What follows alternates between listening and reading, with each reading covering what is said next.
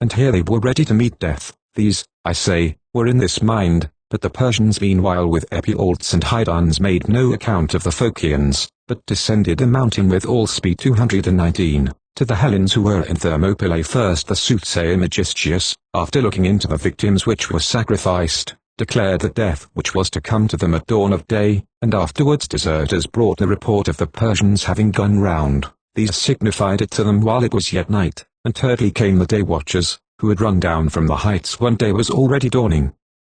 Then the Hellenes deliberated, and their opinions were divided, for some urged that they should not desert their post, while others opposed this counsel. After this they departed from their assembly, and some went away and dispersed each to their several cities, while others of them were ready to remain there together with Leonidas. 220. However, it is reported also that Leonidas himself sent them away, having a care that they might not perish, but thinking that it was not seemly for himself and for the Spartans who were present to leave the post to which they had come at first to keep guard there. I am inclined rather to be of this latter opinion, namely that because Leonidas perceived that the allies were out of heart and did not desire to face the danger with him to the end, he ordered them to depart, but held that for himself to go away was not honourable, whereas if he remained, the great fame of him would be left behind, and the prosperity of Sparta would not be blotted out, for an oracle had been given by the Pythian prophetess to the Spartans, when they consulted about this war at the time when it was being first set on foot, to the effect that either Lacedaemon must be destroyed by the barbarians, or their king must lose his life.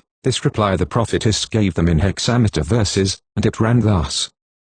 But as for you, you men who in wide-spaced Sparta inhabit, either your glorious city is sacked by the children of Perses, or, if it be not so, then a king of the stock Heraclean dead shall be mourned for by all in the boundaries of broad Lacedaemon. Him nor the might of bulls nor the raging of lions shall hinder, for he hath might as of Zeus, and I say he shall not be restrained. To one of the other of these he have utterly torn and divided. I am of opinion that Leonidas, considering these things and desiring to lay up for himself glory above all the other Spartans, dismissed the allies, rather than that those who departed did so in such disorderly fashion, because they were divided in opinion. 221. Of this the following has been to my mind a proof as convincing as any other, namely that Leonidas is known to have endeavoured to dismiss the soothsayer also who accompanied this army, Megistius the Acarnanian, who was said to be descended from Melampus, that he might not perish with them after he had declared from the victims that which was about to come to pass for them. He however when he was bidden to go would not himself depart, but sent away his son who was with him in the army,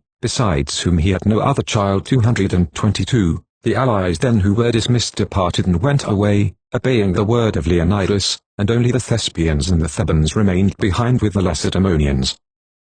Of these the Thebans stayed against their will and not because they desired it, for Leonidas kept them, counting them as hostages, but the Thespians very willingly, for they said that they would not depart and leave Leonidas and those with him, but they stayed behind and died with them. The commander of these was Demophilus the son of Diadromes. 223. Xerxes meanwhile, having made libations at sunrise, stayed for some time, until about the hour when the market fills, and then made an advance upon them, for thus it had been enjoined by Epialtes, seeing that the descent of the mountain is shorter and the space to be passed over much less than the going round and the ascent. The barbarians accordingly with Xerxes were advancing to the attack, and the Hellenes with Leonidas, feeling that they were going forth to death, now advanced out much further than at first into the broader part of the defile. For when the fence of the wall was being guarded, they on the former days fought retiring before the enemy into the narrow part of the pass, but now they engaged with them outside the narrows, and very many of the barbarians fell, for behind them the leaders of the divisions with scourges in their hands were striking each man,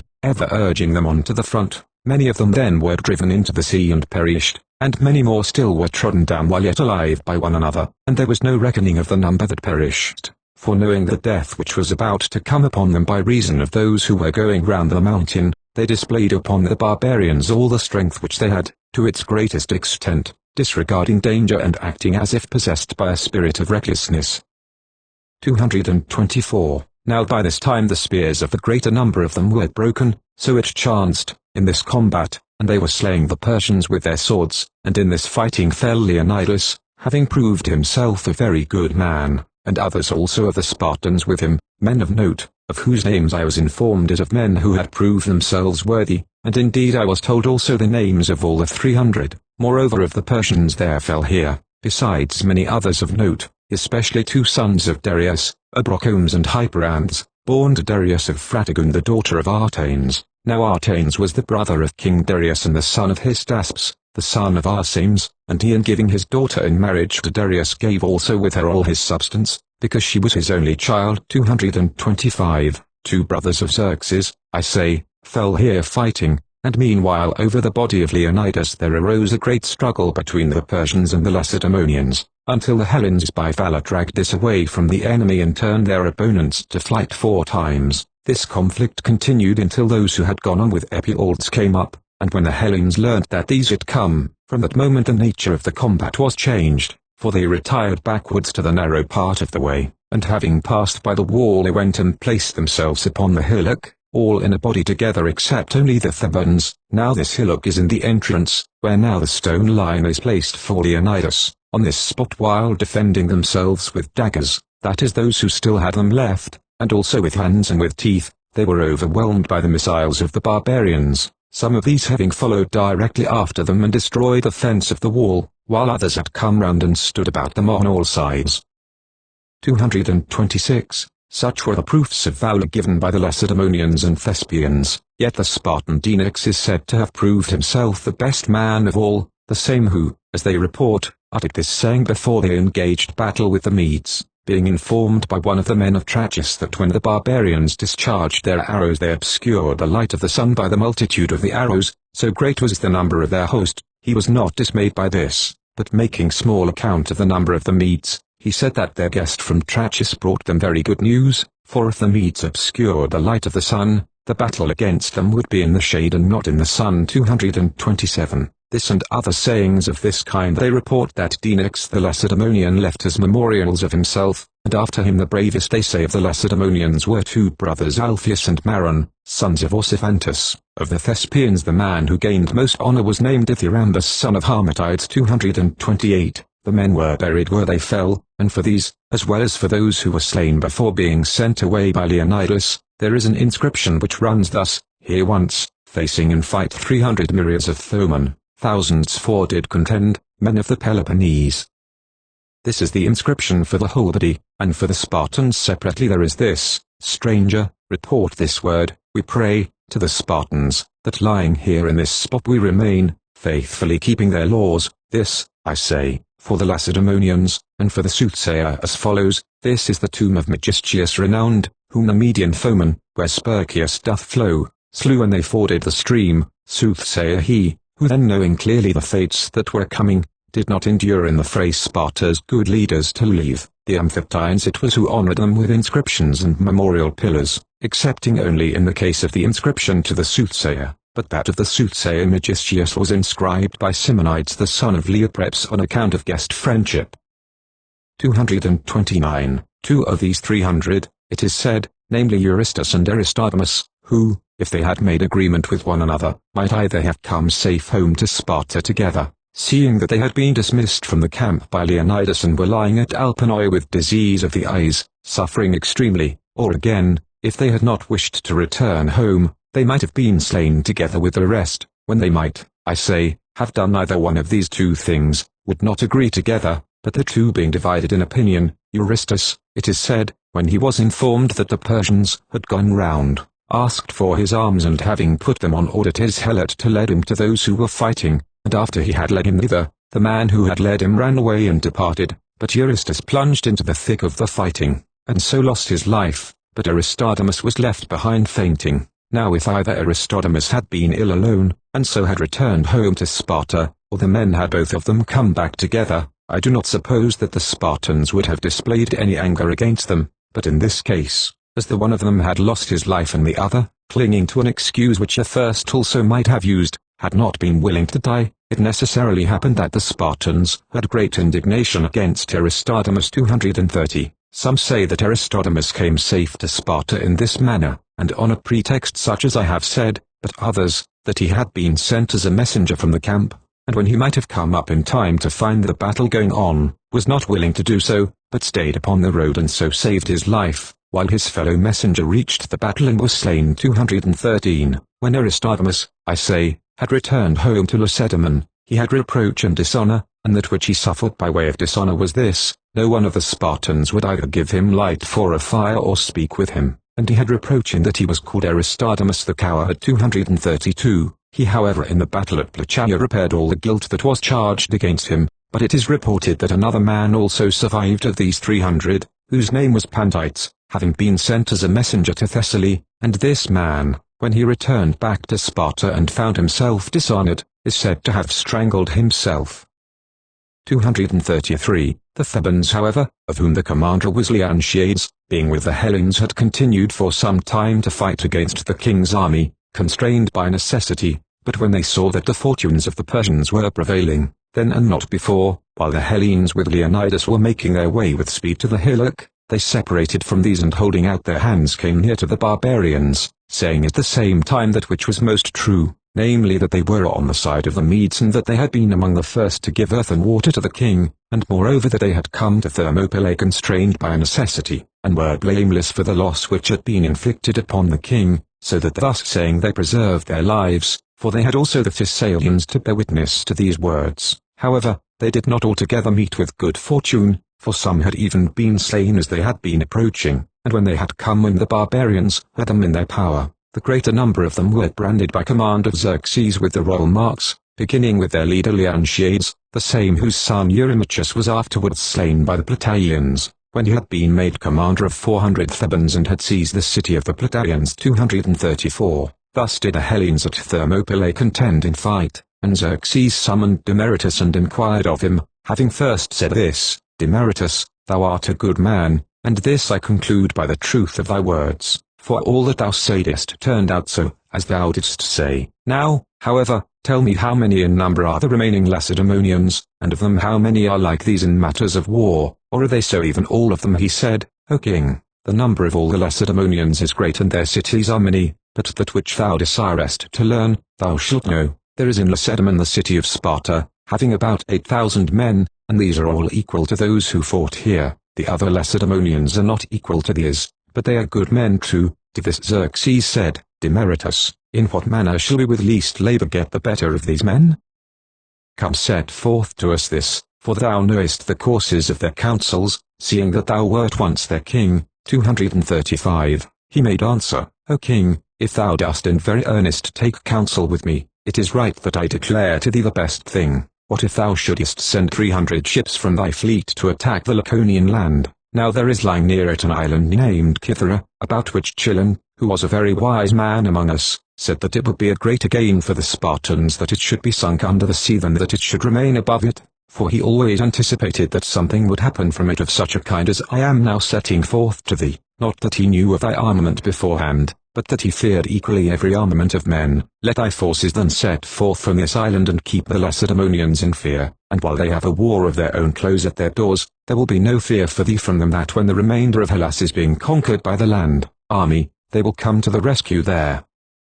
Then after the remainder of Hellas has been reduced to subjection, from that moment the Lacedaemonian power will be left alone and therefore feeble. If however thou shalt not do this, I will tell thee what thou must look for. There is a narrow isthmus leading to the Peloponnese, and in this place thou must look that other battles will be fought more severe than those which have taken place, seeing that all the Peloponnesians have sworn to a league against thee. But if thou shalt do the other thing of which I spoke, this isthmus and the cities within it will come over to thy side without a battle. 236. After him spoke Achaemenes, brother of Xerxes and also commander of the fleet, who chanced to have been present at this discourse and was afraid lest Xerxes should be persuaded to do this. O king, he said, I see that thou art admitting the speech of a man who envies thy good fortune, or is even a traitor to thy cause, for in truth the Hellenes delight in such a temper as this. They envy a man for his good luck, and they hate that which is stronger than themselves. And if, besides other misfortunes which we have upon us, seeing that 400 of our ships have suffered wreck, thou shalt send away another 300 from the station of the fleet to sail round Peloponnese, then thy antagonists become a match for thee in fight, whereas while it is all assembled together our fleet is hard for them to deal with, and they will not be at all a match for thee, and moreover the whole sea force will support the land force and be supported by it, if they proceed onwards together, but if thou shalt divide them, neither wilt thou be of service to them nor they to thee.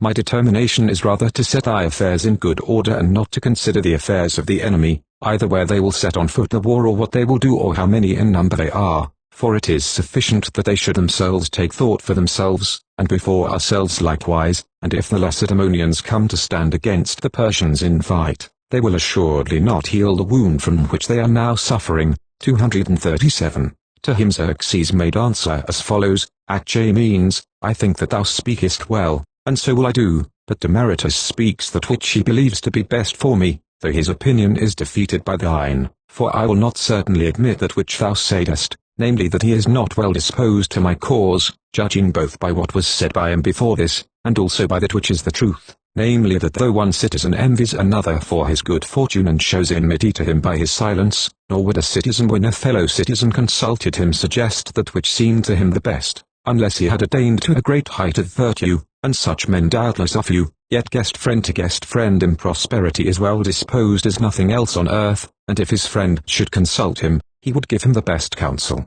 Thus then as regards the evil speaking against Demaratus, that is to say about one who is my guest friend, I bid everyone abstain from it in the future. 238. Having thus said Xerxes passed in review the bodies of the dead, and as for Leonidas, hearing that he had been the king and commander of the Lacedaemonians he bade them cut off his head and crucify him, and it has been made plain to me by many proofs besides, but by none more strongly than by this, that King Xerxes was enraged with Leonidas while alive more than with any other man on earth, for otherwise he would never have done this outrage to his corpse, since of all the men whom I know, the Persians are accustomed most to honor those who are good men in war.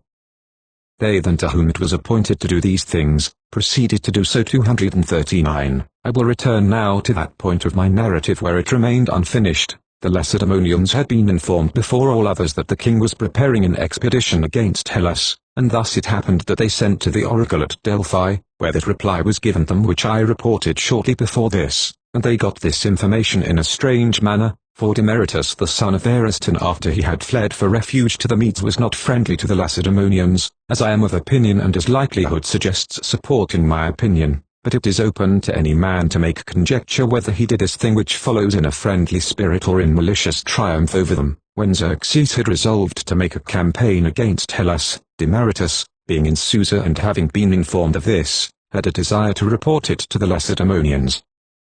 Now in no other way was he able to signify it, for there was danger that he should be discovered, but he contrived thus, that is to say, he took a folding tablet and scraped off the wax which was upon it, and then he wrote the design of the king upon the wood of the tablet, and having done so he melted the wax and poured it over the writing, so that the tablet, being carried without writing upon it, might not cause any trouble to be given by the keepers of the road. Then when it had arrived at Lacedaemon, the Lacedaemonians were not able to make conjecture of the matter, until at last, as I am informed, Gorgo, the daughter of Cleomenes and wife of Leonidas, suggested a plan of which she had herself thought, bidding them scrape the wax and they would find writing upon the wood, and doing as she said they found the writing and read it, and after that they sent notice to the other Hellenes. These things are said to have come to pass in this manner. Herodotus Book 8, Urania.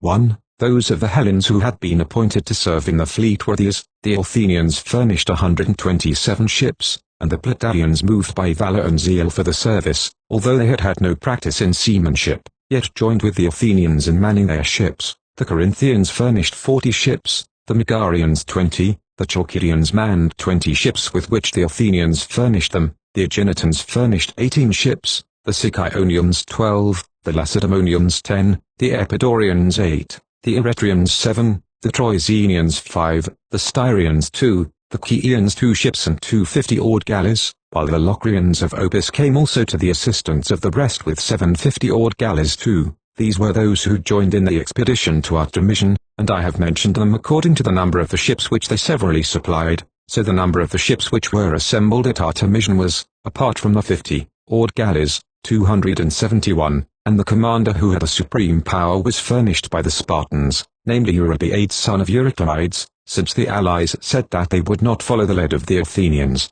but unless a Lacedaemonian were leader they would break up the expedition which was to be made. 3. For it had come to be said at first, even before they sent to Sicily to obtain allies, that the fleet ought to be placed in the charge of the Athenians. So as the allies opposed this, the Athenians yielded, having it much at heart that Hellas should be saved, and perceiving that if they should have disagreement with one another about the leadership, Hellas would perish, and herein they judged rightly. for disagreement between those of the same race is worse than war undertaken with one consent by as much as war is worse than peace.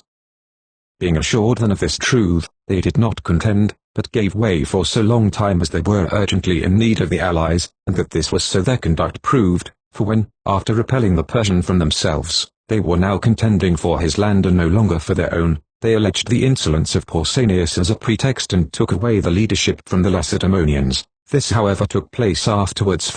but at this time these Hellenes also who had come to Artemision, when they saw that a great number of ships had put into Aphatay and that everything was filled with their armament, were struck with fear, because the fortunes of the barbarians had different issue from that which they expected, and they deliberated about retreating from Artemision to the inner parts of Hellas, and the Euboeans perceiving that they were so deliberating, asked Eurybiades to stay there by them for a short time, until they should have removed out of their land their children, and their households, and as they did not persuade him, they went elsewhere and persuaded Themistocles the commander of the Athenians by payment of 30 talents, the condition being that the fleet should stay and fight the sea battle in front of Euboea 5. Themistocles then caused the Hellenes to stay in the following manner. To Eurybiades he imparted 5 talents of the sum with the pretense that he was giving it from himself, and when Eurybiades had been persuaded by him to change his resolution, Adeimantus son of Archytas, the Corinthian commander, was the only one of all the others who still made a struggle, saying that he would sail away from Artemision and would not stay with the others. To him therefore Themistocles said with an oath, "Thou at least shalt not leave us, for I will give thee greater gifts than the king of the Medes would send to thee, if thou shouldest desert thy allies." Thus he spoke, and at the same time he sent to the ship of Adeimantus 3 talents of silver.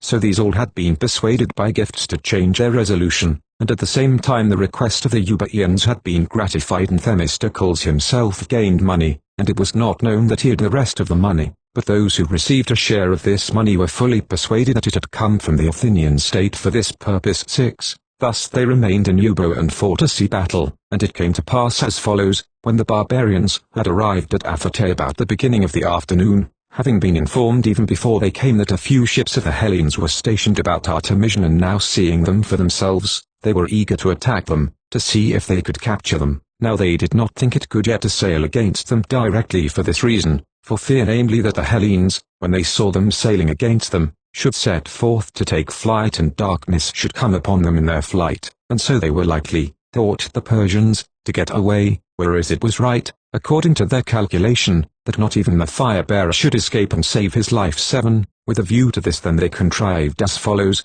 of the whole number of their ships they parted off 200 and sent them round to sail by Caphareus and round Geriastus to the Euripus, going outside Scythus so that they might not be sighted by the enemy as they sailed round Euboea, and their purpose was that with these coming up by that way, and blocking the enemy's retreat, and themselves advancing against them directly, they might surround them on all sides. Having formed this plan they proceeded to send off the ships which were appointed for this, and they themselves had no design of attacking the Hellenes on that day nor until the signal agreed upon should be displayed to them by those who were sailing round, to show that they had arrived.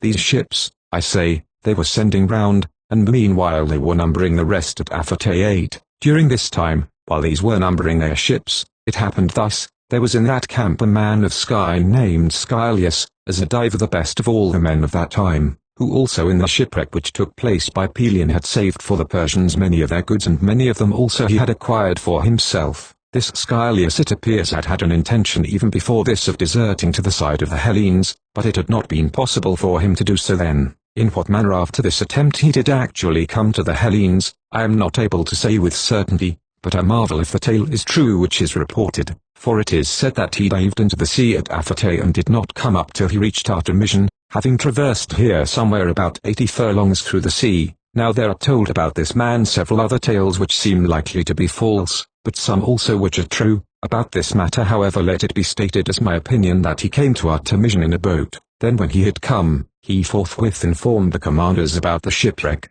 how it had come to pass, and of the ships which had been sent away to go round Euboea.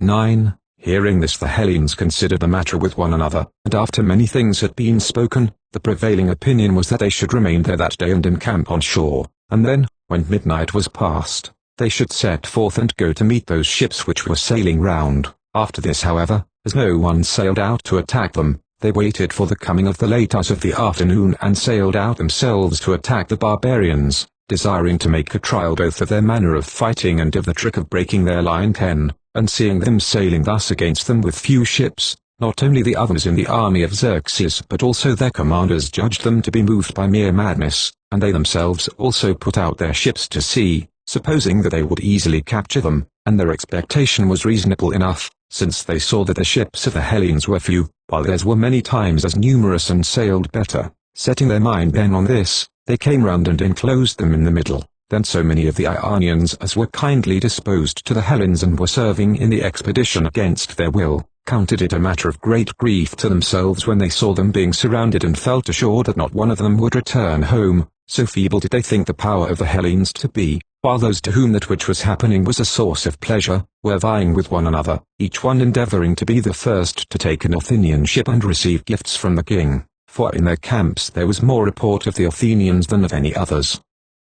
11. The Hellenes meanwhile, when the signal was given, first set themselves with prows facing the barbarians and drew the sterns of their ships together in the middle, and when the signal was given a second time, although shut off in a small space and prow against prow, they set to work vigorously, and they captured 30 ships of the barbarians and also Phileon the son of Chersis, the brother of Gorgas kind of the Salaminians, who was a man of great repute in the army. Now the first of the Hellenes who captured a ship of the enemy was an Athenian, Lycomed's the son of Ascraeus, and he received the prize for valor. So these, as they were contending in this sea fight with doubtful result, were parted from one another by the coming on of night. The Hellenes accordingly sailed away to Artemision and the barbarians to Aphytae, the contest having been widely different from their expectation. In this sea fight Antidorus of Lemnos alone of the Hellenes who were with the king deserted to the side of the Hellenes, and the Athenians on account of this deed gave him a piece of land in Salamis.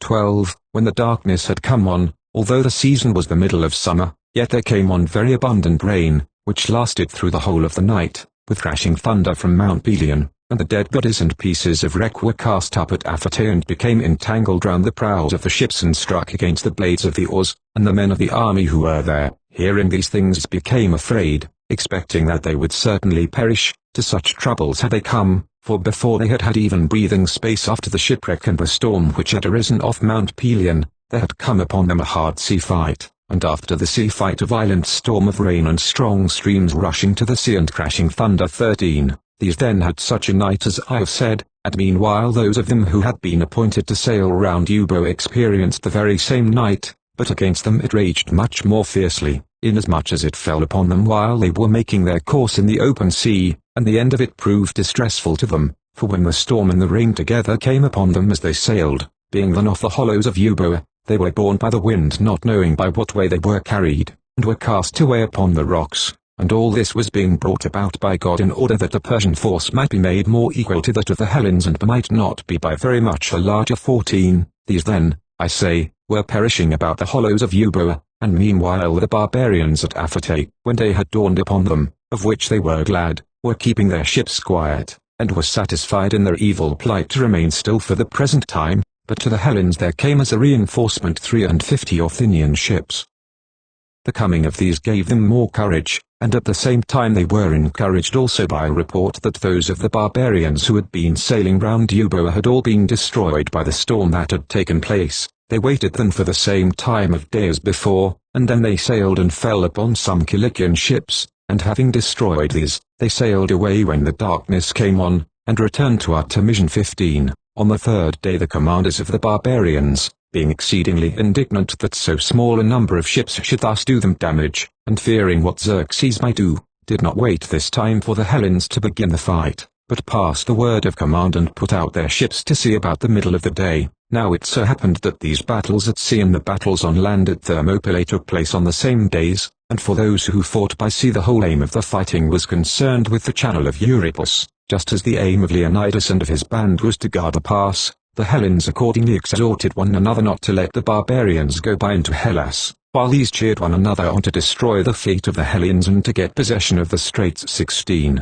Now while the forces of Xerxes were sailing in order towards them, the Hellenes kept quiet at Artemision, and the barbarians, having made a crescent of their ships that they might enclose them, were endeavoring to surround them. Then the Hellenes put out to sea and engaged with them, and in this battle the two sides were nearly equal to one another, for the fleet of Xerxes by reason of its great size and numbers suffered damage from itself, since the ships were thrown into confusion and ran into one another. Nevertheless it stood out and did not give way, for they disdained to be turned to flight by so few ships. Many ships therefore of the Hellenes were destroyed and many men perished, but many more ships and men of the barbarians. Thus contending they parted and went each to their own place. 17. In this sea fight the Egyptians did best of the men who fought for Xerxes, and these, besides other great deeds which they displayed, captured 5 ships of the Hellenes together with their crews, while of the Hellenes those who did best on this day were the Athenians, and of the Athenians Cleinias the son of Alcibiades, who was serving with 200 men and a ship of his own, furnishing the expense at his own proper cost. 18. Having parted, both sides gladly hastened to their moorings, and after they had separated and got away out of the sea fight, although the Hellenes had possession of the bodies of the dead and of the wrecks of the ships, yet having suffered severely, and especially the Athenians, of whose ships half had been disabled, they were deliberating now about retreating to the inner parts of Hellas. 19. Themistocles however had conceived that if they should be detached from the force of the barbarians the Ionian and Carian nations, they would be able to overcome the rest, and when the people of Euboea were driving their flocks down to that sea, he assembled the generals and said to them that he thought he had a device by which he hoped to cause the best of the king's allies to leave him. This matter he revealed to that extent only, and with regard to their present circumstances, he said that they must do as follows: every one must slaughter of the flocks of the Euboeans as many as he wanted, for it was better that their army should have them than the enemy. Moreover he advised that each one should command his own men to kindle a fire, and as for the time of their departure he would see to it in such wise that they should come safe to Hellas. This they were content to do, and forthwith when they had kindled a fire they turned their attention to the flocks. 20. For in fact the Euboeans, neglecting the oracle of Bacchus as if it had no meaning at all, had neither carried away anything from their land nor laid in any store of provisions with a view to war coming upon them, and by their conduct moreover they had brought trouble upon themselves, for the oracle uttered by Bacchus about these matters runs as follows. Mark, when a man, a barbarian, shall yoke the sea with papyrus, then do thou plan to remove the loud, bleating goats from Euboea, in the evils which at this time were either upon them or soon to be expected they might feel not a little sorry that they had paid no attention to these lines. 21. While these were thus engaged, there came to them the scout from Trachis, for there was at Artemision a scout named Polyus, by birth of Anticyra, to whom it had been appointed, if the fleet should be disabled, to signify this to those at Thermopylae, and he had a vessel equipped and ready for this purpose, and similarly there was with Leonidas Apronichus son of Lysicles, an Athenian, ready to carry news to those at Artemision with a 30-oared galley, if any disaster should happen to the land. This Apronichus then had arrived, and he proceeded to signify to them that which had come to pass about Leonidas and his army, and then when they were informed of it no longer put off their retreat, but set forth in the order in which they were severally posted, the Corinthians first and the Athenians last. 22. Themistocles however selected those ships of the Athenians which sailed best, and went round to the springs of drinking water, cutting inscriptions on the stones there, which the Ionians read when they came to Artemision on the following day. These inscriptions ran thus: Ionians, ye act not rightly in making expedition against the fathers of your race and endeavoring to enslave Hellas. Best of all were it that ye should come and be on our side, but if that may not be done by you, stand aside even now from the combat against us and ask the Carians to do the same as ye. If however neither of these two things is possible to be done, and ye are bound down by too strong compulsion to be able to make revolt, then in the action, when we engage battle, be purposely slack. Remember that ye are descended from us and that our quarrel with the barbarian took its rise at the first from you. Themistocles wrote thus, having, as I suppose, two things together in his mind, namely that either the inscriptions might elude the notice of the king and cause the Ionians to change and come over to the side on which he was, or that having been reported and denounced to Xerxes they might cause the Ionians to be distrusted by him, and so he might keep them apart from the sea fights. 23. Themistocles then had set these inscriptions, and to the barbarians there came immediately after these things a man of Hischaia in a boat bringing word of the retreat of the Hellenes from Artemision. They however, not believing it, kept the messenger under guard and sent swift sailing ships to look on before. Then these having reported the facts, at last as daylight was spreading over the sky, the whole armament sailed in a body to Artemision, and having stayed at this place till midday, after this they sailed to Scythia, and there arrived they took possession of the city of Scythia and overran all the villages which lie along the coast in the region of Elopia, which is the land of Scythia. 24. While they were there, Xerxes, after he had made his dispositions with regard to the bodies of the dead, sent a herald to the fleet, and the dispositions which he made beforehand were as follows: for all those of his army who were lying dead at Thermopylae, and there were as many as 20,000 in all, with the exception of about 1,000 whom he left, he dug trenches and buried them, laying over them leaves and heaping earth upon them, that they might not be seen by the men of the fleet. Then when the herald had gone over to Scythia, he gathered an assembly of the whole force and spoke these words: Allies, King Xerxes grants permission to any one of you who desires it, to leave his post and to come and see how he fights against those most senseless men who look to overcome the power of the king. 25. When the herald had proclaimed this, then boats were of all things most in request, so many were they who desired to see this sight, and when they had passed over they went through the dead bodies and looked at them, and every one supposed that those who were lying there were all Lacedaemonians or Thespians, though the Helots also were among those that they saw. However, they who had passed over did not fail to perceive that Xerxes had done that which I mentioned about the bodies of his own dead, for in truth it was a thing to cause laughter. Even on the one side there were seen 1,000 dead bodies lying, while the others lay all gathered together in the same place, 4,000 of them. During this day then they busied themselves with looking, and on the day after this they sailed back to the ships at Scythia, while Xerxes and his army set forth upon their march.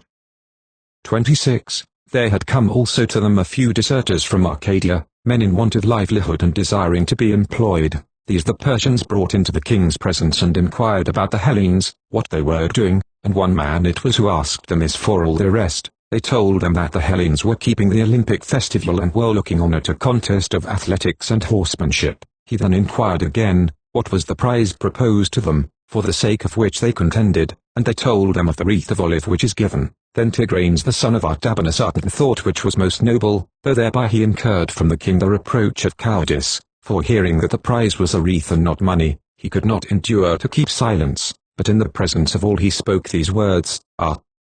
Mardonius, what kind of men are these against whom thou hast brought us to fight, who make their contest not for money but for honor? Thus was it spoken by this man. 27. In the meantime, so soon as the disaster at Thermopylae had come about, the Thessalians sent a herald forthwith to the Phocians, against whom they had a grudge always, but especially because of the latest disaster which they had suffered. For when both the Thessalians themselves and their allies had invaded the Phocian land not many years before this expedition of the king, they had been defeated by the Phocians and handled by them roughly, for the Phocians had been shut up in Mount Parnassus, having with them a soothsayer, Teleas the Elenian, and this Teleas contrived for them a device of the following kind: he took 600 men, the best of the Phocians, and whitened them over with chalk, both themselves and their armor, and then he attacked the Thessalians by night, telling the Phocians beforehand to slay every man whom they should see not coloured over with white. So not only the sentinels of the Thessalians, who saw these first, were terrified by them,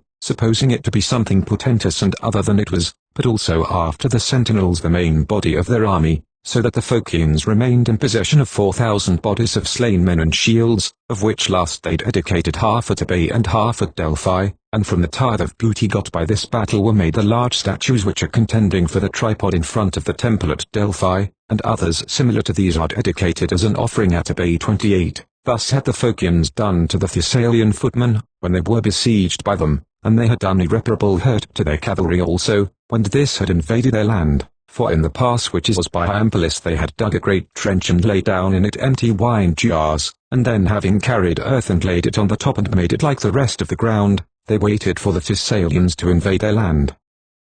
These, supposing that they would make short work with the Phocians, riding in full course fell upon the wine jars, and the legs of their horses were utterly crippled. 29. Bearing then a grudge for both of these things, the Thessalians sent a herald and addressed them thus: Phocians, we advise you to be more disposed now to change your minds and to admit that ye are not on a level with us, for in former times among the Hellenes, so long as it pleased us to be on that side, we always had a preference over you, and now we have such great power with the barbarian that it rests with us to cause you to be deprived of your land and to be sold into slavery also. We however, though we have all the power in our hands, do not bear malice, but let there be paid to us 50 talents of silver in return for this, and we will engage to avert the dangers which threaten to come upon your land. 30. Thus the Thessalians proposed to them, for the Phocians alone of all the people in those parts were not taking the side of the Medes, and this for no other reason, as I conjecture, but only because of their enmity with the Thessalians.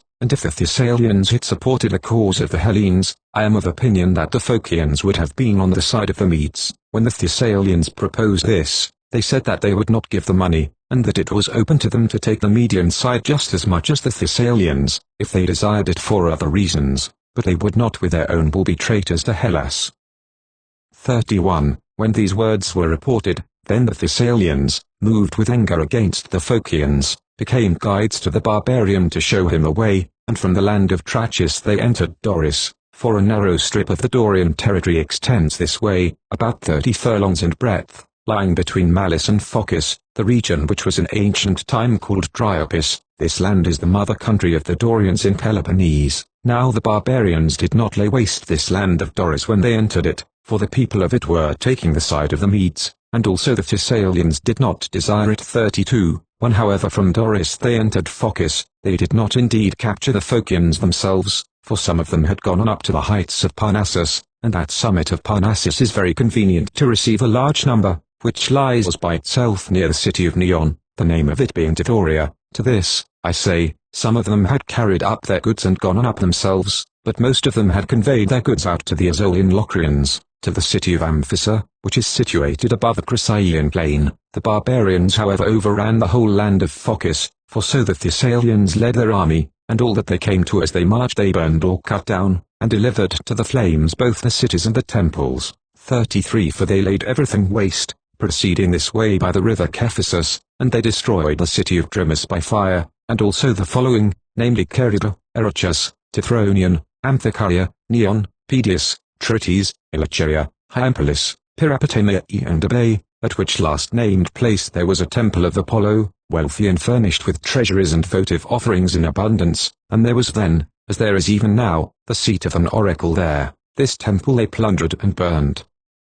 Some also of the Phocians they pursued and captured upon the mountains, and some women they did to death by repeated outrage. 34. Passing by Pirapotamia the barbarians came to Panopeus, and from this point onwards their army was separated and went different ways. The largest and strongest part of the army, proceeding with Xerxes himself against Athens, entered the land of the Boeotians, coming into the territory of Orchomenus. Now the general body of the Boeotians was taking the side of the Medes, and their cities were being kept by Macedonians appointed for each, who had been sent by Alexander, and they were keeping them this aim, namely in order to make it plain to Xerxes that the Boeotians were disposed to be on the side of the Medes. 35. These, I say, of the barbarians took their way in this direction, but others of them with guides had set forth to go to the temple at Delphi, keeping Parnassus on their right hand, and all the parts of Phocis over which these marched they ravaged, for they set fire to the towns of Panopeus and Aulis and Aulis. And for this reason they marched in that direction, parted off from the rest of the army, namely in order that they might plunder the temple at Delphi and deliver over the treasures there to King Xerxes. And Xerxes was well acquainted with all that there was in it of any account, better, I am told, than with the things which he had left in his own house at home, seeing that many constantly reported of them, and especially of the votive offerings of Croesus the son of Elias. 36. Meanwhile the Delphians, having been informed of this, had been brought to extreme fear, and being in great terror they consulted the oracle about the sacred things, whether they should bury them in the earth or carry them forth to another land. But the god forbade them to meddle with these, saying that he was able by himself to take care of his own. Hearing this they began to take thought for themselves, and they sent their children and women over to Achaia on the other side of the sea, while most of the men themselves ascended up towards the summits of Parnassus and carried their property to the Corycian cave, while others departed for refuge to Amphissa of the Locrians. In short, the Delphians had all left the town excepting 60 men and the prophet of the oracle. 37. When the barbarians had come near and could see the temple, then the prophet, whose name was Herodotus, saw before the cell arms lying laid out, having been brought forth out of the sanctuary, which was sacred and on which it was not permitted to any man to lay hands. He then was going to announce the portent to those of the Delphians who were still there, but when the barbarians pressing onwards came opposite the temple of Athene Pranaia, there happened to them in addition portents yet greater than that which had come to pass before. For though that too was a marvel, that arms of war should appear of themselves laid forth outside the cell, yet this, which happened straightway after that, is worthy of marvel even beyond all other prodigies. When the barbarians in their approach were opposite the temple of Athene Branaia, at this point of time from the heaven there fell thunderbolts upon them, and from Parnassus 2 crags were broken away and rushed down upon them with a great crashing noise falling upon many of them, while from the temple of Branaia there was heard a shout, and a battle cry was raised. 38. All these things having come together, there fell fear upon the barbarians, and the Delphians having perceived that they were flying, came down after them and slew a great number of them, and those who survived fled straight to Boeotia. These who returned of the barbarians reported, as I am informed, that in addition to this which we have said they saw also other miraculous things, for 2 men, they said, in full armor and of stature more than human followed them slaying and pursuing. 39. These 2 the Delphians said were the native heroes Phylacus and Autonomous, whose sacred enclosures are about the temple, that of Phylacus being close by the side of the road above the temple of Branaia and that of Autonomous near Castalia under the peak called Iambeia. Moreover the rocks which fell from Parnassus were still preserved even to my time, lying in the sacred enclosure of Athene Branaia, into which they fell when they rushed through the ranks of the barbarians. Such departure had these men from the temple. 40. Meanwhile the fleet of the Hellenes after leaving Artemision put into land at Salamis at the request of the Athenians, and for this reason the Athenians requested them to put into Salamis, namely in order that they might remove out of Attica to a place of safety their children and their wives, and also deliberate what they would have to do, for in their present case they meant to take counsel afresh, because they had been deceived in their expectation, for they had thought to find the Peloponnesians in full force waiting for the barbarians in Boeotia. They found however nothing of this, but they were informed on the contrary that the Peloponnesians were fortifying the isthmus with a wall, valuing above all things the safety of the Peloponnese and keeping this in guard, and that they were disposed to let all else go. Being informed of this, the Athenians therefore made request of them to put into Salamis. 41. The others then put in their ships to land at Salamis, but the Athenians went over to their own land, and after their coming they made a proclamation that every one of the Athenians should endeavor to save his children and household as best he could. So the greater number sent them to Troezen, but others to Aegina, and others to Salamis, and they were urgent to put these out of danger, both because they desired to obey the oracle and also especially for another reason, which was this: the Athenians say that a great serpent lives in the temple and guards the Acropolis, and they not only say this, but also they set forth for it monthly offerings, as if it were really there, and the offering consists of a honey cake. This honey cake, which before used always to be consumed, was at this time left untouched. When the priestess had signified this, the Athenians left the city much more and with greater eagerness than before, seeing that the goddess also had, as they supposed, left the Acropolis. Then when all their belongings had been removed out of danger, they sailed to the encampment of the fleet. 42. When those who came from Artemision had put their ships into land at Salamis, the remainder of the naval force of the Hellenes, being informed of this, came over gradually to join them from Troezen, for they had been ordered beforehand to assemble at Pogon, which is the harbour of the Troezenians. There were assembled accordingly now many more ships than those which were in the sea fight at Artemision, and from more cities. Over the whole was set as admiral the same man as at Artemision, namely Eurybiades the son of Eurycleides, a Spartan but not of the royal house. The Athenians however supplied by far the greatest number of ships and those which sailed the best. 43. The following were those who joined the muster: from Peloponnese the Lacedaemonians furnishing 16 ships, the Corinthians furnishing the same complement as at Artemision, the Sicyon furnishing 15 ships, the Epidaurians 10, the Troezenians 5, the men of Hermion 3, these all, except the Hermionians, being of Doric and Macedonian race and having made their last migration from Marinus and Pindus and the land of Dryopis, but the people of Hermion are Dryopians, driven out by Heracles and the Malians from the land which is now called Doris. 44. These were the Peloponnesians who joined the fleet, and those of the mainland outside the Peloponnese were as follows: the Athenians, furnishing a number larger than all the rest, namely 180 ships, and serving alone, since the Platalians did not take part with the Athenians in the sea fight at Salamis, because when the Hellenes were departing from Artemision and come near Chalcis, the Platalians disembarked on the opposite shore of Boeotia and proceeded to the removal of their households.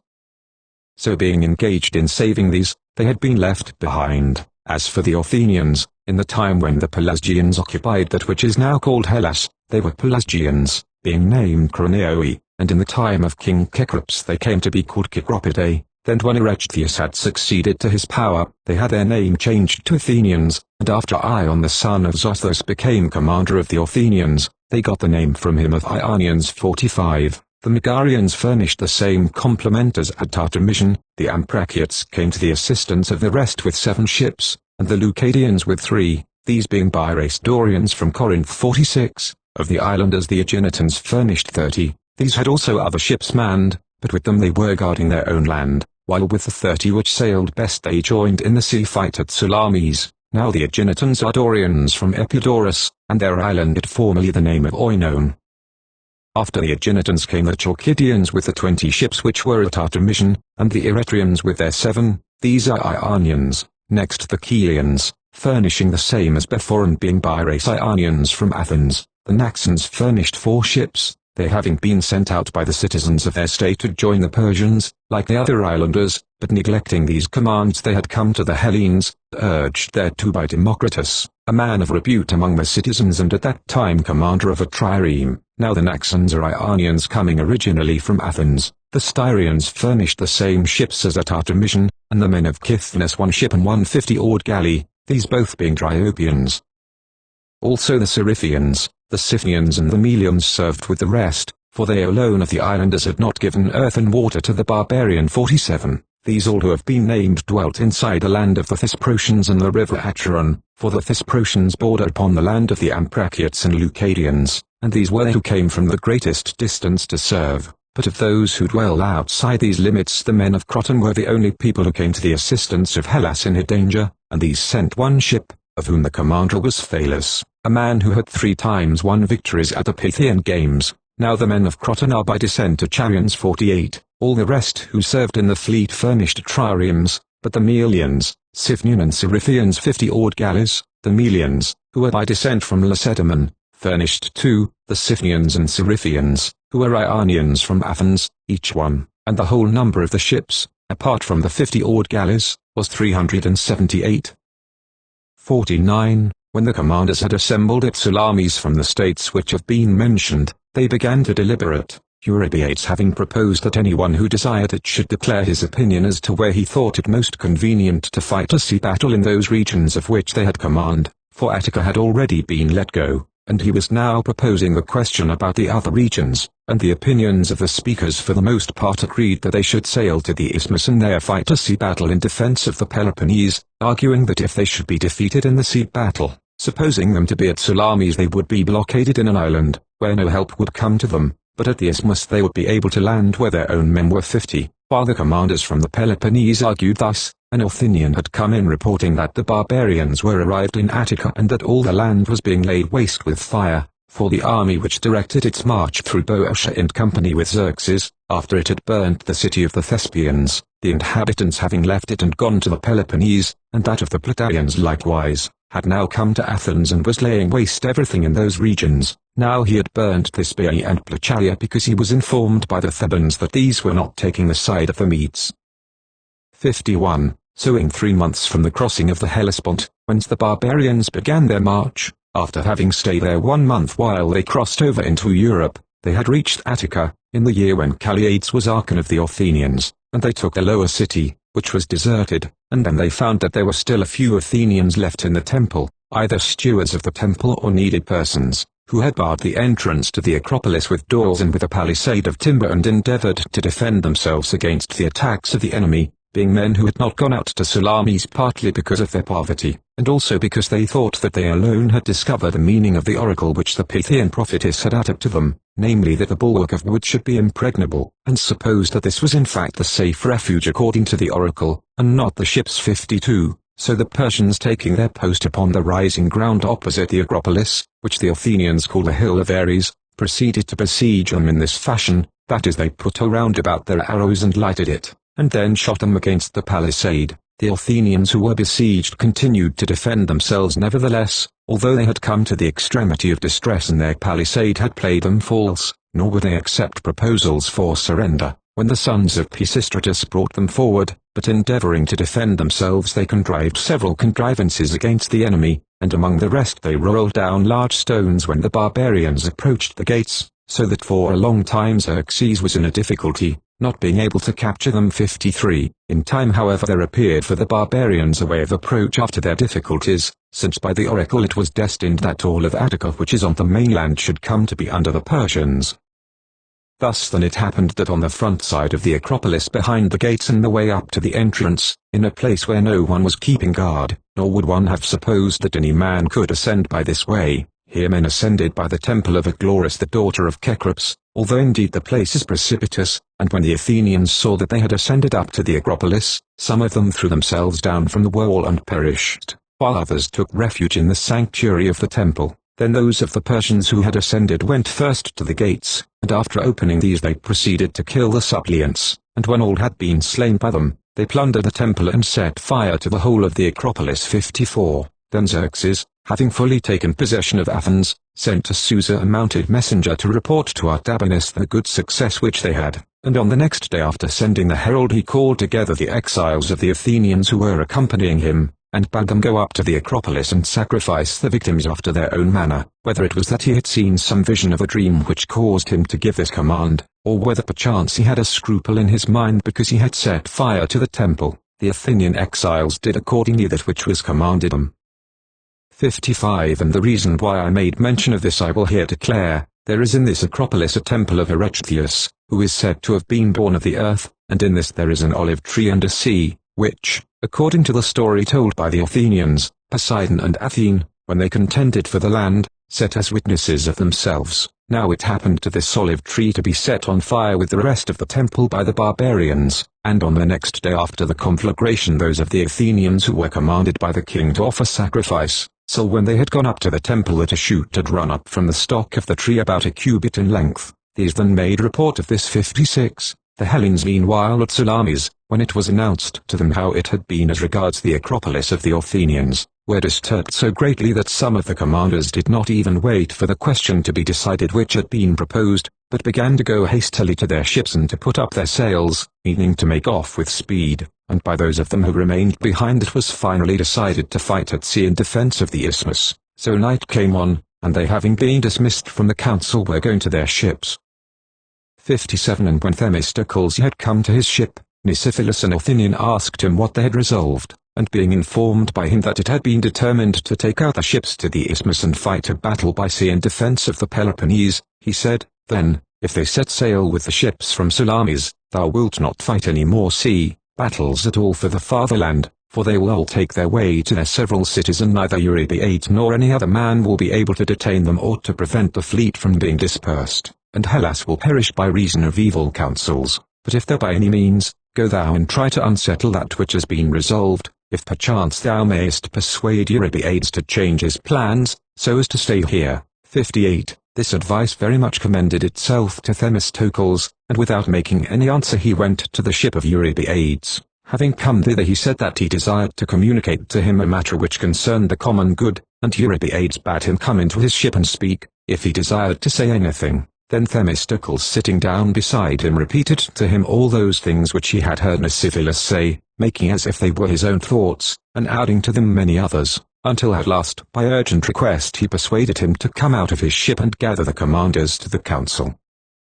59. So when they were gathered together, before Eurybiades proposed the discussion of the things for which he had assembled the commanders, Themistocles spoke with much vehemence being very eager to gain his end, and as he was speaking, the Corinthian commander, Adeimantus the son of Archytas, said, Themistocles, at the games those who stand forth for the contest before the due time are beaten with rods. He justifying himself said, Yes, but those who remain behind are not crowned. 60. At that time he made answer mildly to the Corinthian, and to Eurybiades he said not now any of those things which he had said before, to the effect that if they should set sail from Salamis they would disperse in different directions, for it was not seemly for him to bring charges against the allies in their presence, but he held to another way of reasoning, saying, 60.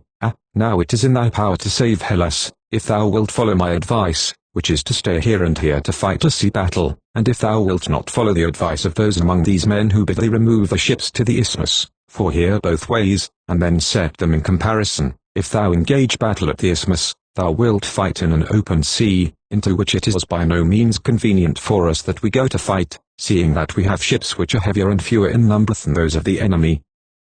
Then secondly thou wilt give up to destruction Salamis and Megara and Aegina, even if we have success in all else, for with their fleet will come also the land army, and thus thou wilt thyself lead them to the Peloponnese and wilt risk the safety of all Hellas. 60b. If however thou shalt do as I say, thou wilt find therein all the advantages which I shall tell thee of, in the first place by engaging in a narrow place with few ships against many. If the fighting has that issue which it is reasonable to expect, we shall have very much the better, for to fight a sea fight in a narrow space is for our advantage, but to fight in a wide open space is for theirs. Then again Salamis will be preserved, whither our children and our wives have been removed for safety, and moreover there is this also secured thereby, to which ye are most of all attached, namely that by remaining here thou wilt fight in defence of the Peloponnese as much as if the fight were at the isthmus, and thou wilt not lead the enemy to Peloponnese, if thou art wise. 60. See, then if that which I expect come to pass and we gain a victory with our ships,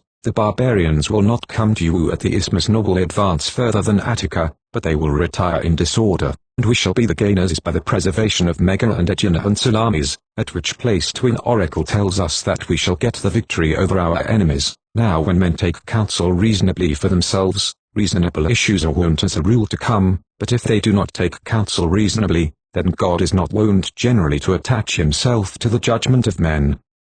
61. When Themistocles thus spoke, the Corinthian Adeimantus inveighed against him for the second time, bidding him to be silent because he had no native land, and urging Eurybiades not to put to the vote the proposal of one who was a citizen of no city, for he said that Themistocles might bring opinions before the council if he could show a city belonging to him, but otherwise not. This objection he made against him because Athens had been taken and was held by the enemy. Then Themistocles said many evil things of him and of the Corinthians both, and declared also that he himself and his countrymen had in truth a city and a land larger than that of the Corinthians, so long as they had 200 ships fully manned, for none of the Hellenes would be able to repel the Athenians if they came to fight against them. 62. Signifying this he turned then to Eurybiades and spoke yet more urgently, if thou wilt remain here, and remaining here wilt show thyself a good man, well, but if not, thou wilt bring about the overthrow of Hellas, for upon the ships depends all our power in the war. Nay,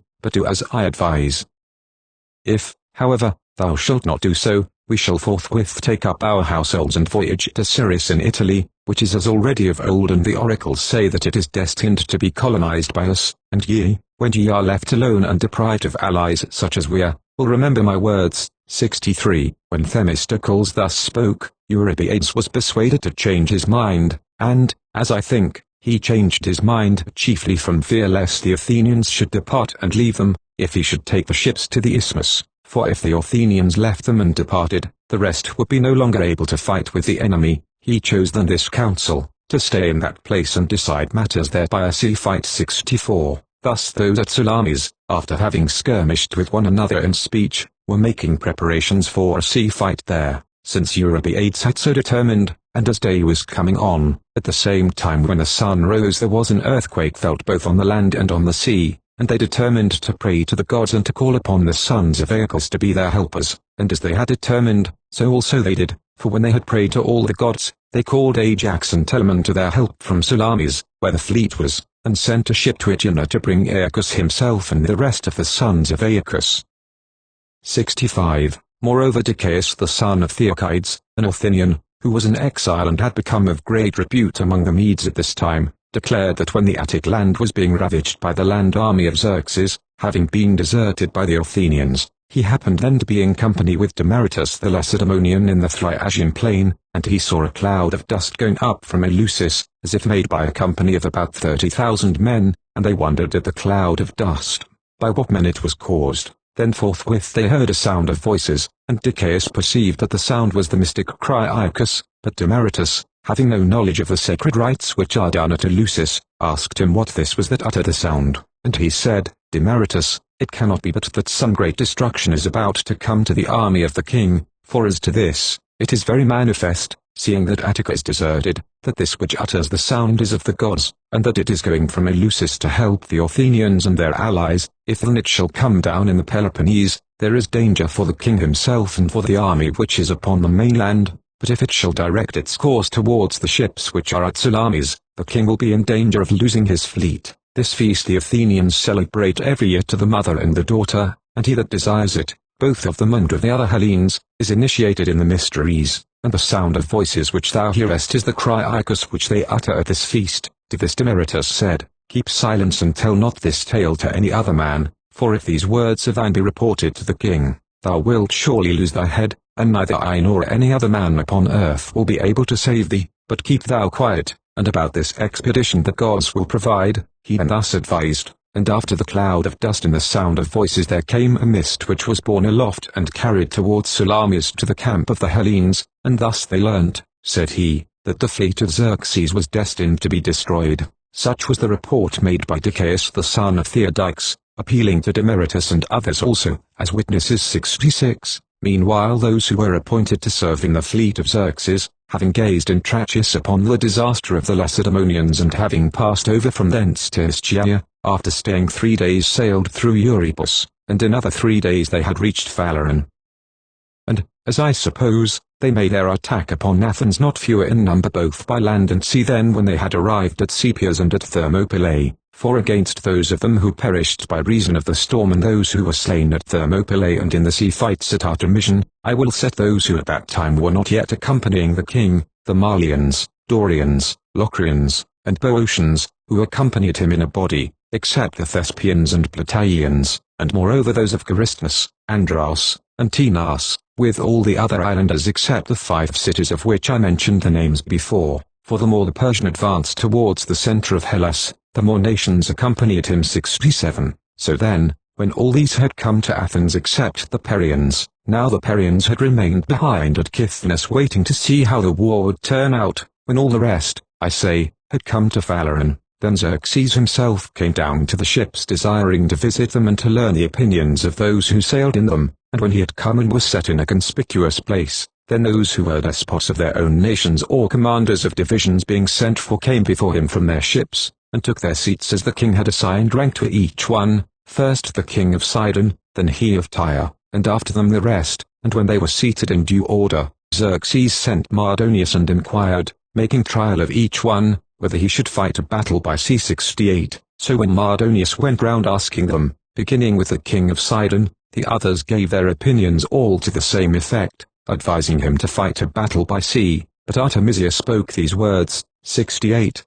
Tell the king I pray thee, Mardonius, that I, who have proved myself not to be the worst in the sea fights which have been fought near Euboea, and have displayed deeds not inferior to those of others, speak to him thus, Master, it is right that I set forth the opinion which I really have, and say that which I happen to think best for thy cause, and this I say, spare thy ships and do not make a sea fight, for the men are as much stronger than thy men by sea, as men are stronger than women, and why must thou needs run the risk of sea battles?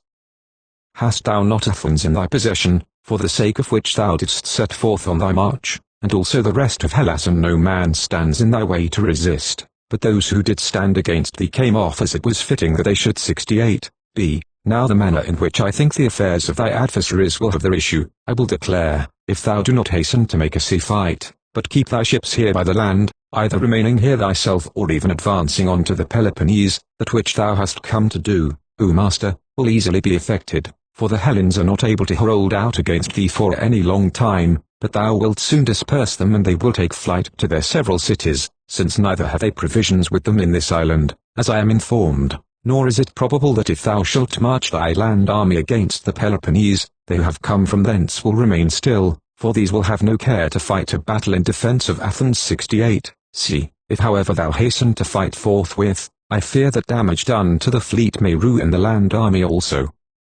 Moreover, O king, consider also this, that the servants of good men are apt to grow bad, but those of bad men good, and thou, who art of all men the best, hast bad servants, namely those who are reckoned as allies, Egyptians and Cyprians and Cilicians and Pamphylians, in whom there is no profit. 69. When she thus spoke to Mardonius, those who were friendly to Artemisia were grieved out of words, supposing that she would suffer some evil from the king because she urged him not to fight at sea, while those who had envy and jealousy of her, because she had been honoured above all the allies, were rejoiced at the opposition, supposing that she would now be ruined, When however the opinions were reported to Xerxes, he was greatly pleased with the opinion of Artemisia, and whereas even before this he thought her excellent, he commended her now yet more. Nevertheless he gave orders to follow the advice of the greater number, thinking that when they fought by Eubo they were purposely slack, because he was not himself present with them, whereas now he had made himself ready to look on while they fought a sea battle 70,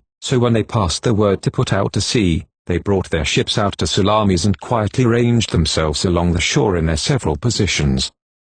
At that time the daylight was not sufficient for them to engage battle, for night had come on, but they made their preparations to fight on the following day. Meanwhile the Hellenes were possessed by fear and dismay, especially those who were from Peloponnese, and these were dismayed because remaining in Salamis they were to fight a battle on behalf of the land of the Athenians, and being defeated they would be cut off from escape and blockaded in an island, leaving their own land unguarded. And indeed the land army of the barbarians was marching forward during that very night towards the Peloponnese 71, yet every means had been taken that the barbarians might not be able to enter Peloponnesus by land. For as soon as the Peloponnesians heard that Leonidas and his company had perished at Thermopylae, they came together quickly from the cities and took post at the isthmus, and over them was set as commander Cleombrotus, the son of Anaxandrides and brother of Leonidas. These being posted at the isthmus had destroyed the Scironian way, and after this having so determined in council with one another they began to build a wall across the isthmus, and as they were many myriads and every man joined in the work proceeded fast. For stones and bricks and pieces of timber and baskets full of sand were carried to it continually, and they who had thus come to help paused not at all in their work either by night or by day.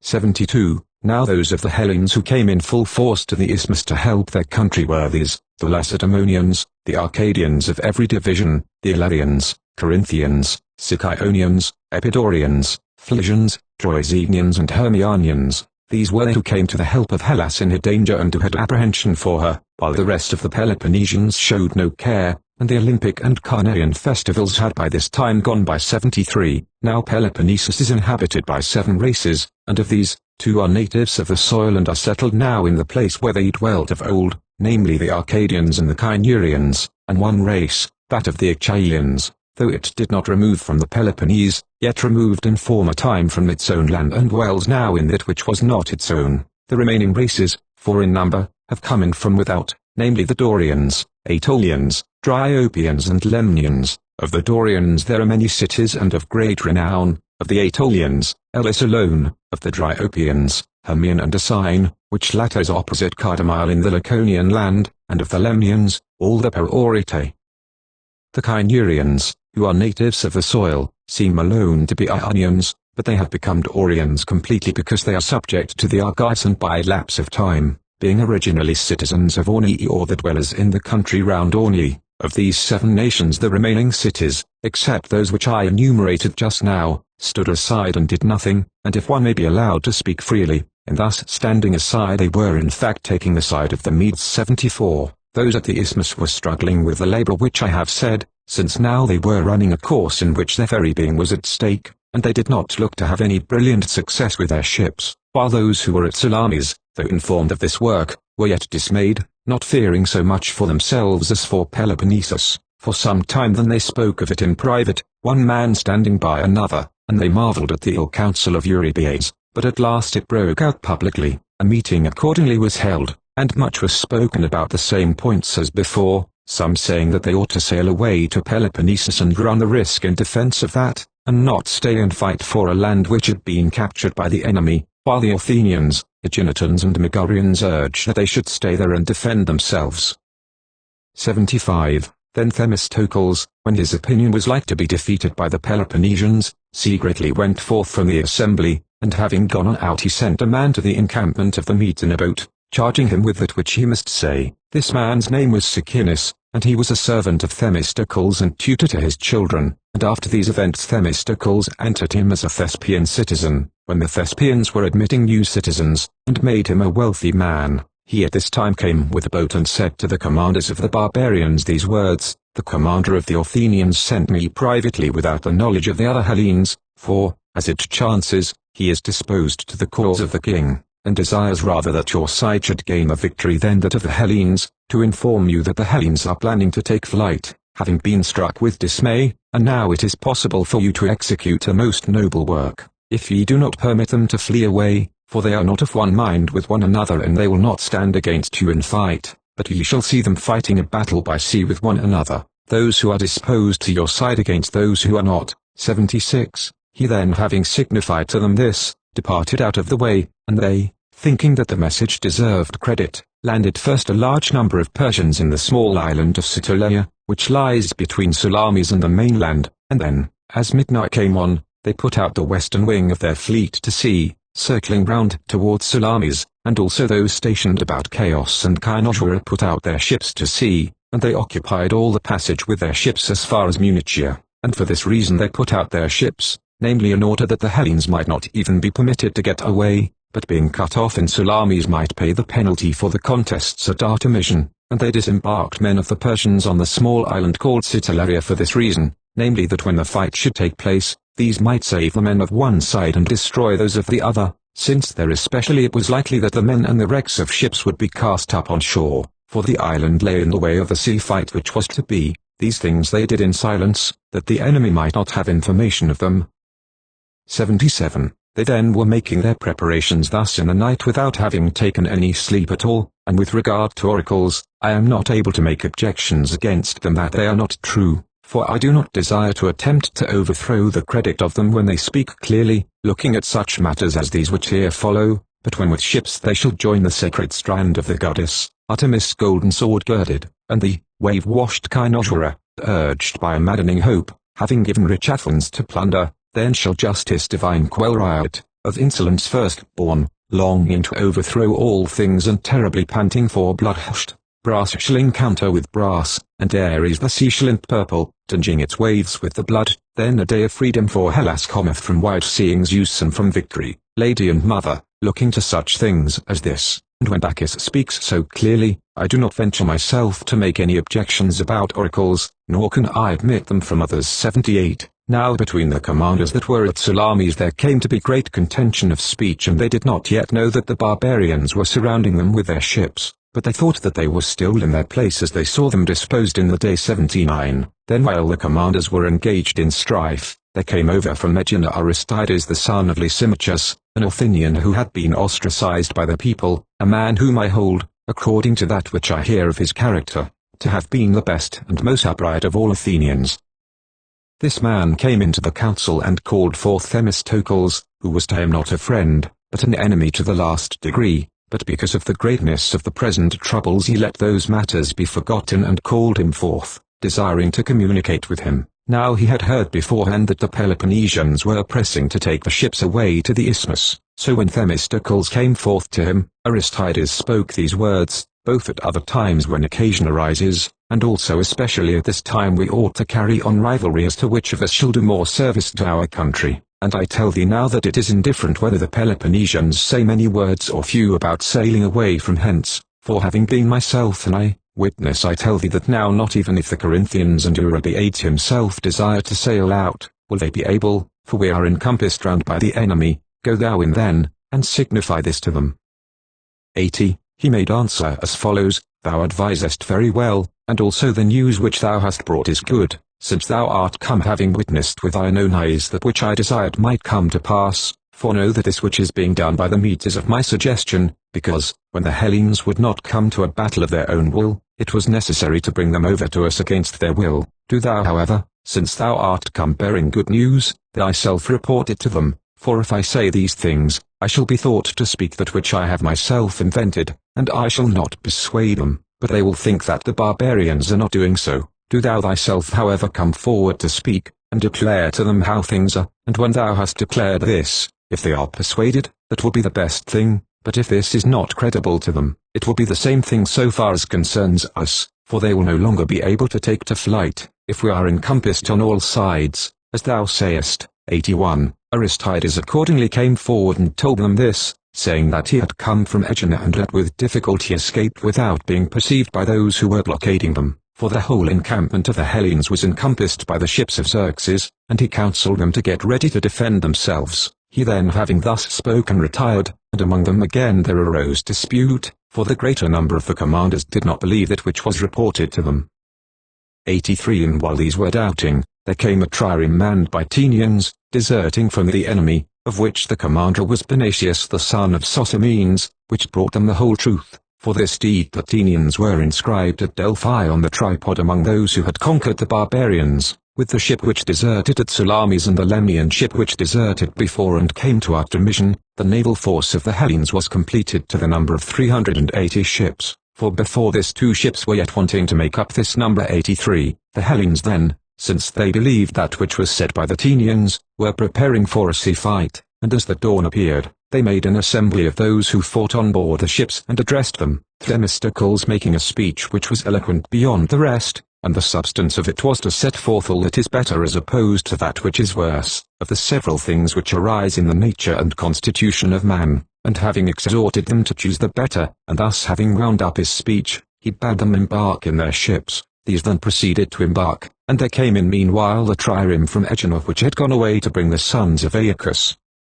84. Then the Hellenes put out all the ships, and while they were putting out from shore, the barbarians attacked them forthwith. Now the other Hellenes began backing their ships and were about to run them aground, but Amenius of Pallene, an Athenian, put forth with his ship and charged one of the enemy, and his ship being entangled in combat and the men not being able to get away, the others joined in the fight to assist Amenius. The Athenians say that the beginning of the battle was made thus, but the Aeginetans say that the ship which went away to Aegina to bring the sons of Aeacus was that which began the fight. It is also reported that an apparition of a woman was seen by them, and that having appeared she encouraged them to the fight so that the whole of the army of the Hellenes heard it, first having reproached them in these words, "Madmen, how far would ye yet back your ships?" 85. Opposite the Athenians had been ranged the Phoenicians, for these occupied a wing towards Eleusis in the west, and opposite the Lacedaemonians were the Ionians, who occupied a wing which extended to the east and to Pyrrhus.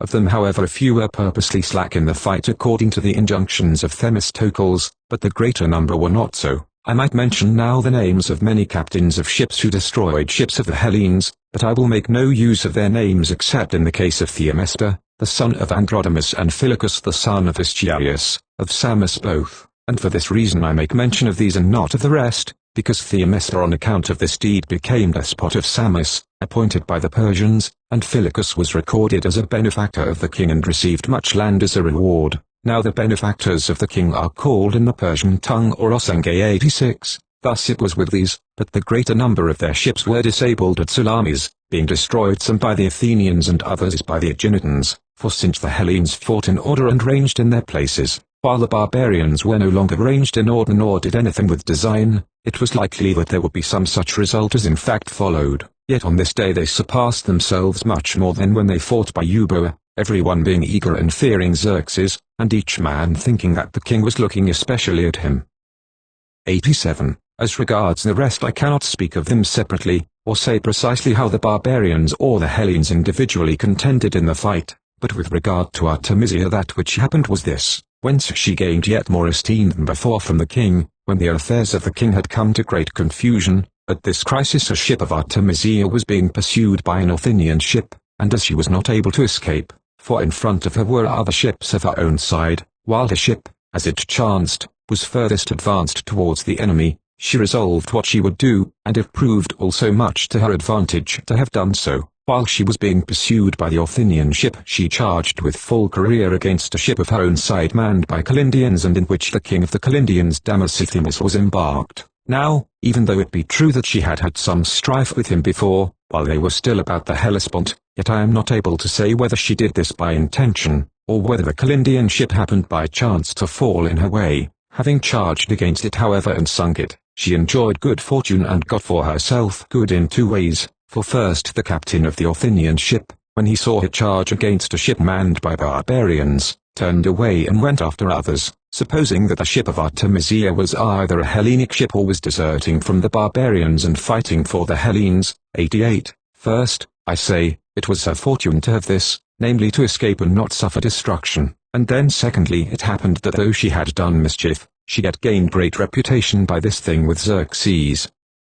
For it is said that the king looking on at the fight perceived that her ship had charged the other, and one of those present said, "Master, dost thou see Artemisia, how well she is fighting, and how she sank even now a ship of the enemy?" He asked whether this was in truth the deed of Artemisia, and they said that it was, for, they declared, they knew very well the sign of her ship, and that which was destroyed they thought surely was one of the enemy, for besides other things which happened fortunately for her, as I have said, there was this also, namely that not one of the crew of the Calindian ship survived to become her accuser, and Xerxes in answer to that which was said to him is reported to have uttered these words, my men have become women, and my women men. Thus it is said that Xerxes spoke 89, and meanwhile in this struggle there was slain the commander Ariobanes, son of Darius and brother of Xerxes, and there were slain too many others of note of the Persians and Medes and also of the allies, and of the Hellenes on their part a few, for since they knew how to swim, those whose ships were destroyed and who were not slain in hand-to-hand conflict swam over to Salamis, but of the barbarians the greater number perished in the sea, not being able to swim, and when the first ships turned to flight, then it was that the largest number perished, for those who were stationed behind, while endeavoring to pass with their ships to the front in order that they also might display some deed of valor for the king to see, ran into the ships of their own side as they fled 90. It happened also in the course of this confusion that some of the Phoenicians, whose ships had been destroyed, came to the king and accused the Ionians, saying that by means of them their ships had been lost, and that they had been traitors to the cause. Now it so came about that not only the commanders of the Ionians did not lose their lives, but the Phoenicians who accused them received a reward such as I shall tell. While these men were yet speaking thus, a Samothracian ship charged against an Athenian ship, and as the Athenian ship was being sunk by it, an Aeginetan ship came up against the Samothracian vessel and ran it down. Then the Samothracians, being skillful javelin throwers, by hurling cleared off the fighting men from the ship which had wrecked theirs and then embarked upon it and took possession of it. This event saved the Ionians from punishment, for when Xerxes saw that they had performed a great exploit, he turned to the Phoenicians, for he was exceedingly vexed and disposed to find fault with all, and bade cut off their heads, in order that they might not, after having been cowards themselves, accuse others who were better men than they, for whensoever Xerxes, sitting just under the mountain opposite Salamis, which is called Aegalius, saw any one of his own side display a deed of valor in the sea fight, he inquired about him who had done it, and the scribes recorded the name of the ship's captain with that of his father and the city from whence he came. Moreover also Ariobanes, a Persian who was present, shared the fate of the Phoenicians, being their friend. They then proceeded to deal with the Phoenicians 91. In the meantime, as the barbarians turned to flight and were sailing out towards Phaleron, the Aeginetans waited for them in the passage and displayed memorable actions, for while the Athenians in the confused tumult were disabling both those ships which resisted and those which were fleeing, the Aeginetans were destroying those which attempted to sail away, and whenever any escaped the Athenians, they went in full course and fell among the Aeginetans 92. Then there met one another the ship of Themistocles, which was pursuing a ship of the enemy, and that of Polycrates the son of Chryas the Aeginetan. This last had charged against a ship of Sidon, the same that had taken the Aeginetan vessel which was keeping watch in advance at Scythus, and in which sailed Pythes the son of Aeschenus, whom the Persians kept in their ship, all cut to pieces as he was, making a marvel of his valor. The Sidonian ship then was captured bearing with it this man as well as the Persians of whom I spoke, so that Pythes thus came safe to Aegina. Now when Polycrates looked at the Athenian vessel he recognized when he saw it the sign of the admiral's ship, and shouting out he addressed Themistocles with mockery about the accusation brought against the Aeginetans of taking the side of the Medes, and reproached him. This taunt Polycrates threw out against Themistocles after he had charged against the ship of Sidon, and meanwhile those barbarians whose ships had escaped destruction fled and came to Phaleron to be under cover of the land army 93. In this sea fight the Aeginetans were of all the Hellenes the best reported of, and next to them the Athenians, and of the individual men the Aeginetan Polycrates and the Athenians Eumens of Anagyras and Amenius of Pallene, the man who had pursued after Artemisia. Now if he had known that Artemisia was sailing in this ship, he would not have ceased until either he had taken her or had been taken himself, for orders had been given to the Athenian captains, and moreover a prize was offered of 10,000 drachmas for the man who should take her alive, since they thought it intolerable that a woman should make an expedition against Athens. She then, as has been said before, had made her escape, and the others also, whose ships had escaped destruction, were at Phaleron 94. As regards Adamantus the commander of the Corinthians, the Athenians say that forthwith at the beginning when the ships were engaging in the fight, being struck with panic and terror he put up his sails and fled away, and the Corinthians, when they saw the admiral's ship fleeing, departed likewise, and after this, as the story goes, when they came in their flight opposite to the temple of Athens Sciras in the land of Salamis, there fell in with them by divine guidance a light vessel, which no one was ever found to have sent, and which approached the Corinthians at a time when they knew nothing of that which was happening with the fleet, and by this it is conjectured that the matter was of the deity, for when they came near to the ships, the men in the light vessel said these words, Adeimantus, thou hast turned thy ships away and hast set forth to flee, deserting the cause of the Hellenes, while they are in truth gaining a victory and getting the better of their foes as much as they desired. When they said this, since Adeimantus doubted of it, they spoke a second time and said that they might be taken as hostages and slain, if the Hellenes should prove not to be gaining the victory. Then he turned his ship back, he and the others with him, and they reached the camp when the work was finished. Such is the report spread by the Athenians against these. The Corinthians however do not allow this to be so, but hold that they were among the first in the sea fight, and the rest of Hellas also bears witness on their side. 95. Aristides is moreover the son of Lysimachus, the Athenian, of whom I made mention also shortly before this as a very good man. He in this tumult which had arisen about Salamis did as follows, taking with him a number of the hoplites of Athenian race who had been ranged along the shore of the land of Salamis. With them he disembarked on the island of Psytalia, and these slew all the Persians who were in this islet. 96. When the sea fight had been broken off, the Hellenes towed into Salamis so many of the wrecks as chanced to be still about there, and held themselves ready for another sea fight, expecting that the king would yet make use of the ships which remained unhurt. But many of the wrecks were taken by the west wind and borne to that strand in Attica which is called Coelius, so as to fulfill not only all that other oracle which was spoken about this sea fight by Bacchus and Musaeus, but also especially, with reference to the wrecks cast up here, that which had been spoken in an oracle many years before these events by Lysistratus, an Athenian who uttered oracles, and which had not been observed by any of the Hellenes. Then shall Ecolian women with firewood of Oz roast barley. This was destined to come to pass after the king had marched away. 97. When Xerxes perceived the disaster which had come upon him, he feared lest some one of the Ionians should suggest to the Hellenes, or they should themselves form the idea, to sail to the Hellespont and break up the bridges, and so he might be cut off in Europe and run the risk of perishing utterly. Therefore he began to consider about taking flight. He desired however that his intention should not be perceived either by the Hellenes or by those of his own side. Therefore he attempted to construct a mole going across to Salamis, and he bound together Phoenician merchant vessels in order that they might serve him both for a bridge and a wall, and made preparations for fighting as if he were going to have another battle by sea. Seeing him do so, all the rest made sure that he had got himself ready in earnest and intended to stay and fight. But Mardonius did not fail to perceive the true meaning of all these things, being by experience very well versed in his way of thinking. 98. While Xerxes was doing thus, he sent a messenger to the Persians, to announce the calamity which had come upon them. Now there is nothing mortal which accomplishes a journey with more speed than these messengers, so skillfully has this been invented by the Persians, for they say that according to the number of days of which the entire journey consists, so many horses and men are set at intervals, each man and horse appointed for a day's journey.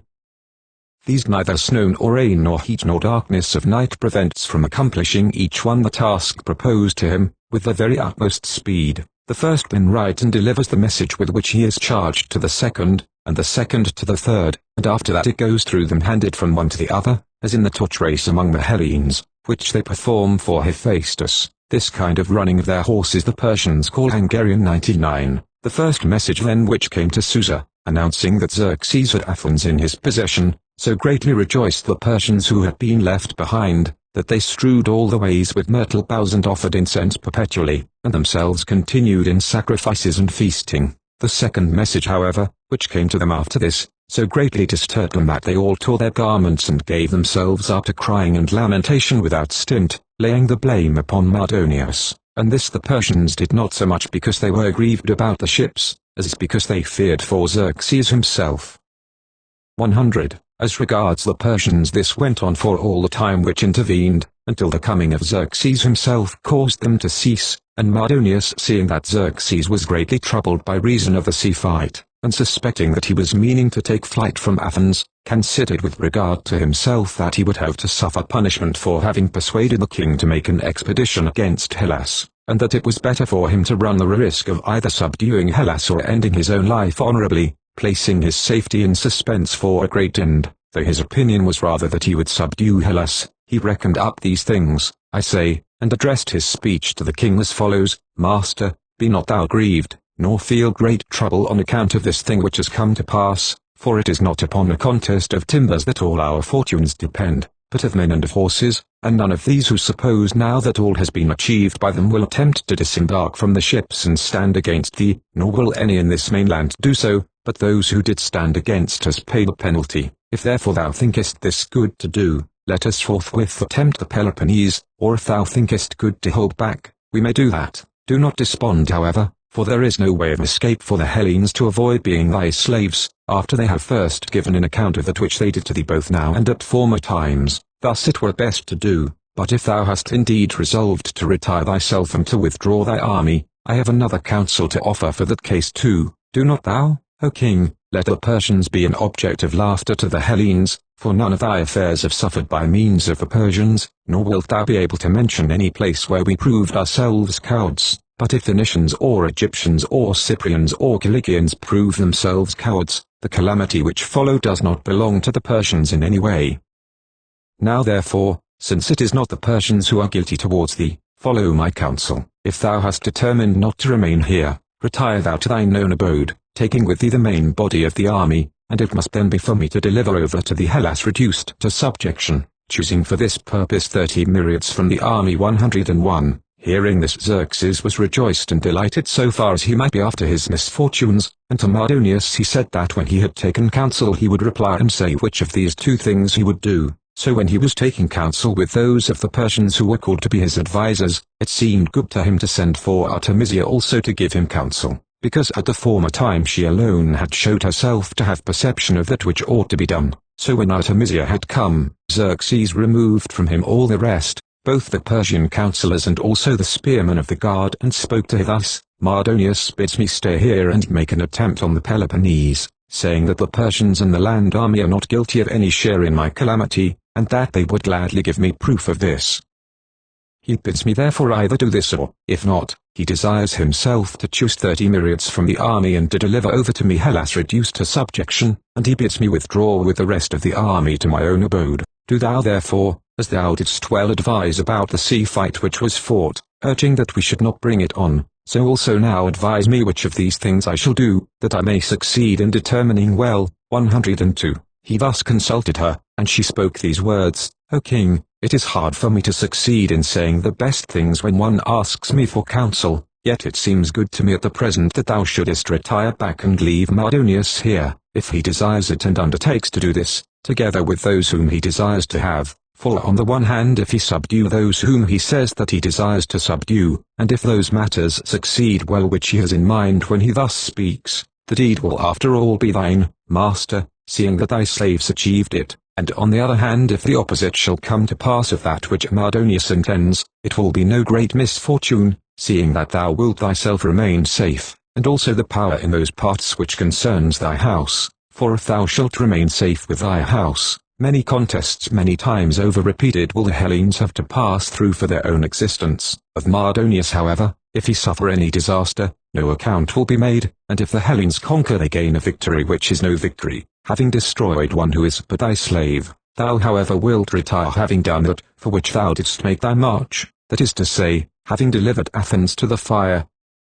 103. With this advice Xerxes was greatly delighted, since she succeeded in saying that very thing which he himself was meaning to do, for not even if all the men and all the women in the world had been counseling him to remain, would he have done so. As I think, so much had he been struck with terror. He commended Artemisia therefore and sent her away to conduct his sons to Ephesus, for there were certain bastard sons of his which accompanied him. 104. With these sons he sent Hermotimus to have charge of them, who was by race of Pedissa and was in the estimation of the king second to none of the eunuchs. Now the Pedasians dwell above Halicarnassus, and at this Pedissa a thing happens as follows: whenever to the whole number of those who dwell about this city some trouble is about to come within a certain time, then the priestess of Athene in that place gets a long beard, and this has happened to them twice before now. 105. Of these Pedasians was Hermotimus, and this man of all persons whom we know up to this time obtained the greatest revenge for a wrong done to him. For he had been captured by enemies and was being sold, and Panyaenus a man of Chios bought him, one who had set himself to gain his livelihood by the most impious practices, for whenever he obtained boys who possessed some beauty, he would make eunuchs of them, and then taking them to Sardis or Ephesus sold them for large sums of money, since with the barbarians eunuchs are held to be of more value for all matters of trust than those who are not eunuchs. Paneanius then, I say, made eunuchs of many others, since by this he got his livelihood, and also of this man about whom I speak, and Hermotimus, being not in everything unfortunate, was sent from Sardis to the king with other gifts, and as time went on he came to be honored more than all the other eunuchs in the sight of Xerxes 106, and when the king, being at that time in Sardis, was setting the Persian army in motion to march against Athens, then Hermotimus, having gone down for some business to that part of Mysia which the Chians occupy and which is called Atanius, found there Paneanius, and having recognized him he spoke to him many friendly words, first recounting to him all the good things which he had by his means, and next making promises in return for this, and saying how many good things he would do for him, if he would bring his household and dwell in that land, so that Paneanius gladly accepting his proposals brought his children and his wife. Then, when he had caught him together with his whole house, Hermotimus spoke as follows: O thou, who of all men that ever lived up to this time didst gain thy substance by the most impious deeds, what evil did either I myself or any of my forefathers do either to thee or to any of thine, that thou didst make me to be that which is naught instead of a man? Didst thou suppose that thou wouldest escape the notice of the gods for such things as then thou didst devise? They however following the rule of justice delivered thee into my hands, since thou hadst done impious deeds, so that thou shalt not have reason to find fault with the penalty which shall be inflicted upon thee by me. When he had thus reproached him, the man's sons were brought into his presence, and Paneanius was compelled to make eunuchs of his own sons, who were 4 in number, and being compelled he did so, and then when he had so done, the sons were compelled to do the same thing to him. Thus vengeance by the hands of Hermotimus overtook Paneanius 107, when Xerxes had entrusted his sons to Artemisia to carry them back to Ephesus. He called Mardonius and bade him choose of the army whom he would, and make his deeds, if possible, correspond to his words. During this day then things went so far, and in the night on the command of the king the leaders of the fleet began to withdraw their ships from Phaleron to the Hellespont, as quickly as they might each one, to guard the bridges for the king to pass over. And when the barbarians were near Zoster as they sailed, then seeing the small points of rock which stretch out to sea from this part of the mainland, they thought that these were ships and fled for a good distance.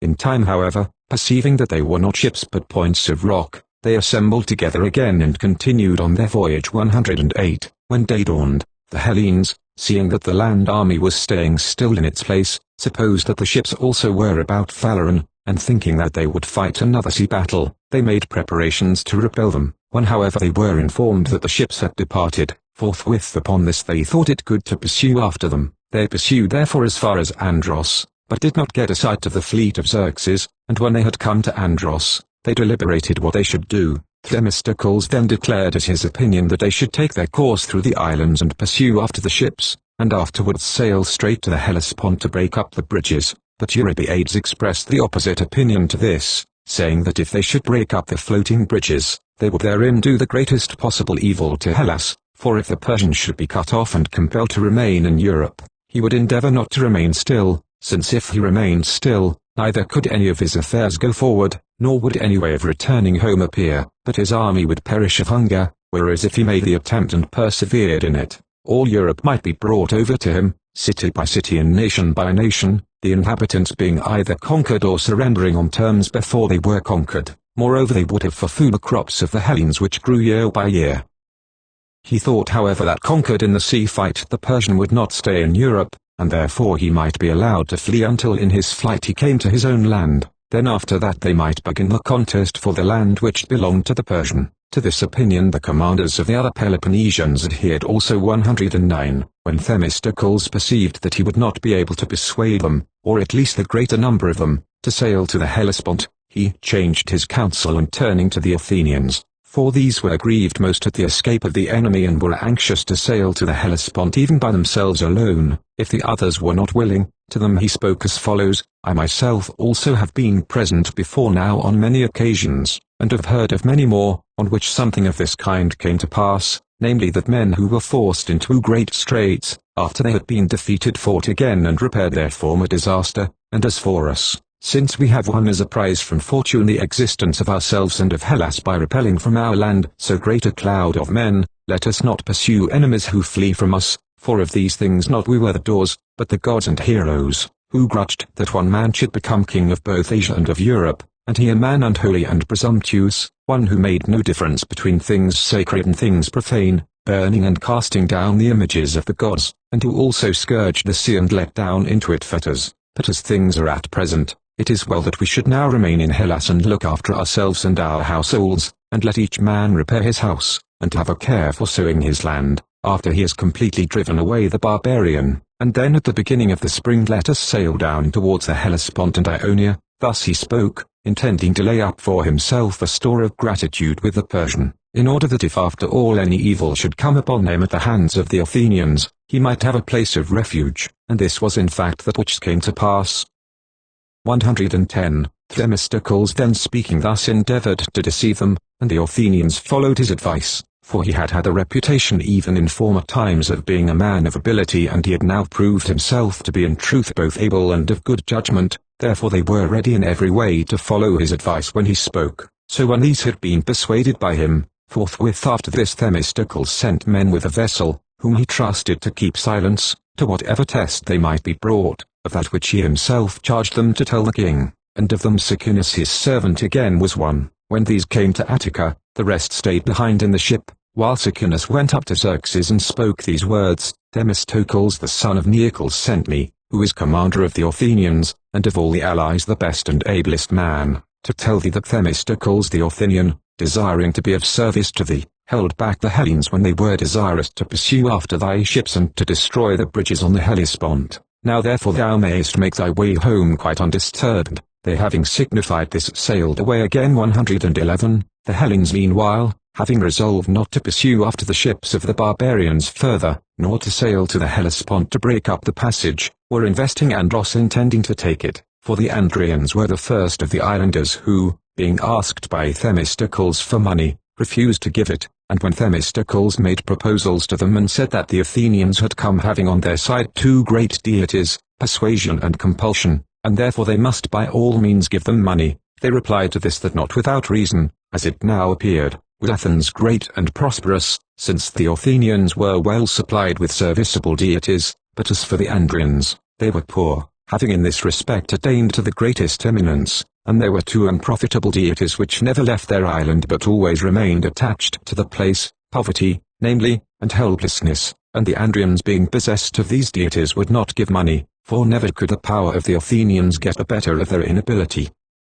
112. These, I say, having thus made answer and having refused to give the money, were being besieged, and Themistocles not ceasing in his desire for gain sent threatening messages to the other islands and asked them for money by the same envoys, employing those whom he had before sent to the king, and he said that if they did not give that which was demanded of them, he would bring the fleet of the Hellenes against them to besiege and take them. Thus saying he collected great sums of money from the Christians and the Perians, who being informed how Andros was being besieged, because it had taken the side of the Medes, and how Themistocles was held in more regard than any of the other commanders, sent money for fear of this. Whether any others of the islanders also gave money I am not able to say, but I think that some others gave and not these alone. Yet to the Christians at least there was no respite from the evil on this account, but the Perians escaped the attack, because they propitiated Themistocles with money. Thus Themistocles with Andros as his starting point was acquiring sums of money for himself from the men of the islands without the knowledge of the other commanders.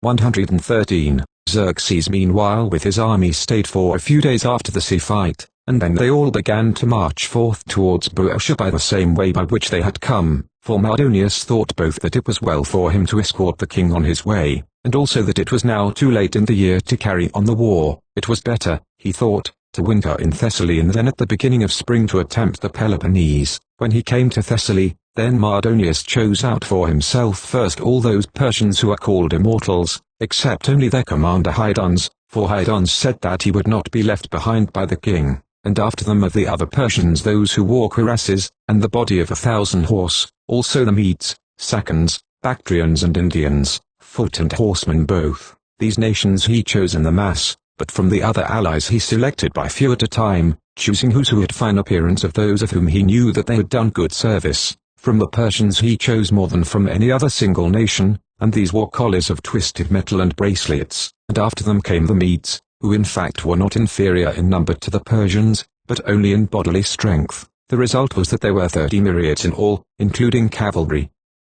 114. During this time, while Mardonius was selecting his army and Xerxes was in Thessaly, there had come an oracle from Delphi to the Lacedaemonians, bidding them ask satisfaction from Xerxes for the murder of Leonidas and accept that which should be given by him. The Spartans therefore sent a herald as quickly as possible, who having found the whole army still in Thessaly came into the presence of Xerxes and spoke these words: O king of the Medes, the Lacedaemonians and the sons of Heracles of Sparta demand of thee satisfaction for murder, because thou didst kill their king, fighting in defense of Hellas. He laughed and then kept silence some time, and after that pointing to Mardonius, who happened to be standing by him, he said, Then Mardonius here shall give them satisfaction, such as is fitting for them to have. 115. The herald accordingly accepted the utterance and departed, and Xerxes leaving Mardonius in Thessaly went on himself in haste to the Hellespont and arrived at the passage where the crossing was in 35 days, bringing back next to nothing, as one may say, of his army, and to whithersoever they came on the march and to whatever nation,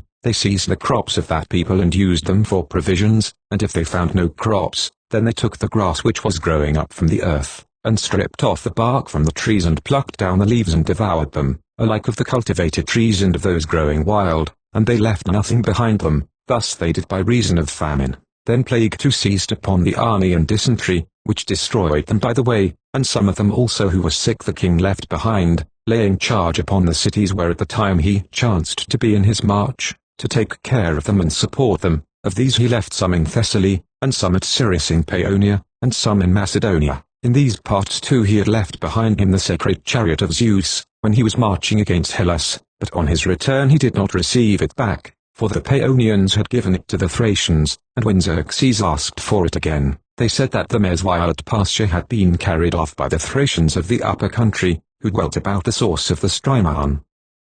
116. Here also a Thracian, the king of the Bisaltians and of the Cristonian land, did a deed of surpassing horror, for he had said that he would not himself be subject to Xerxes with his own will and had gone away up to Mount Rhodope, and also he had forbidden his sons to go on the march against Hellas. They however, either because they cared not for his command, or else because a desire came upon them to see the war, went on the march with the Persian, and when they returned all unhurt, being 6 in number, their father plucked out their eyes for this cause. 117. They then received this reward, and as to the Persians, when passing on from Thrace they came to the passage, they crossed over the Hellespont in haste to Abydos by means of the ships, for they did not find the floating bridges still stretched across but broken up by a storm. While staying there for a time they had distributed to them an allowance of food more abundant than they had by the way, and from satisfying their hunger without restraint and also from the changes of water there had died many of those in the army who had remained safe till then. The rest arrived with Xerxes at Sardis.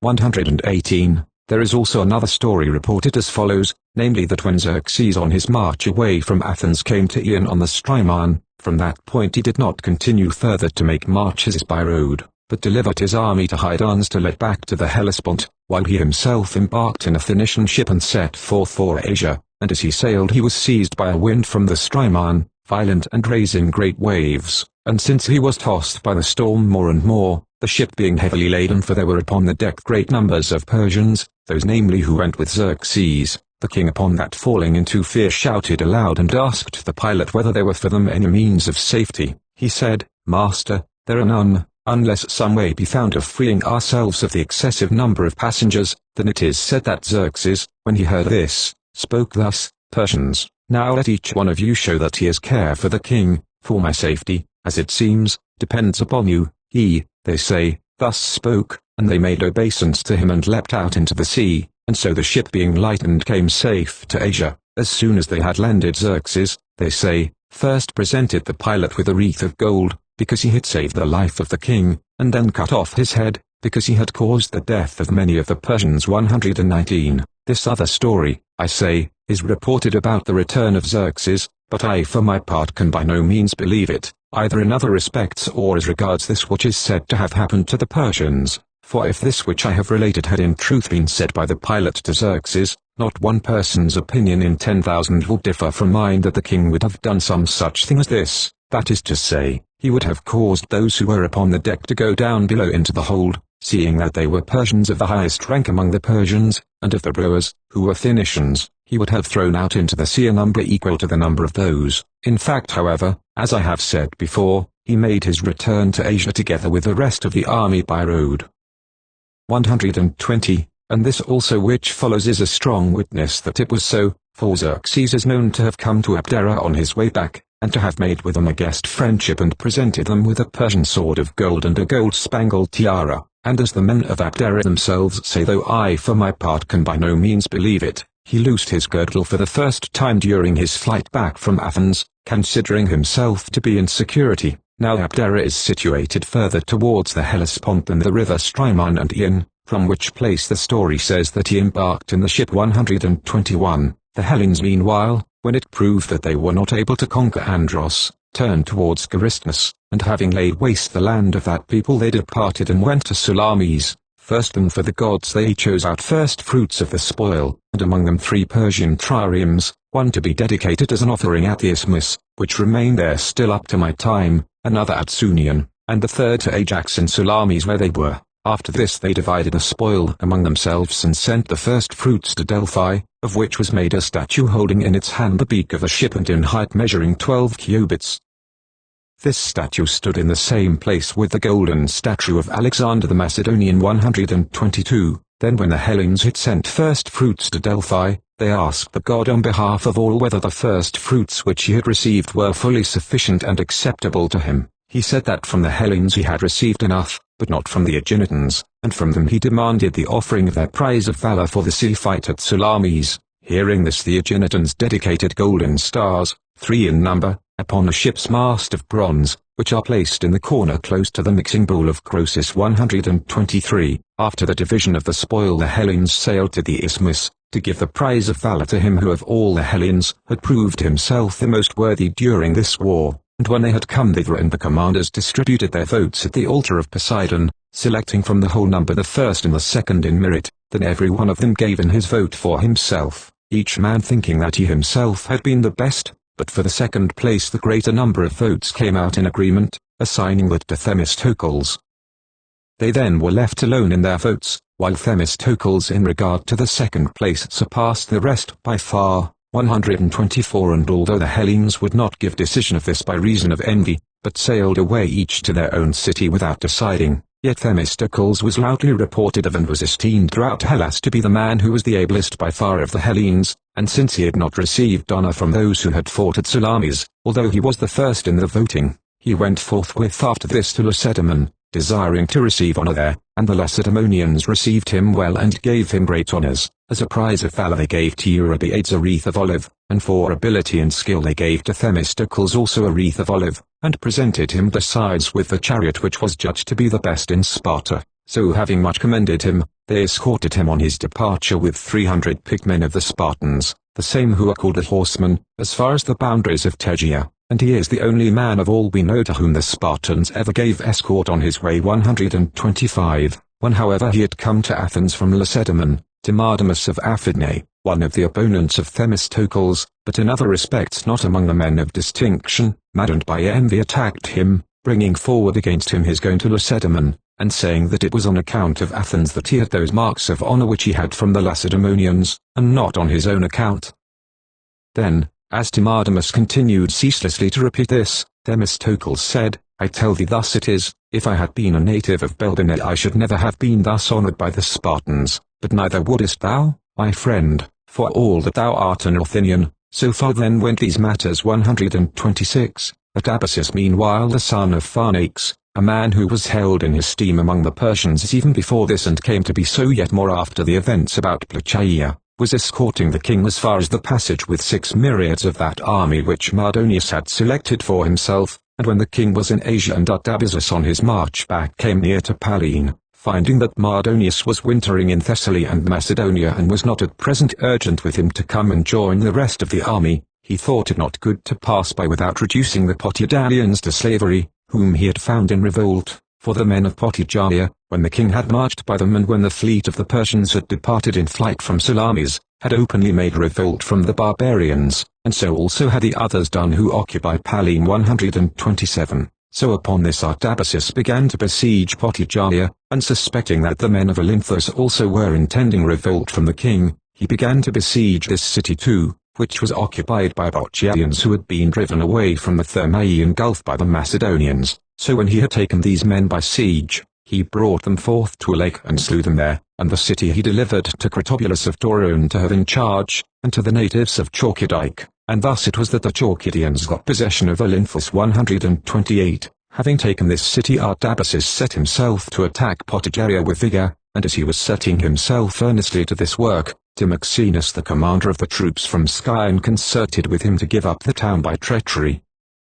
Now in what manner he did this at the first, I for my part am not able to say, for this is not reported. At last however it happened as follows: whenever either Timoxenus wrote a paper wishing to send it to Artabazus, or Artabazus wishing to send one to Timoxenus, they wound it round by the finger notches of an arrow, and then, putting feathers over the paper, they shot it to a place agreed upon between them. It came however to be found out that Timoxenus was attempting by treachery to give up Potijaya, for Artabazus, shooting an arrow at the place agreed upon, missed this spot and struck a man of Potijaya in the shoulder, and when he was struck, a crowd came about him, as is apt to happen when there is fighting, and they forthwith took the arrow and having discovered the paper carried it to the commanders. Now there was present an allied force of the other men of Pallene also. Then when the commanders had read the paper and discovered who was guilty of the treachery, they resolved not openly to convict Timoxenus of treachery, for the sake of the city of Scion, lest the men of Scion should be esteemed traitors for all time to come.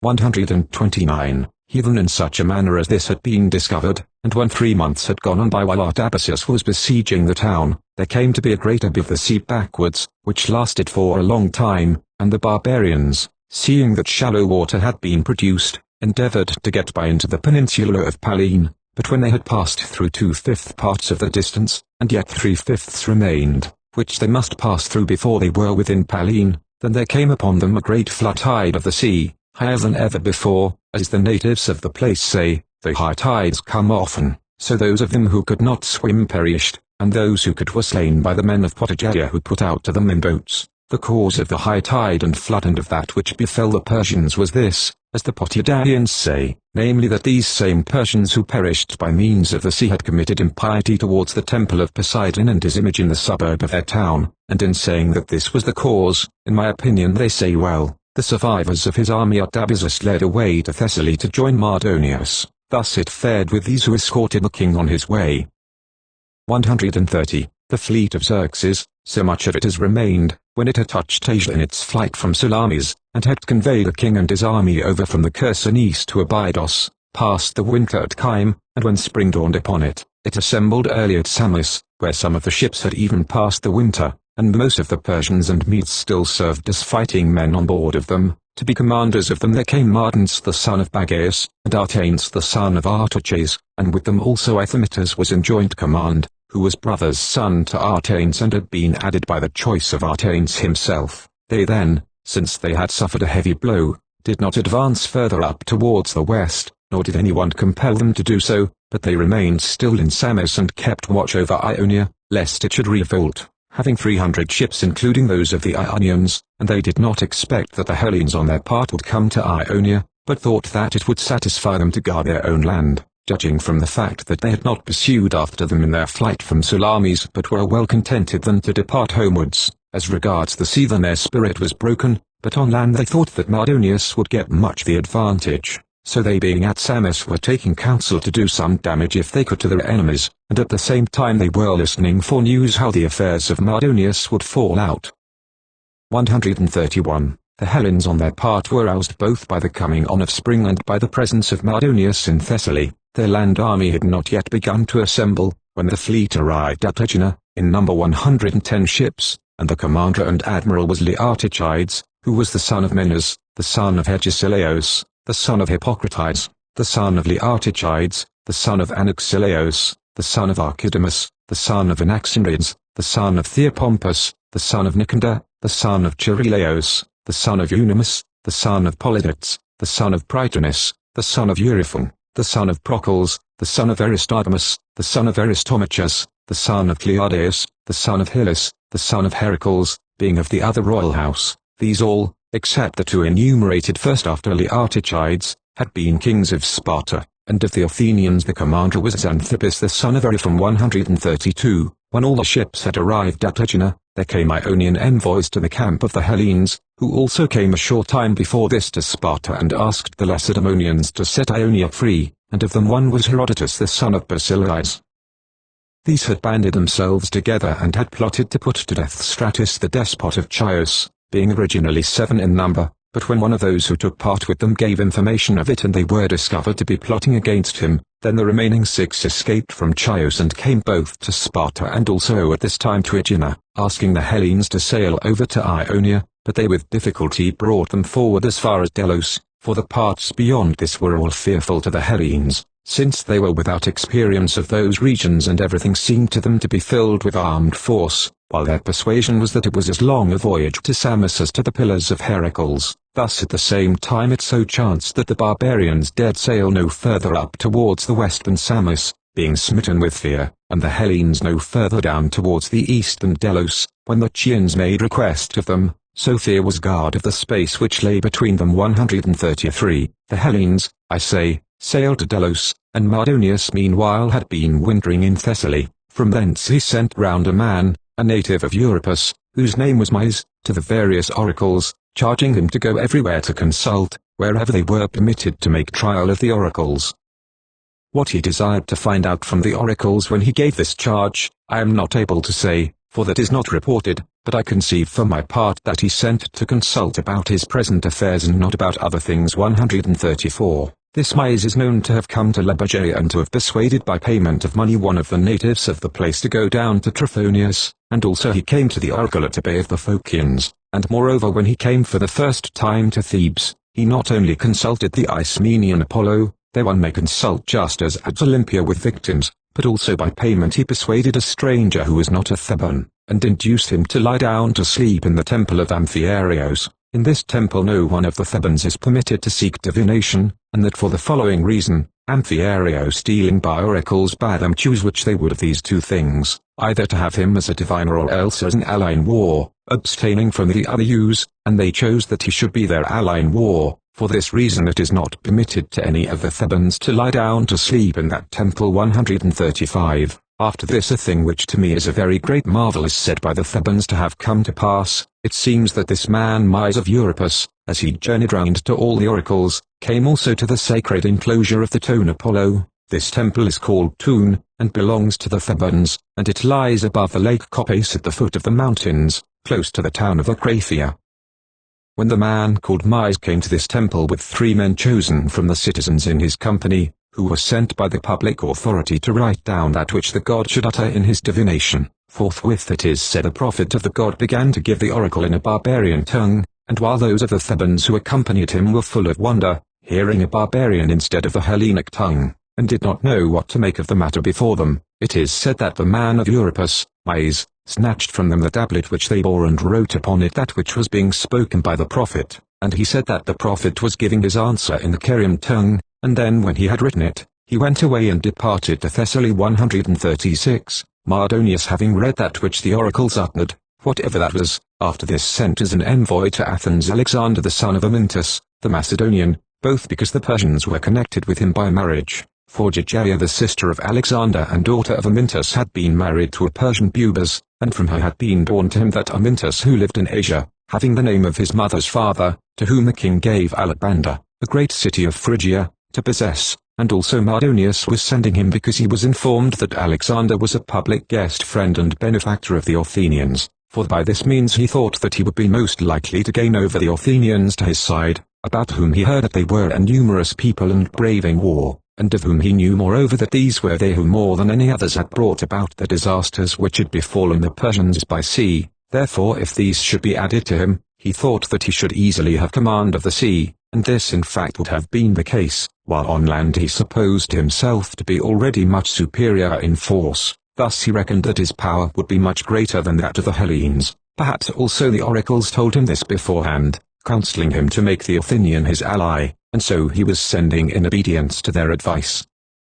137. Now of this Alexander the seventh ancestor was that Perdiccas who first became despot of the Macedonians, and that in the manner which here follows, From Argos there fled to the Illyrians 3 brothers of the descendants of Temenus, Gauvanes, Aripus, and Perdiccas, and passing over from the Illyrians into the upper parts of Macedonia they came to the city of Libya. There they became farm servants for pay in the household of the king, one pasturing horses, the second oxen, and the youngest of them, namely Perdiccas, the smaller kinds of cattle, for in ancient times even those who were rulers over men were poor in money, and not the common people only, and the wife of the king cooked for them their food herself, and whenever she baked, the loaf of the boy their servant, namely Perdiccas, became double as large as by nature it should be. When this happened constantly in the same manner, she told it to her husband, and he when he heard it conceived forthwith that this was a portent and tended to something great. He summoned the farm servants therefore, and gave notice to them to depart out of his land,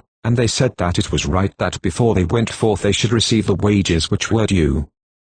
Now it chanced that the sun was shining into the house down through the opening which received the smoke, and the king when he heard about the wages said, being infatuated by a divine power, I pay than this for wages, and it is such as ye deserve, pointing to the sunlight. So then Gauvanes and Aripus the elder brothers stood struck with amazement when they heard this, but the boy, who happened to have in his hand a knife, said these words, We accept, O king, that which thou dost give. And he traced a line with his knife round the sunlight on the floor of the house, and having traced the line round he thrice drew of the sunlight into his bosom, and after that he departed both himself and his fellows 138. They then were going away, and to the king one of those who sat by him at table told what manner of thing the boy had done, and how the youngest of them had taken that which was given with some design, and he hearing this and being moved with anger, sent after them horsemen to slay them. Now there is a river in this land to which the descendants of these men from Argos sacrifice as a saviour. This river, so soon as the sons of Temenus had passed over it, began to flow with such great volume of water that the horsemen became unable to pass over.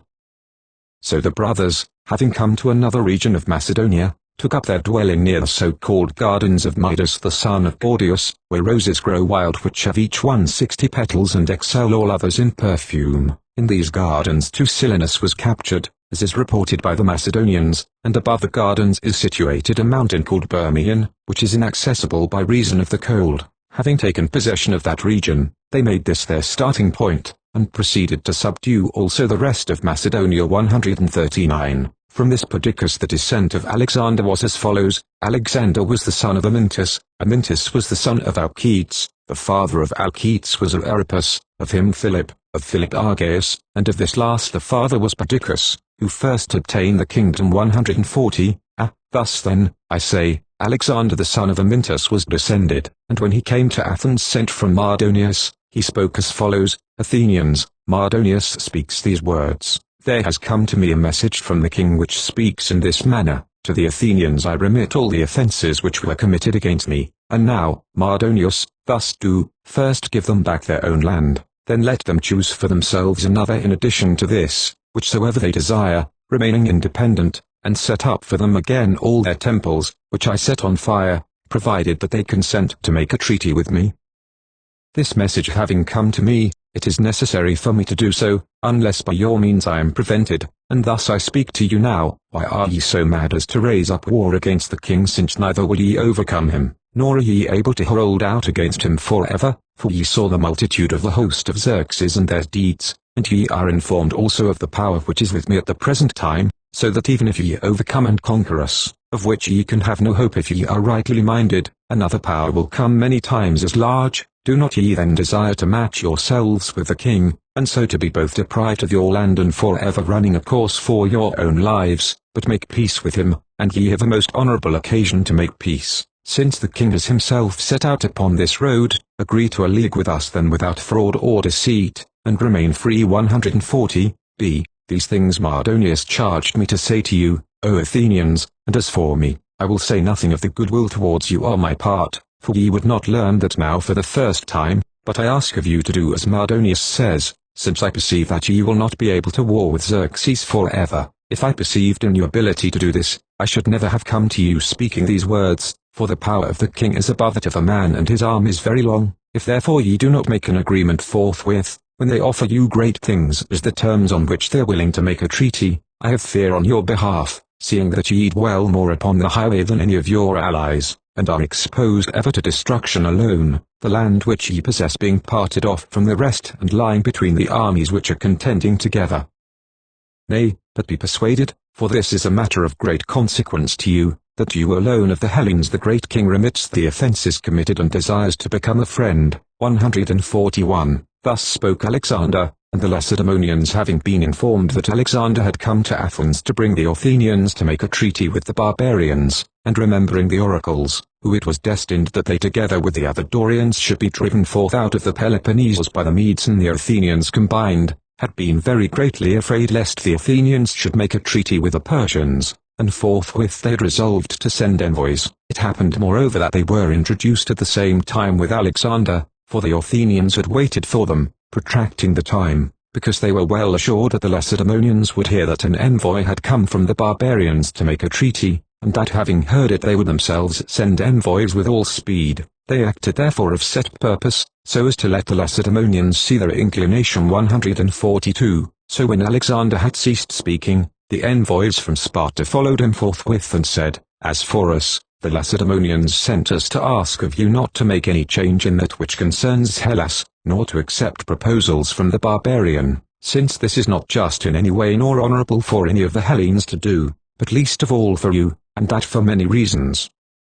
You were they who stirred up this war, when we by no means willed it, and the contest came about for your dominion, but now it extends even to the whole of Hellas. Besides this, it is by no means to be endured that ye Athenians, who are the authors of all this, should prove to be the cause of slavery to the Hellenes, seeing that ye ever from ancient time also have been known as the liberators of many. We feel sympathy however with you for your sufferings, and because ye were deprived of your crops twice and have had your substance ruined now for a long time. In compensation for this the Lacedaemonians and their allies make offer to support your wives and all those of your households who are unfitted for war, so long as this war shall last, but let not Alexander the Macedonian persuade you, making smooth the speech of Mardonius, for these things are fitting for him to do, since being himself a despot he is working in league with a despot. For you however they are not fitting to do, if ye chance to be rightly minded, for ye know that in barbarians there is neither faith nor truth at all. Thus spoke the envoys.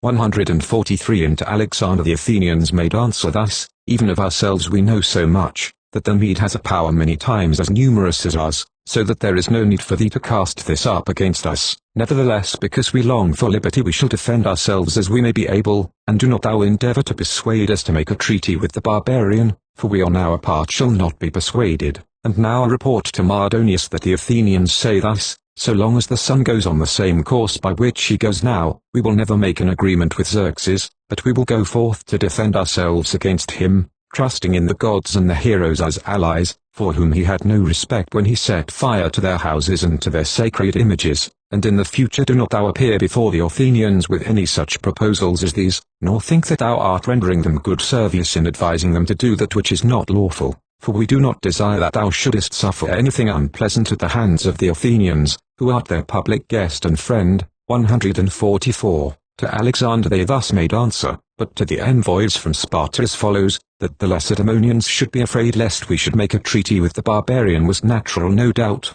but it seems to be an unworthy fear for men who know so well the spirit of the Athenians, namely that there is neither so great quantity of gold anywhere upon the earth, nor any land so much excelling in beauty and goodness, that we should be willing to accept it and enslave Hellas by taking the side of the Medes. For many and great are the reasons which hinder us from doing this, even though we should desire it. First and greatest the images and houses of the gods set on fire or reduced to ruin, which we must necessarily avenge to the very utmost rather than make an agreement with him who did these deeds. Then secondly there is the bond of Hellenic race, by which we are of one blood and of one speech, the common temples of the gods and the common sacrifices, the manners of life which are the same for all. To these it would not be well that the Athenians should become traitors, and be assured of this, if by any chance ye were not assured of it before, that so long as one of the Athenians remains alive, we will never make an agreement with Xerxes. We admire however the forethought which ye had with regard to us, in that ye took thought for us who have had our substance destroyed, and are willing to support the members of our households, and so far as ye are concerned, the kindness has been fully performed, but we shall continue to endure as we may, and not be a trouble in any way to you. Now therefore, with full conviction this is so, send out an army as speedily as ye may, for, as we conjecture, the barbarian will be here invading our land at no far distant time, but so soon as he shall be informed of the message sent, namely that we shall do none of those things which he desired of us. Therefore before he arrives here in Attica, it is fitting that ye come to our rescue quickly in Boeotia." Thus the Athenians made answer, and upon that the envoys went away back to Sparta. Herodotus Book 9, Calliope, 1, Mardonius, when Alexander had returned back and had signified to him that which was said by the Athenians, set forth from Thessaly and began to lead his army with all diligence towards Athens, and to whatever land he came, he took up with him the people of that land. The leaders of Thessaly meanwhile did not repent of all that which had been done already, but on the contrary they urged on the Persian yet much more, and Thorax of Larissa had joined in escorting Xerxes in his flight, and at this time he openly offered Mardonius passage to invade Hellas too. Then when the army in its march came to Boeotia, the Thebans endeavored to detain Mardonius, and counselled him saying that there was no region more convenient for him to have his encampment than that, and they urged him not to advance further, but to sit down there and endeavour to subdue to himself the whole of Hellas without fighting, for to overcome the Hellenes by open force when they were united, as at the former time they were of one accord together, was a difficult task even for the whole world combined. But, they proceeded, "If thou wilt do that which we advise, with little labour thou wilt have in thy power all their plans of resistance.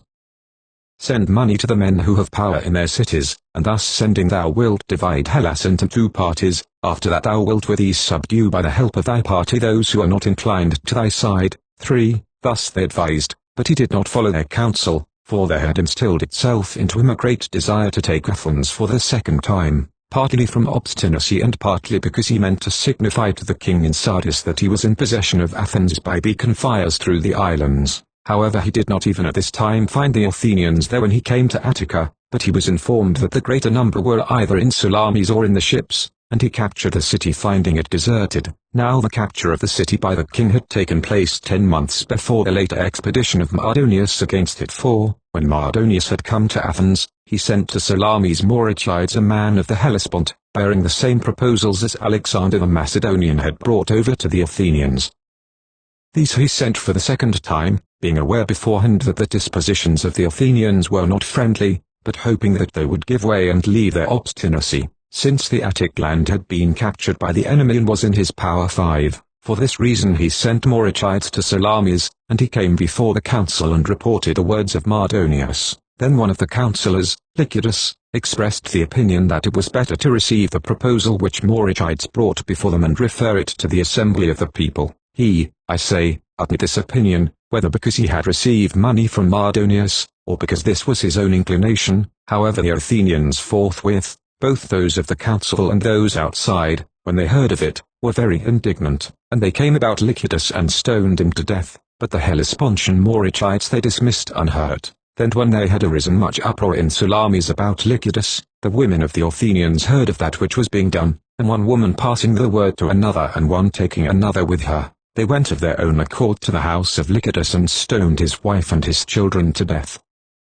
6. The Athenians had passed over to Salamis as follows: so long as they were looking that an army should come from the Peloponnese to help them, they remained in Attica, but as those in Peloponnesus acted very slowly and with much delay, while the invader was said to be already in Boeotia, they accordingly removed everything out of danger, and themselves passed over to Salamis, and at the same time they sent envoys to Lacedaemon to reproach the Lacedaemonians for having permitted the barbarian to invade Attica and for not having gone to Boeotia to meet him in company with them, and also to remind them how many things the Persian had promised to give the Athenians if they changed sides, bidding the envoys warn them that if they did not help the Athenians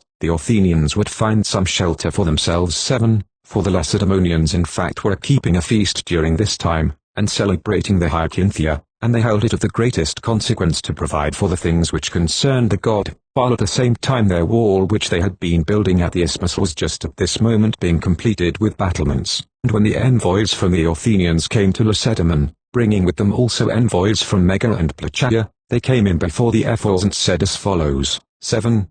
The Athenians sent us saying that the king of the Medes not only offers to give us back our land, but also desires to make us his allies on fair and equal terms without deceit or treachery, and is desirous moreover to give us another land in addition to our own, whichsoever we shall ourselves choose. We however, having respect for the use of the Hellenes and disdaining to be traitors to Hellas, did not agree but refused, although we were unjustly dealt with by the other Hellenes and left to destruction, and although we knew that it was more profitable to make a treaty with the Persian than to carry on war, nor shall we make a treaty at any future time, if we have our own will. Thus sincerely is our duty done towards the Hellenes. 7b. But as for you, after having come into great dread lest we should make a treaty with the Persian, so soon as ye learnt certainly what our spirit was, namely that we should never betray Hellas, and because your wall across the isthmus is all but finished, now ye make no account of the Athenians, but having agreed with us to come to Boeotia to oppose the Persian, you have now deserted us, and ye permitted the barbarian moreover to make invasion of Attica, for the present when the Athenians have anger against you, for ye did not do as was fitting to be done, and now they bid you with all speed send out an army together with us, in order that we may receive the barbarian in the land of Attica, for since we failed of Boeotia, the most suitable place to fight in our land is the Thriasian plain. 8. When the Ephors heard this they deferred their reply to the next day, and then on the next day to the succeeding one, and this they did even for 10 days, deferring the matter from day to day, while during this time the whole body of the Peloponnesians were building the wall over the isthmus with great diligence and were just about to complete it. Now I am not able to say why, when Alexander the Macedonian had come to Athens, they were so very anxious lest the Athenians should take the side of the Medes, whereas now they had no care about it, except indeed that their wall over the isthmus had now been built, and they thought they had no need of the Athenians any more, whereas when Alexander came to Attica the wall had not yet been completed, but they were working at it in great dread of the Persians. 9. At last however the answer was given and the going forth of the Spartans took place in the following manner. On the day before that which was appointed for the last hearing of the envoys, Chilias a man of Tegea, who of all strangers had most influence in Lacedaemon, heard from the Ephors all that which the Athenians were saying, and he, it seems, said to them these words, Thus the matter stands, Ephors, if the Athenians are not friendly with us but are allies of the barbarian, then though a strong wall may have been built across the isthmus, yet a wide door has been opened for the Persian into Peloponnesus. Listen to their request, however, before the Athenians resolve upon something else tending to the fall of Hellas. 10. Thus he counselled them, and they forthwith took his words to heart, and saying nothing to the envoys who had come from the cities, while yet it was night they sent out 5,000 Spartans, with no less than 7 of the Helots set to attend upon each man of them, appointing Pausanias the son of Cleombrotus to lead them forth. Now the leadership belonged to Pleistarchus the son of Leonidas, but he was yet a boy, and the other was his guardian and cousin, for Cleombrotus, the father of Pausanias and son of Anaxandrides, was no longer alive, but when he had led home from the isthmus the army which had built the wall, no long time after this he died. Now the reason why Cleombrotus led home the army from the isthmus was this: as he was offering sacrifice for fighting against the Persian, the sun was darkened in the heaven.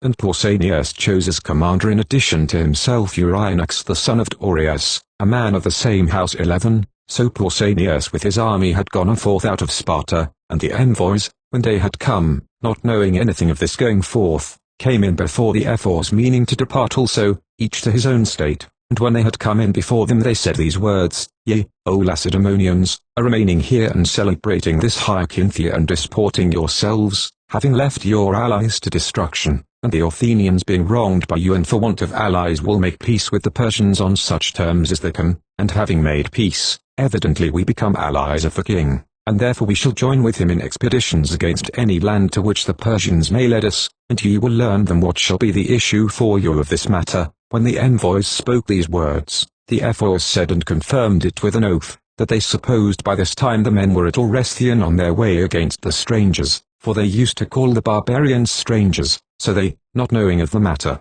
asked the meaning of these words, and asking they learnt all the truth, so that they were struck with amazement and set forth as quickly as possible in pursuit, and together with them 5,000 chosen hoplites of the Lacedaemonian dwellers in the country round did the same thing also. 12. They then, I say, were hastening towards the isthmus, and the Argives so soon as they heard that Pausanias with his army had gone forth from Sparta, sent as a herald to Attica the best whom they could find of the long-distance runners, because they had before of their own motion engaged for Mardonius that they would stop the Spartans from going forth, and the herald when he came to Athens spoke as follows, Mardonius, the Argives sent me to tell thee that the young men have gone forth from Lacedaemon, and that the Argives are not able to stop them from going forth, With regard to this therefore may it be thy fortune to take measures well. 13. He having spoken thus departed and went back, and Mardonius was by no means anxious any more to remain in Attica when he heard this message. Before he was informed of this he had been waiting, because he desired to know the news from the Athenians as to what they were about to do, and he had not been injuring or laying waste the land of Attica, because he hoped always that they would make a treaty with him, but as he did not persuade them, being now informed of everything he began to retire out of the country before the force of Pausanias arrived at the isthmus, having first set fire to Athens and cast down and destroyed whatever was left standing of the walls, houses or temples. Now he marched away for this cause, namely first because Attica was not a land where horsemen could act freely, and also because, if he should be defeated in a battle in Attica, there was no way of retreat except by a narrow pass, so that a few men could stop them. He intended therefore to retreat to Thebes, and engage battle near to a friendly city and to a country where horsemen could act freely. 14. Mardonius then was retiring out of the way, and when he was already upon a road a message came to him saying that another body of troops in advance of the rest had come to Megara, consisting of 1,000 Lacedaemonians. Being thus informed he took counsel with himself, desiring if possible first to capture these. Therefore he turned back and proceeded to lead his army towards Megara, and the cavalry going in advance of the rest overran the Megaran land. This was the furthest land in Europe towards the sun setting to which this Persian army came. 15. After this a message came to Mardonius that the Hellenes were assembled at the isthmus, therefore he marched back by Decelea, for the chiefs of Boeotia had sent for those of the Aesopians who dwelt near the line of march, and these were his guides along the road to Sphendalis and thence to Tanagra. So having encamped for the night at Tanagra and on the next day having directed his march to Scholis, he was within the land of the Thebans. Then he proceeded to cut down the trees in the lands of the Thebans, although they were on the side of the Medes, moved not at all by enmity to them, but pressed by urgent necessity both to make a defense for his camp, and also he was making it for a refuge, in case that when he engaged battle things should not turn out for him as he desired. Now the encampment of his army extended from Erythrae along by Hysia and reached the river Asopus. He was not however making the wall to extend so far as this, but with each face measuring somewhere about 10 furlongs 16. While the barbarians were engaged upon this work, Adagenus the son of Phinon, a Theban, having made magnificent preparations invited to an entertainment Mardonius himself and 50 of the Persians who were of most account, and these being invited came, and the dinner was given at Thebes. Now this which follows I heard from Thucydides, an Orchomenian and a man of very high repute in Orchomenus. This Thucydides said that he too was invited by Adagenus to this dinner, and there were invited also 50 men of the Thebans, and the host did not place them to recline separately each nation by themselves, but a Persian and a Theban upon every couch. Then when dinner was over, as they were drinking pledges to one another, the Persian who shared a couch with him speaking in the Hellenic tongue asked him of what place he was, and he answered that he was of Orchomenus. The other said, "Since now thou hast become my table companion and the sharer of my libation, I desire to leave behind with thee a memorial of my opinion, in order that thou thyself also mayest know beforehand and be able to take such counsels for thyself as may be profitable. Dost thou see these Persians who are feasting here, and the army which we left behind encamped upon the river? Of all these, when a little time has gone on by, thou shalt see but very few surviving." While the Persian said these words he shed many tears, as Thucydides reported, and he marvelling at his speech said to him, "Surely then it is right to tell Mardonius and to those of the Persians who after him are held in regard." He upon this said, "Friend, that which is destined to come from God, it is impossible for a man to avert, for no man is willing to follow counsel, even when one speaks that which is reasonable. And these things which I say many of us Persians know well, yet we go with the rest being bound in the bonds of necessity, and the most hateful grief of all human griefs is this, to have knowledge of the truth but no power over the event." These things I heard from Thucydides of Orchomenus, and in addition to them this also, namely that he told them to various persons forthwith, before the battle took place at Plachaia. 17. Mardonius then being encamped in Boeotia, the rest of the Hellenes who lived in these parts and took the side of the Medes were all supplying troops and had joined in the invasion of Attica, but the Phocians alone had not joined in the invasion. The Phocians, I say, for these too were now actively taking the side of the Medes, not of their own will however, but by compulsion. Not many days however after the arrival of Mardonius at Thebes, there came of them 1,000 hoplites, and their leader was Harmachides, the man who was of most repute among their citizens. When these two came to Thebes, Mardonius sent horsemen and bade the Phocians take up their position by themselves in the plain.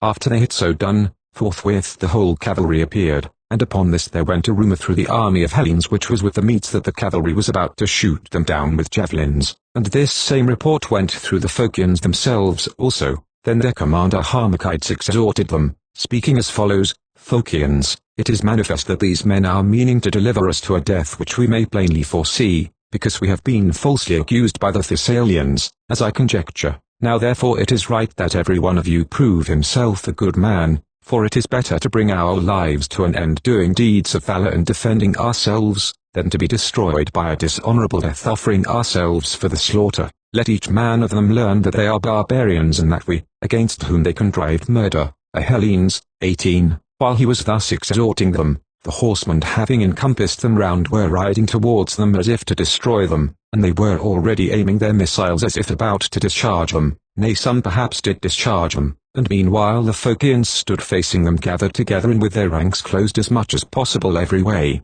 Then the horsemen turned and rode away back. Now I am not able to say for certain whether they came to destroy the Phocians at the request of the Thessalians, and then when they saw them turn to defence they feared lest they also might suffer some loss, and therefore rode away back, for so Mardonius had commanded them, or whether on the other hand he desired to make trial of them and to see if they had in them any warlike spirit. Then, when the horsemen had ridden away back, Mardonius sent a herald and spoke to them as follows: Be of good courage, Phocians, for ye proved yourselves good men, and not as I was informed. Now therefore carry on this way with zeal, for ye will not surpass in benefits either myself or the king. Thus far it happened as regards the Phocians. 19. When the Lacedaemonians came to the isthmus they encamped upon it, and hearing this the rest of the Peloponnesians who favoured the better cause, and some also because they saw the Spartans going out, did not think it right to be behind the Lacedaemonians in their going forth. So from the isthmus, when the sacrifices had proved favourable, they marched all together and came to Eleusis, and having performed sacrifices there also, when the signs were favourable they marched onwards, and the Athenians together with them, who had passed over from Salamis and had joined them at Eleusis. And then they had come to Erythrae in Boeotia. Then they learnt that the barbarians were encamping on the Esopus, and having perceived this they ranged themselves over against them on the lower slopes of Kithaeron. 20. Then Mardonius, as the Hellenes did not descend into the plain, sent towards them all his cavalry, of which the commander was Mecistius, by the Hellenes called Mecistius, a man of reputation among the Persians, who had an Isaian horse with a bridle of gold and in other respects finely caparisoned. So when the horsemen had ridden up to the Hellenes they attacked them by squadrons, and attacking they did them much mischief, and moreover in contempt they called them women. 21. Now it happened by chance that the Megarians were posted in the place which was the most assailable of the whole position and to which the cavalry could best approach, so as the cavalry were making their attacks, the Megarians being hard pressed sent a herald to the commanders of the Hellenes, and the herald having come spoke these words: The Megarians say, We, O allies, are not able by ourselves to sustain the attacks of the Persian cavalry, keeping this position where we took post at the first, nay, even hitherto by endurance and valour alone have we held out against them, hard pressed as we are, and now unless ye shall send some others to take up our position in succession to us, know that we shall leave the position in which we now are. The herald brought report to them thus, and upon this Pausanias made trial of the Hellenes, whether any others would voluntarily offer to go to this place and post themselves there in succession to the Megarians, and when the rest were not desirous to go, the Athenians undertook the task, and of the Athenians those 300 picked men of whom Olympiodorus the son of Lampon was captain. 22, these they were who undertook the task and were posted at Erythrae in advance of the other Hellenes who were there present, having chosen to go with them the bowmen also. For some time then they fought, and at last an end was set to the fighting in the following manner: while the cavalry was attacking by squadrons, the horse of Mecistius, going in advance of the rest, was struck in the side by an arrow, and feeling pain he reared upright and threw Mecistius off, and when he had fallen, the Athenians forthwith pressed upon him, and his horse they took and himself, as he made resistance, they slew, though at first they could not, for his equipment was of this kind: he wore a cuirass of gold scales underneath, and over the cuirass he had put on a crimson tunic, so as they struck upon the cuirass they could effect nothing, until someone, perceiving what the matter was, thrust into his eye. Then at length he fell and died, and by some means the other men of the cavalry had not observed this take place, for they neither saw him when he had fallen from his horse nor when he was being slain, and while the retreat and the turn were being made, they did not perceive that which was happening, but when they had stopped their horses, then at once they missed him, since there was no one to command them, and when they perceived what had happened, they passed the word to one another and all rode together, that they might if possible recover the body. 23. The Athenians upon that, seeing that the cavalry were riding to attack them no longer by squadrons but all together, shouted to the rest of the army to help them. Then while the whole number of those on foot were coming to their help, there arose a sharp fight for the body, and so long as the 300 were alone they had much the worse and were about to abandon the body, but when the mass of the army came to their help, then the horsemen no longer sustained the fight, nor did they succeed in recovering the body, and besides him they lost others of their number also. Then they drew off about 2 furlongs away and deliberated what they should do, and it seemed good to them, as they had no commander, to ride back to Mardonius. 24. When the cavalry arrived at the camp, the whole army and also Mardonius made great mourning for Mecistius, cutting off their own hair and that of their horses and baggage animals and giving way to lamentation without stint, for all Boeotia was filled with the sound of it, because one had perished who after Mardonius was of the most account with the Persians and with the king. 25. The barbarians then were paying honours in their own manner to Mecistius slain, but the Hellenes, when they had sustained the attack of the cavalry and having sustained it had driven them back, were much more encouraged, and first they put the dead body in a cart and conveyed it along their ranks, and the body was a sight worth seeing for its size and beauty, wherefore also the men left their places in the ranks and went one after the other to gaze upon Mecistius. After this they resolved to come down further towards Plachaia, for the region of Plachaia was seen to be much more convenient for them to encamp in than that of Erythrae, both for other reasons and because it is better watered. To this region then and to the spring Gargaphia, which is in this region, they resolved that they must come, and encamp in their several posts. So they took up their arms and went by the lower slopes of Kithaeron past Tisaea to the Plataean land, and having there arrived they posted themselves according to their several nations near the spring Gargaphia and the sacred enclosure of Androcrates the hero, over low hills or level ground. 26. Then in the arranging of the several posts there arose a contention of much argument between the Tegeans and the Athenians, for they each claimed to occupy the other wing of the army themselves, alleging deeds both new and old. The Tegeans on the one hand said as follows: "We have been always judged worthy of this post by the whole body of allies in all the common expeditions which the Peloponnesians have made before this, whether in old times or but lately, ever since the time when the sons of Heracles endeavoured after the death of Eurystheus to return to the Peloponnese. This honour we gained at that time by reason of the following event, when with the Achaeans and the Ionians who were then in Peloponnesus we had come out to the isthmus to give assistance and were encamped opposite those who desired to return. Then it is said that Hyllus made a speech saying that it was not right that the one army should risk its safety by engaging battle with the other, and urging that that man of the army of the Peloponnesians whom they should judge to be the best of them should fight in single combat with himself on terms concerted between them. The Peloponnesians then resolved that this should be done, and they made oath with one another on this condition, that if Hyllus should conquer the leader of the Peloponnesians, then the sons of Heracles should return to their father's heritage, but he should be conquered, then on the other hand the sons of Heracles should depart and lead away their army, and not within 100 years attempt to return to the Peloponnese. There was selected then of all the allies, he himself making a voluntary offer, Echimus the son of Erippus, the son of Phegeus, who was our commander and king, and he fought a single combat and slew Hyllus. By reason of this deed we obtained among the Peloponnesians of that time, besides many other great privileges which we still possess, this also of always leading the other wing of the army, when a common expedition is made. To you, Lacedaemonians, we make no opposition, but we give you freedom of choice, and allow you to command whichever wing ye desire, but of the other we say that it belongs to us to be the leaders as in former time, and apart from this deed which has been related, we are more worthy than the Athenians to have this post, for in many glorious contests have we contended against you, O Spartans, and in many also against others. Therefore it is just that we have the other wing rather than the Athenians, for they have not achieved deeds such as ours, either new or old. 27. Thus they spoke, and the Athenians replied as follows: "Though we know that this gathering was assembled for battle with the barbarian and not for speech, yet since the Tegean has proposed to us as a task to speak of things both old and new, the deeds of merit namely which by each of our two nations have been achieved in all time, it is necessary for us to point out to you whence it comes that to us, who have been brave men always, it belongs as a heritage rather than to the Arcadians to have the chief place. First as to the sons of Heracles, whose leader they say that they slew at the isthmus, these in the former time, when they were driven away by all the Hellenes to whom they came flying from slavery under those of Mycene, we alone received, and joining with them we subdued the insolence of Eurystheus, having conquered in fight those who then dwelt in Peloponnesus. Again when the Argives who with Polynices marched against Thebes, had been slain and were lying unburied, we declare that we marched an army against the Cadmeians and recovered the dead bodies and gave them burial in our own land at Eleusis. We have moreover another glorious deed performed against the Amazons who invaded once the Attic land, coming from the river Thermodon, and in the toils of Troy we were not inferior to any, but it is of no profit to make mention of these things, for on the one hand, though we were brave men in those times, we might now have become worthless, and on the other hand even though we were then worthless, yet now we might be better.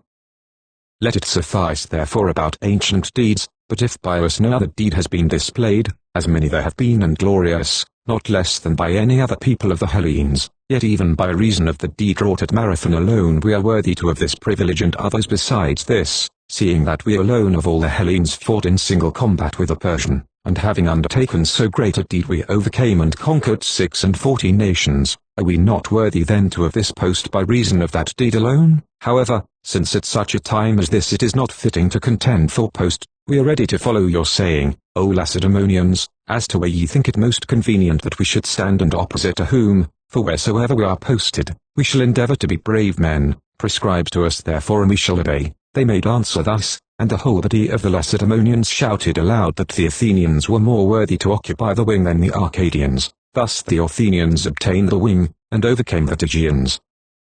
28. After this the Hellenes were ranged as follows, both those of them who came in continually afterwards and those who had come at the first. The right wing was held by 10,000 Lacedaemonians, and of these the 5,000 who were Spartans were attended by 35,000 Helots serving as light-armed troops, 7 of them appointed for each man. To stand next to themselves the Spartans chose the Tegeans, both to do them honor and also because of their valor, and of these there were 1,500 hoplites. After these were stationed 5,000 Corinthians, and they had obtained permission from Pausanias that the 300 who were present of the men of Pottigaea and Pallene should stand by their side. Next to these were stationed 600 Arcadians of Orchomenus, and to these 3,000 Sicyon. Next after these were 800 Epidaurians, by the side of these were ranged 1,000 Troezenians, next to the Troezenians 200 Lepretes, next to these 400 of the men of Mycene and Tiryns, and then 1,000 Phliasians. By the side of these stood 300 Hermianians, and next to the Hermianians were stationed 600 Eretrians and Styrians, next to these 400 Chalcidians, and to these 500 men of Ampracia. After these stood 800 Leucadians and Anactorians, and next to them 200 from pale Encephalinia. After these were ranged 500 Aeginetans, by their side 3,000 Megarians, and next to these 600 Plataeans. Last, or if you will first, were ranged the Athenians, occupying the left wing, 8,000 in number, and the commander of them was Aristides the son of Lysimachus. 29. These all, excepting those who were appointed to attend the Spartans, 7 for each man, were hoplites, being in number altogether 3 myriads 8,700. This was the whole number of hoplites who were assembled against the barbarian, and the number of the light-armed was as follows, of the Spartan division 35,000 men, reckoning at the rate of 7 for each man, and of these every one was equipped for fighting, and the light-armed troops of the rest of the Lacedaemonians and of the other Hellenes, being about 1 for each man, amounted to 34,530. Of the light-armed fighting men the whole number of them was 6 myriads 9,500, and of the whole Hellenic force which assembled at Plachaea the number, including both the hoplites and the light-armed fighting men, was 11 myriads all but 1,800 men, and with the Thespians who were present the number of 11 myriads was fully made up, for there were present also in the army those of the Thespians who survived, being in number about 1,800, and these too were without heavy arms. These then having been ranged in order were encamped on the river Asopus 31. Meanwhile the barbarians with Mardonius, when they had sufficiently mourned Thaumaciscius, being informed that the Hellenes were at Plachaea, came themselves also to that part of the Asopus which flows there, and having arrived there, they were ranged against the enemy by Mardonius. Thus, against the Lacedaemonians he stationed the Persians, and since the Persians were much superior in numbers, they were arrayed in deeper ranks than those, and notwithstanding this they extended in front of the Tygians also, and he ranged them in this manner. All the strongest part of that body he selected from the rest and stationed it opposite to the Lacedaemonians, but a weaker part he ranged by their side opposite to the Tygians. This he did on the information and suggestion of the Thebans. Then next to the Persians he ranged the Medes, and these extended in front of the Corinthians, Potidæans, Orchomenians and Sicyon. Next to the Medes he ranged the Bactrians, and these extended in front of the Epidaurians, Troezenians, Lepretes, Tirynthians, Icenians and Phliasians. After the Bactrians he stationed the Indians, and these extended in front of the Hermianians, Eretrians, Styrians and Chalcidians. Next to the Indians he ranged the Sacans, who extended in front of the men of Ampracia, the Anactorians, Leucadians, Palians and Aeginetans. Next to the Sacans and opposite to the Athenians, Plataeans and Megarians, he ranged the Boeotians, Locrians, Malians, Thessalians, and the 1,000 men of the Phocians, for not all the Phocians had taken the side of the Medes, but some of them were even supporting the cause of the Hellenes, being shut up in Parnassus, and setting out from thence they plundered from the army of Mardonius and from those of the Hellenes who were with him. He ranged the Macedonians also and those who dwell about the borders of Thessaly opposite to the Athenians 32, these which have been named were the greatest of the nations who were arrayed in order by Mardonius, those, I mean, which were the most renowned and of greatest consideration, but there were in his army also men of several other nations mingled together, of the Phrygians, Thracians, Mysians, Paeonians, and the rest, and among them also some Ethiopians, and of the Egyptians those called Hermotypians and Chalazirians, carrying knives, who of all the Egyptians are the only warriors. These men, while he was yet at Phaleron, he had caused to disembark from the ships in which they served as fighting men, for the Egyptians had not been appointed to serve in the land army which came with Xerxes to Athens. Of the barbarians then there were 30 myriads, as has been declared before, but of the Hellenes who were allies of Mardonius no man knows what the number was, for they were not numbered, but by conjecture I judge that these were assembled to the number of 5 myriads. These who were placed in array side by side were on foot, and the cavalry was ranged apart from them in a separate body 33, when all had been drawn up by nations and by divisions. Then on the next day they offered sacrifice on both sides, for the Hellenes Deisamonus the son of Antiochus was he who offered sacrifice, for he it was who accompanied this army as diviner. This man the Lacedaemonians had made to be one of their own people, being an Elean and of the race of the Iambidae, for when Deisamonus was seeking divination at Delphi concerning issue, the Pythian prophetess made answer to him that he should win 5 of the greatest contests. He accordingly, missing the meaning of the oracle, began to attend to athletic games, supposing that he should win contests of athletics, and he practiced for the 5 contests and came within 1 fall of winning a victory at the Olympic Games, being set to contend with Hieronymus of Andros.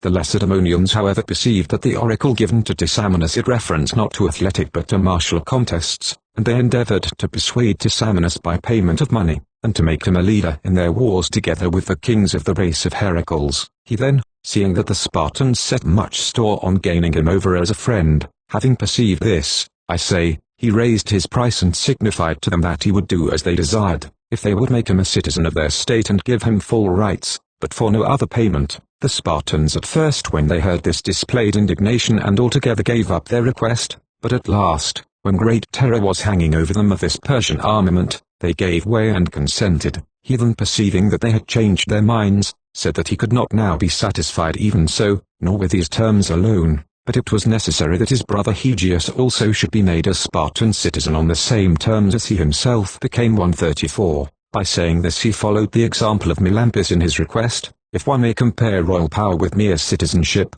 for Melampus on his part, when the women in Argos had been seized by madness, and the Argives endeavored to hire him to come from Pylos and to cause their women to cease from the malady, proposed as payment for himself the half of the royal power, and the Argives did not suffer this, but departed, and afterwards, when more of their women became mad, at length they accepted that which Melampus had proposed, and went to offer him this, but he then seeing that they had changed their minds, increased his demand, and said that he would not do that which they desired unless they gave to his brother Bias also the 3rd share in the royal power.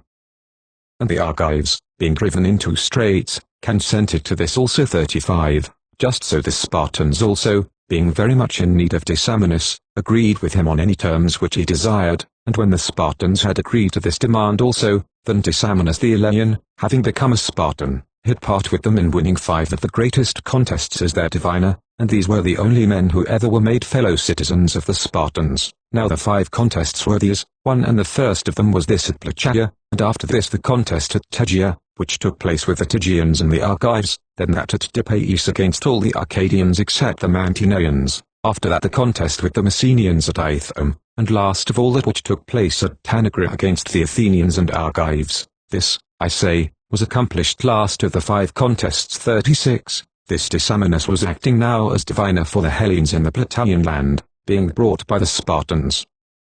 Now to the Hellenes the sacrifices were of good omen if they defended themselves only, but not if they crossed the Asopus and began a battle. 37. And Mardonius too, who was eager to begin a battle, found the sacrifices not favorable to this design, but they were of good omen to him also if he defended himself only, for he too used the Hellenic manner of sacrifice, having as diviner Hegesistratus and Aurelian and the most famous of the Deliadae, whom before these events the Spartans had taken and bound, in order to put him to death, because they had suffered much mischief from him. He then being in this evil case, seeing that he was running a course for his life and was likely moreover to suffer much torment before his death, had done a deed such as may hardly be believed. Being made fast on a block bound with iron, he obtained an iron tool, which in some way had been brought in, and contrived forthwith a deed the most courageous of any that we know, for having first calculated how the remaining portion of his foot might be got out of the block, he cut away the flat of his own foot, and after that, since he was guarded still by warders, he broke through the wall and so ran away to Tegea, travelling during the nights and in the daytime entering a wood and resting there, so that, though the Lacedaemonians searched for him in full force, he arrived at Tegea on the 3rd night, and the Lacedaemonians were possessed by great wonder both at his courage, when they saw the piece of the foot that was cut off lying there, and also because they were not able to find him. So he at that time having thus escaped them took refuge at Tegea, which then was not friendly with the Lacedaemonians, and when he was healed and had procured for himself a wooden foot, he became an open enemy of the Lacedaemonians. However, in the end the enmity into which he had fallen with the Lacedaemonians was not to his advantage, for he was caught by them while practicing divination in Zacynthus, and was put to death. 38. However, the death of Hegesistratus took place later than the events at Plachaea, and he was now at the Asopus, having been hired by Mardonians for no mean sum, sacrificing and displaying zeal for his cause both on account of his enmity with the Lacedaemonians and on account of the gain which he got. But as the sacrifices were not favorable for a battle either for the Persians themselves or for those Hellenes who were with them, for these also had a diviner for themselves, Hippomachus a Leucadian, and as the Hellenes had men constantly flowing in and were becoming more in number, Timochaonides the son of Herpes, a Theban, counselled Mardonius to set a guard on the pass of Kithaeron, saying that the Hellenes were constantly flowing in every day and that he would thus cut off large numbers. 39. 8 days had now passed while they had been sitting opposite to one another, when he gave this counsel to Mardonius, and Mardonius, perceiving that the advice was good, sent the cavalry when night came on to the pass of Kithaeron leading towards Plachaea, which the Boeotians call the Three Heads and the Athenians the Oak Heads. Having been thus sent, the cavalry did not come without effect, for they caught 500 baggage animals coming out into the plain, which were bearing provisions from Peloponnesus to the army, and also the men who accompanied the carts. And having taken this prize the Persians proceeded to slaughter them without sparing either beast or man, and when they were satiated with killing they surrounded the rest and drove them into the camp to Mardonius. 40. After this deed they spent 2 days more, neither side wishing to begin a battle, for the barbarians advanced as far as the Asopus to make trial of the Hellenes, but neither side would cross the river. However, the cavalry of Mardonius made attacks continually and did damage to the Hellenes, for the Thebans, being very strong on the side of the Medes, carried on the war with vigor, and always directed them up to the moment of fighting, and after this the Persians and Medes took up the work and were they who displayed valor in their turn. 41. For 10 days then nothing more was done than this, but when the 11th day had come, while they still sat opposite to one another at Plachaea, the Hellenes having by this time grown much more numerous and Mardonius being greatly vexed at the delay of action, then Mardonius the son of Gobryas and Artabazus the son of Pharnax, who was esteemed by Xerxes as few of the Persians were besides, came to speech with one another, and as they conferred, the opinions they expressed were these: that of Artabazus, that they must put the whole army in motion as soon as possible and go to the walls of the Thebans, with the great stores of corn had been brought in for them and fodder for their beasts, and that they should settle there quietly and get their business done as follows. They had, he said, great quantities of gold, both coined and uncoined, and also of silver and of drinking cups, and these he advised they should send about to the Hellenes without stint, more especially to those of the Hellenes who were leaders in their several cities, and these, he said, would speedily deliver up their freedom, and he advised that they should not run the risk of a battle. His opinion then was the same as that of the Thebans, for he as well as they had some true foresight, but the opinion of Mardonius was more vehement and more obstinate, and he was by no means disposed to yield, for he said that he thought their army far superior to that of the Hellenes, and he gave us his opinion that they should engage battle as quickly as possible and not allow them to assemble in still greater numbers than were already assembled. And as for the sacrifices of Herodotus, they should leave them alone and not endeavor to force a good sign, but follow the custom of the Persians and engage battle. 42. When he so expressed his judgment, none opposed him, and thus his opinion prevailed, for he and not Artabazus had the command of the army given him by the king. He summoned therefore the commanders of the divisions and the generals of those Hellenes who were with him, and asked whether they knew of any oracle regarding the Persians, which said that they should be destroyed in Hellas. And when those summoned to council were silent, some not knowing the oracles and others knowing them but not esteeming it safe to speak, Mardonius himself said, Since then ye either know nothing or do not venture to speak, I will tell you, since I know very well, there is an oracle saying that the Persians are destined when they come to Hellas to plunder the temple at Delphi, and having plundered it to perish every one of them. We therefore, just because we know this, will not go to that temple nor will we attempt to plunder it, and for this cause we shall not perish. So many of you therefore as chance to wish well to the Persians, have joy so far as regards this matter, and be assured that we shall overcome the Hellenes. Having spoken to them thus, he next commanded to prepare everything and to set all in order, since at dawn of the next day a battle would be fought. 43. Now this oracle, which Mardonius said referred to the Persians, I know for my part was composed with reference with the Illyrians and the army of the Anchelians, and not with reference to the Persians at all. However, the oracle which was composed by Bacchus with reference to this battle, the gathering of Hellenes together and cry of barbarian voices, where the Thermodon flows, by the banks of grassy Sarpus, here very many shall fall ere destiny gave them to perish, Medes bow-bearing in fight, when the fatal day shall approach them. These sayings, and others like them composed by Musaeus, I know had reference to the Persians. Now the river Thermodon flows between Tanagra and Lysis. 44. After the inquiry about the oracles and the exhortation given by Mardonius, night came on and the guards were set, and when night was far advanced, and it seemed that there was quiet everywhere in the camps, and that the men were in their deepest sleep, then Alexander the son of Amyntas, commander and king of the Macedonians, rode his horse up to the guard posts of the Athenians and requested that he might have speech with their generals. So while the greater number of the guards stayed at their post, some ran to the generals, and when they reached them they said that a man had come riding on a horse out of the camp of the Medes, who discovered nothing further, but only named the generals and said that he desired to have speech with them. 45. Having heard this, forthwith they accompanied the men to the guard posts, and when they had arrived there, Alexander thus spoke to them, Athenians, I lay up these words of mine as a trust to you, charging you to keep them secret and tell them to no one except only to Pausanias, lest ye bring me to ruin, for I should not utter them if I did not care greatly for the general safety of Hellas, seeing that I am a Hellene myself by original descent and I should not wish to see Hellas enslaved instead of free.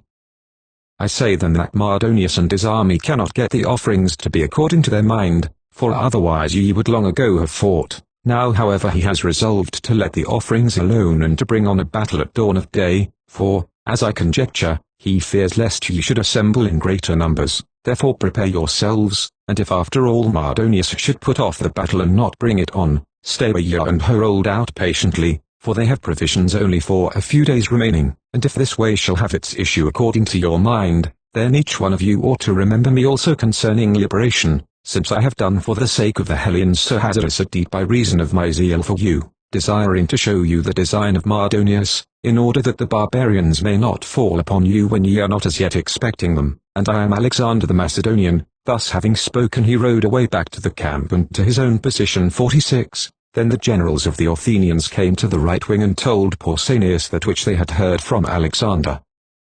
Upon this saying, he, being struck with fear of the Persians, spoke as follows: Since then at dawn the battle comes on, it is right that ye, Athenians, should take your stand opposite to the Persians, and we opposite to the Boeotians and those Hellenes who are now posted against you, and for this reason, namely because ye are acquainted with the Medes and with their manner of fighting, having fought with them at Marathon, whereas we have had no experience of these men and are without knowledge of them, for not one of the Spartans has made trial of the Medes in fight, but of the Boeotians and Thessalians we have had experience. It is right therefore that ye should take up your arms and come to this wing of the army, and that we should go to the left wing. In answer to this the Athenians spoke as follows: To ourselves also long ago at the very first, when we saw that the Persians were being ranged opposite to you, it occurred to us to say these very things, which ye now bring forward before we have uttered them, but we feared lest these words might not be pleasing to you. Since however ye yourselves have made mention of this, know that your words have caused us pleasure, and that we are ready to do this which ye say. 47.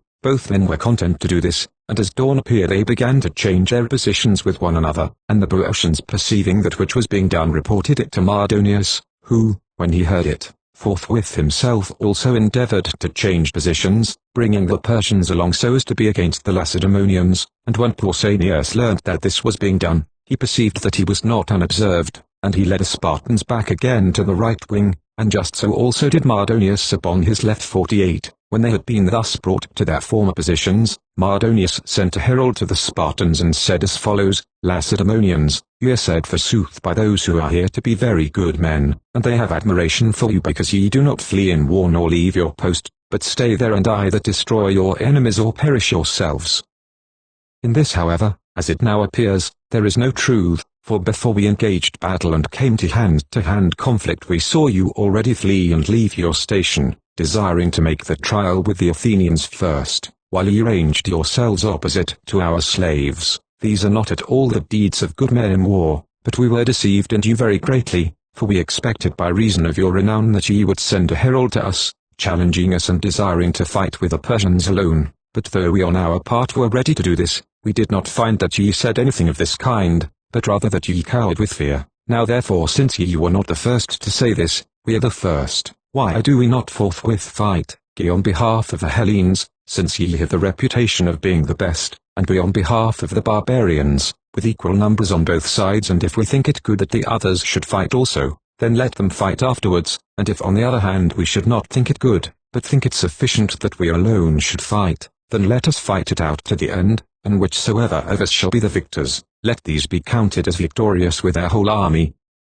49. The herald having thus spoken waited for some time, and then, as no one made him any answer, he departed and went back, and having returned he signified to Mardonius that which had happened to him. Mardonius then, being greatly rejoiced and elated by his empty victory, sent the cavalry to attack the Hellenes, and when the horsemen had ridden to attack them, they did damage to the whole army of the Hellenes by hurling javelins against them and shooting with bows, being mounted archers and hard therefore to fight against, and they disturbed and choked up a spring Gargaphia, from which the whole army of the Hellenes was drawing its water. Now the Lacedaemonians alone were posted near this spring, and it was at some distance from the rest of the Hellenes, according as they chanced to be posted, while the Esarpus was near at hand. But when they were kept away from the Esarpus, then they used to go backwards and forwards to this spring, for they were not permitted by the horsemen and archers to fetch water from the river. 50. Such then being the condition of things, the generals of the Hellenes, since the army had been cut off from its water and was being harassed by the cavalry, assembled to consult about these and other things,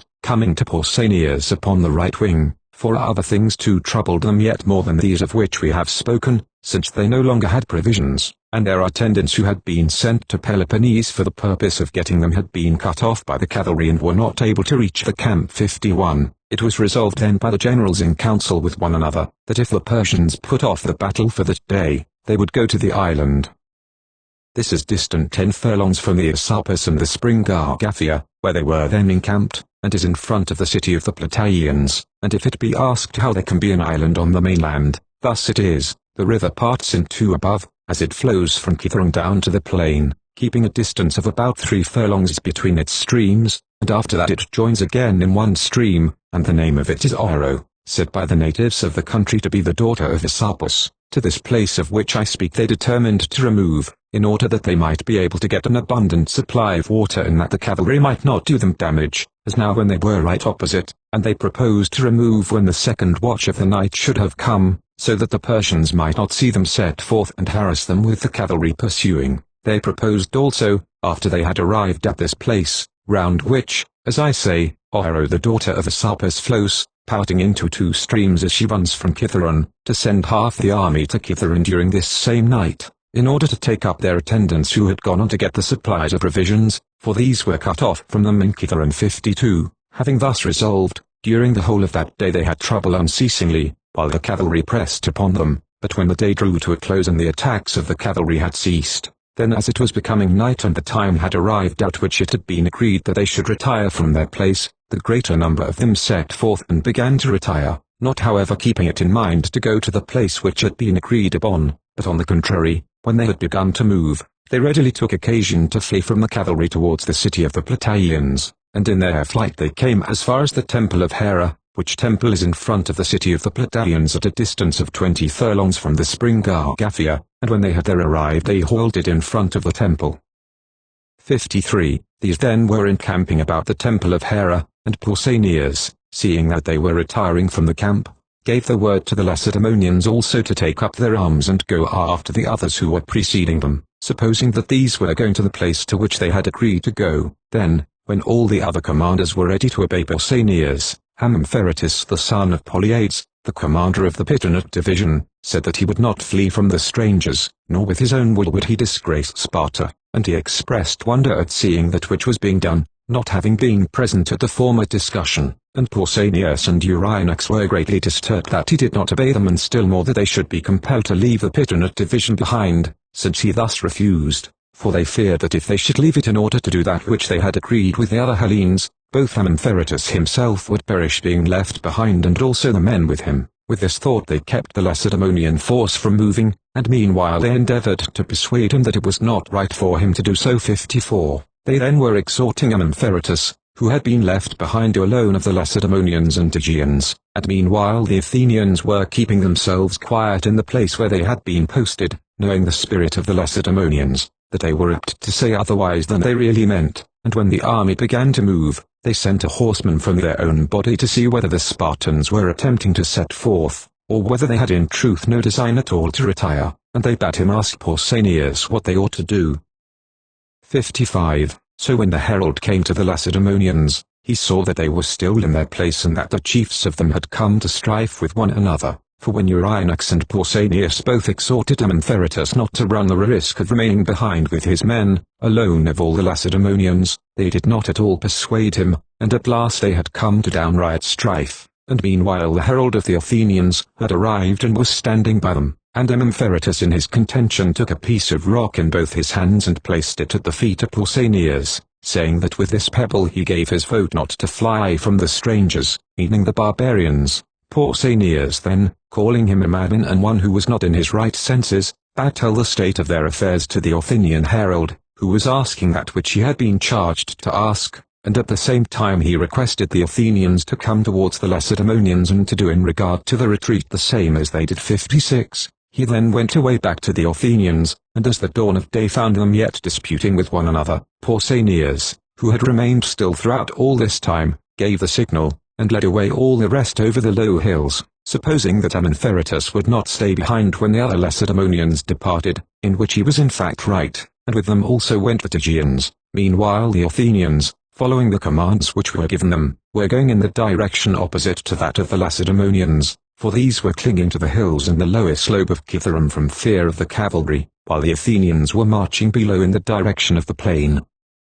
57. As for Amynpheratus, he did not at first believe that Pausanias would ever venture to leave him and his men behind, and he stuck to it that they should stay there and not leave their post, but when Pausanias and his troops were well in front, then he perceived that they had actually left him behind, and he made his division take up their arms and led them slowly towards the main body. This, when it had got away about 10 furlongs, stayed for the division of Amynpheratus, halting at the river Molous in the place called Argiapion, where also there stands a temple of the Eleusinian Demeter, and it stayed there for this reason, namely in order that of Herodotus and his division should not leave a place where they had been posted, but should remain there, it might be able to come back to their assistance. So Herodotus and his men were coming up to join them, and the cavalry also of the barbarians was at the same time beginning to attack them in full force, for the horsemen did on this day as they had been wont to do every day, and seeing the place vacant in which the Hellenes had been posted on the former days, they rode their horses on continually further,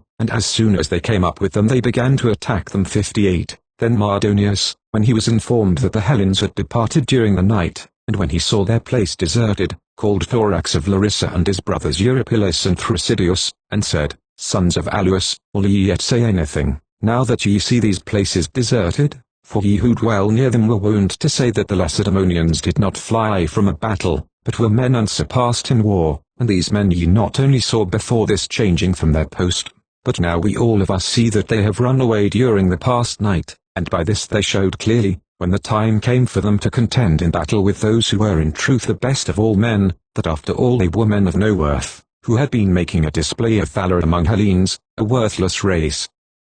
As for you, since ye had had no experience of the Persians, I for my part was very ready to excuse you when ye praised these, of whom after all ye knew something good, but much more I marveled at Artabazus that he should have been afraid of the Lacedaemonians, and that having been afraid he should have uttered that most cowardly opinion, namely that we ought to move our army away and go to the city of the Thebans to be besieged there, an opinion about which the king shall yet be informed by me. Of these things we will speak in another place. Now however we must not allow them to act thus, but we must pursue them until they are caught and pay the penalty to us for all that they did to the Persians in time past. 59. Thus having spoken he led on the Persians at a run, after they had crossed the Asopus, on the track of the Hellenes, supposing that these were running away from him, and he directed his attack upon the Lacedaemonians and Tegeans only, for the Athenians, whose march was towards the plain, he did not see by reason of the hills. Then the rest of the commanders of the barbarian divisions, seeing that the Persians had started to pursue the Hellenes, forthwith all raised the signals for battle and began to pursue, each as fast as they could, not arranged in any order or succession of post 60. These then were coming on with shouting and confused numbers, thinking to make short work of the Hellenes, and Pausanias, when the cavalry began to attack, sent to the Athenians a horseman and said thus, Athenians, now that the greatest contest is set before us, namely that which is for its issue the freedom or the slavery of Hellas, we have been deserted by our allies, we Lacedaemonians and ye Athenians, seeing that they have run away during the night that is past. Now therefore it is determined what we must do upon this, namely that we must defend ourselves and protect one another as best we may. If then the cavalry had set forth to attack you at the first, we and the Tegeans, who with us refused to betray the cause of Hellas, should have been bound to go to your help, but as it is, since the whole body has come against us, it is right that ye should come to that portion of the army which is hardest pressed, to give aid. If however anything has happened to you which makes it impossible for you to come to our help, then do us a kindness by sending to us the archers, and we know that ye have been in the course of this present war by far the most zealous of all, so that ye will listen to our request in this matter also. 61. When the Athenians heard this they were desirous to come to their help and to assist them as much as possible, and as they were already going, they were attacked by those of the Hellenes on the side of the king who had been ranged opposite to them, so that they were no longer able to come to the help of the Lacedaemonians, for the force that was attacking them gave them much trouble. Thus the Lacedaemonians and Tegeans were left alone, being in number, together with light-armed men, the former 50,000 and the Tegeans 3,000, for these were not parted at all from the Lacedaemonians, and they began to offer sacrifice, meaning to engage battle with Mardonius and the force which had come against them. Then since their offerings did not prove favorable, and many of them were being slain during this time and many more wounded, for the Persians had made a palisade of their wicker work shields and were discharging their arrows in great multitude and without sparing, Pausanias, seeing that the Spartans were hard-pressed and that the offerings did not prove favorable, fixed his gaze upon the temple of Hera of the Plataeans and called upon the goddess to help, praying that they might by no means be cheated of their hope. 62. And while he was yet calling upon her thus, the Tegeans started forward before them and advanced against the barbarians, and forthwith after the prayer of Pausanias the offerings proved favorable for the Lacedaemonians as they sacrificed. So when this at length came to pass, then they also advanced against the Persians, and the Persians put away their bows and came against them. Then first there was fighting about the wicker work shields, and when these had been overturned, After that the fighting was fierce by the side of the temple of Demeter, and so continued for a long time, until at last they came to jostling, for the barbarians would take hold of the spears and break them off. Now in courage and in strength the Persians were not inferior to the others, but they were without defensive armor, and moreover they were unversed in war and unequal to their opponents in skill, and they would dart out one at a time or in groups of about 10 together, some more and some less, and fall upon the Spartans and perish. 63. In the place where Mardonius himself was, riding on a white horse and having about him the 1,000 best men of the Persians chosen out from the rest, here, I say, they pressed upon their opponents most of all, and so long as Mardonius survived, they held out against them, and defending themselves they cast down many of the Lacedaemonians. But when Mardonius was slain and the men who were ranged about his person, which was the strongest portion of the whole army, had fallen, then the others too turned and gave way before the Lacedaemonians, for their manner of dress, without defensive armor, was a very great cause of destruction to them, since in truth they were contending light-armed against hoplites. 64. Then the satisfaction for the murder of Leonidas was paid by Mardonius according to the oracle given to the Spartans, and the most famous victory of all those about which we have knowledge was gained by Pausanias the son of Cleombrotus, the son of Anaxandrides. Of his ancestors above this the names have been given for Leonidas, since, as it happens, they are the same for both. Now Mardonius was slain by Aramnestus, a man of consideration in Sparta, who afterwards, when the Median wars were over,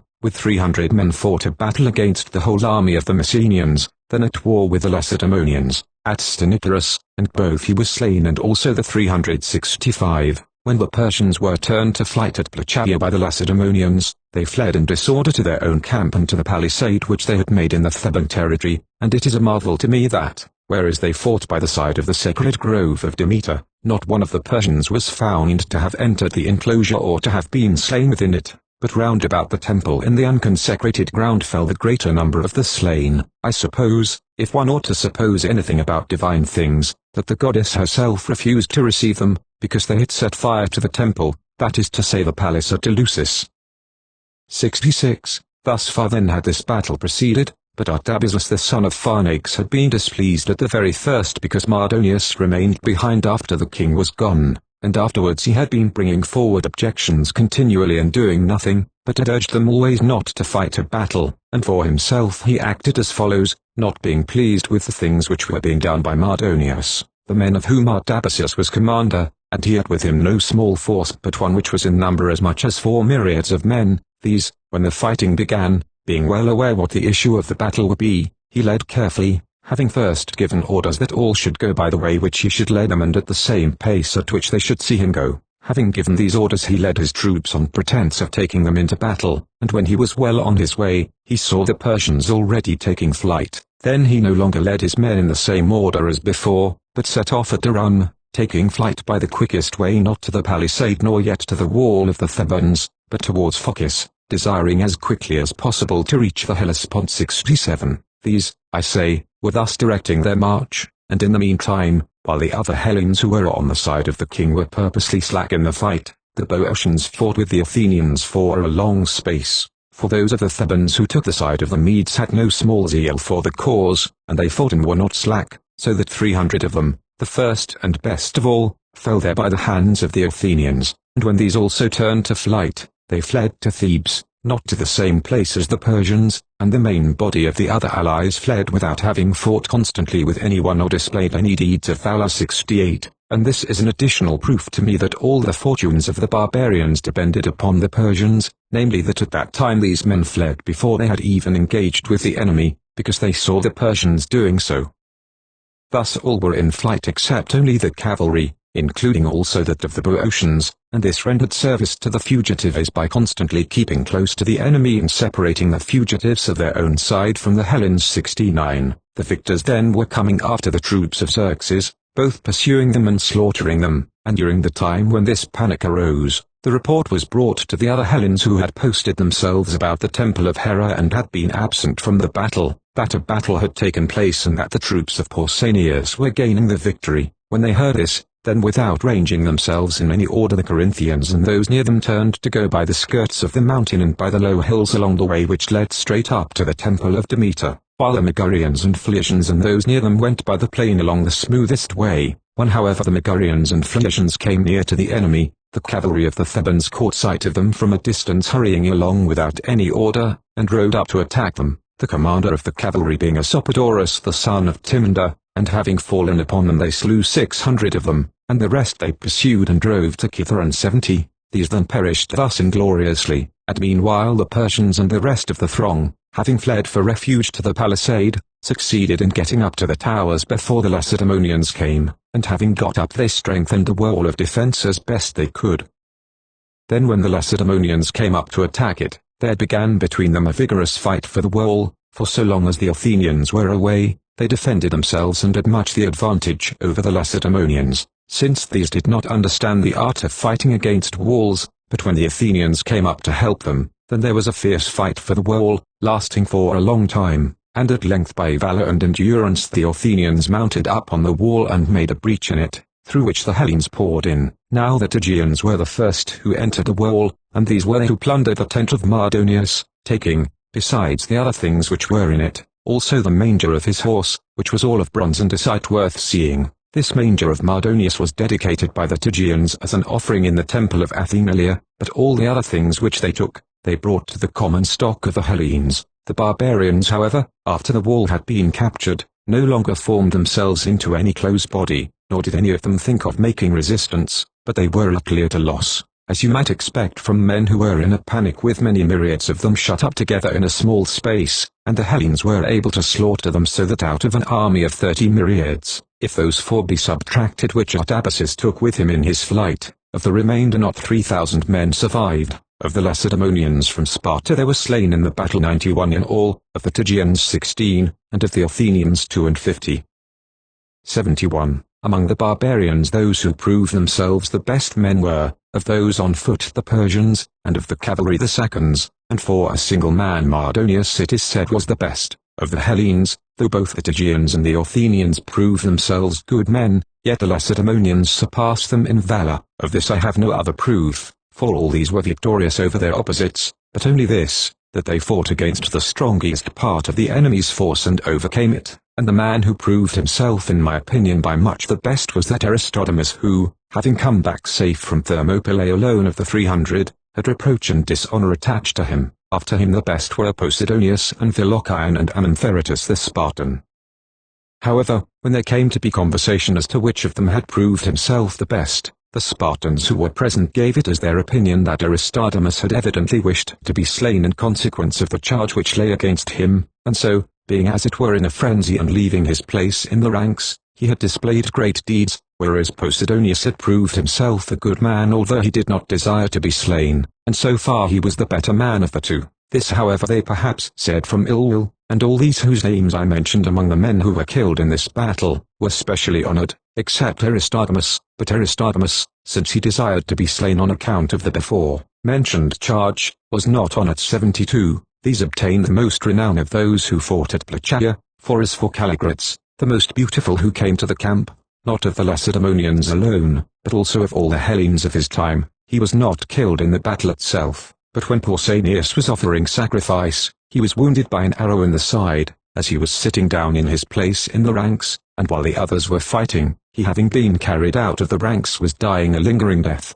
and he said to Eremnestus of Plataeon that it did not grieve him to die for Hellas, but it grieved him only that he had not proved his strength of hand, and that no deed of valor had been displayed by him worthy of the spirit which he had in him to perform great deeds. 73. Of the Athenians the man who gained most glory is said to have been Sophanes the son of Eutychides of the deme of Decraleia, a deme of which the inhabitants formerly did a deed that was of service to them for all time, as the Athenians themselves report, for when of old the sons of Tyndareus invaded the Attic land with a great host, in order to bring home Helen, and were laying waste the Dems, not knowing to what place of hiding Helen had been removed, then they say that the men of Decaleia, or as some say Decalus himself, being aggrieved by the insolence of Theseus and fearing for all the land of the Athenians, told them the whole matter and led them to Aphidnae, which Titychus who was sprung from the soil delivered up by treachery to the sons of Tyndareus.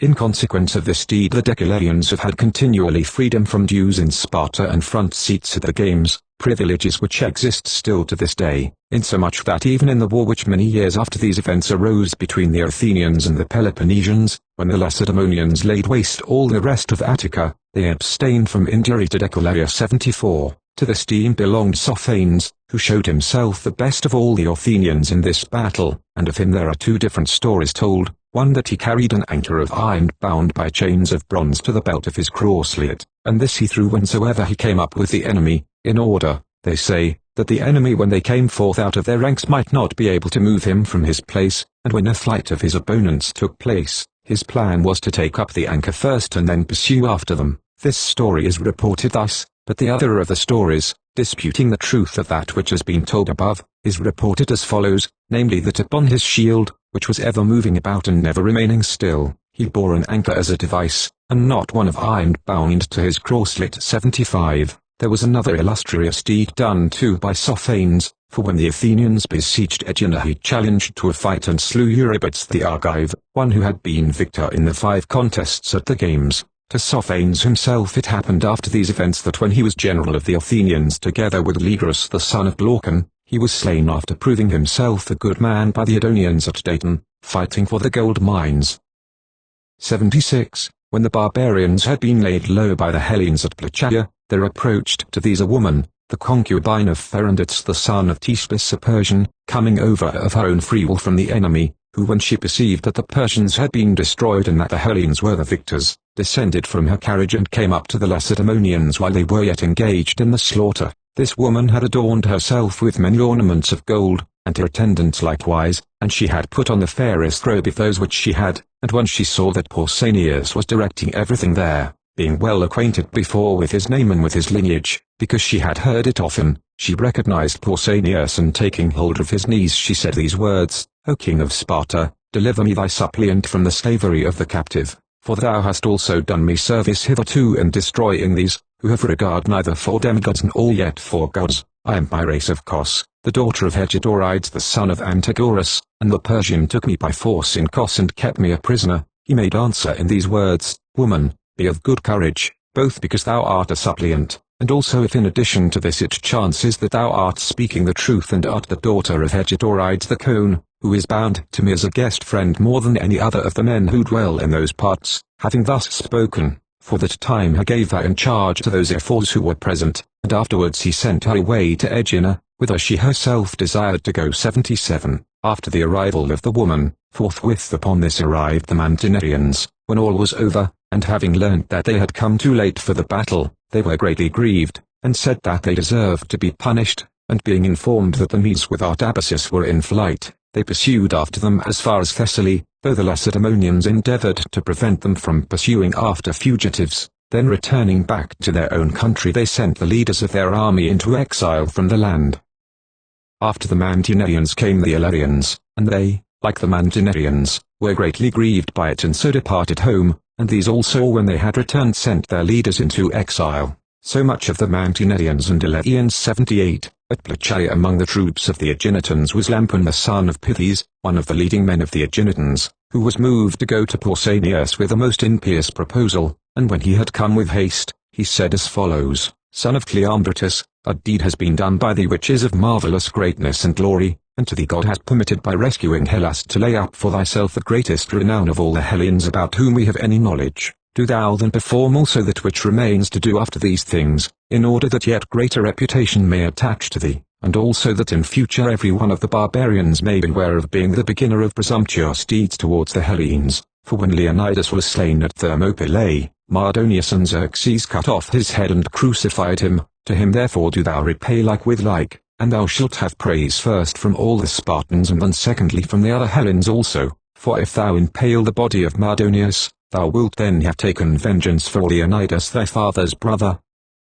79. He said this thinking to give pleasure, but the other made him answer in these words, Stranger of Aegina, I admire thy friendly spirit and thy forethought for me, but thou hast failed of a good opinion nevertheless, for having exalted me on high and my family and my deed, thou didst then cast me down to naught by advising me to do outrage to a dead body, and by saying that if I do this I shall be better reported of. These things it is more fitting for barbarians to do than for Hellenes, and even with them we find fault for doing so. However that may be, I do not desire in any such manner as this to please either Aeginetans or others who like such things, but it is enough for me that I should keep from unholy deeds, yea and from unholy speech also, and so please the Spartans. As for Leonidas, whom thou biddest me avenge, I declare that he has been greatly avenged already, and by the unnumbered lives which have been taken of these men he has been honored, and not he only but also the rest who brought their lives to an end at Thermopylae. As for thee however, come not again to me with such a proposal, nor give me such advice, and be thankful moreover that thou hast no punishment for it now.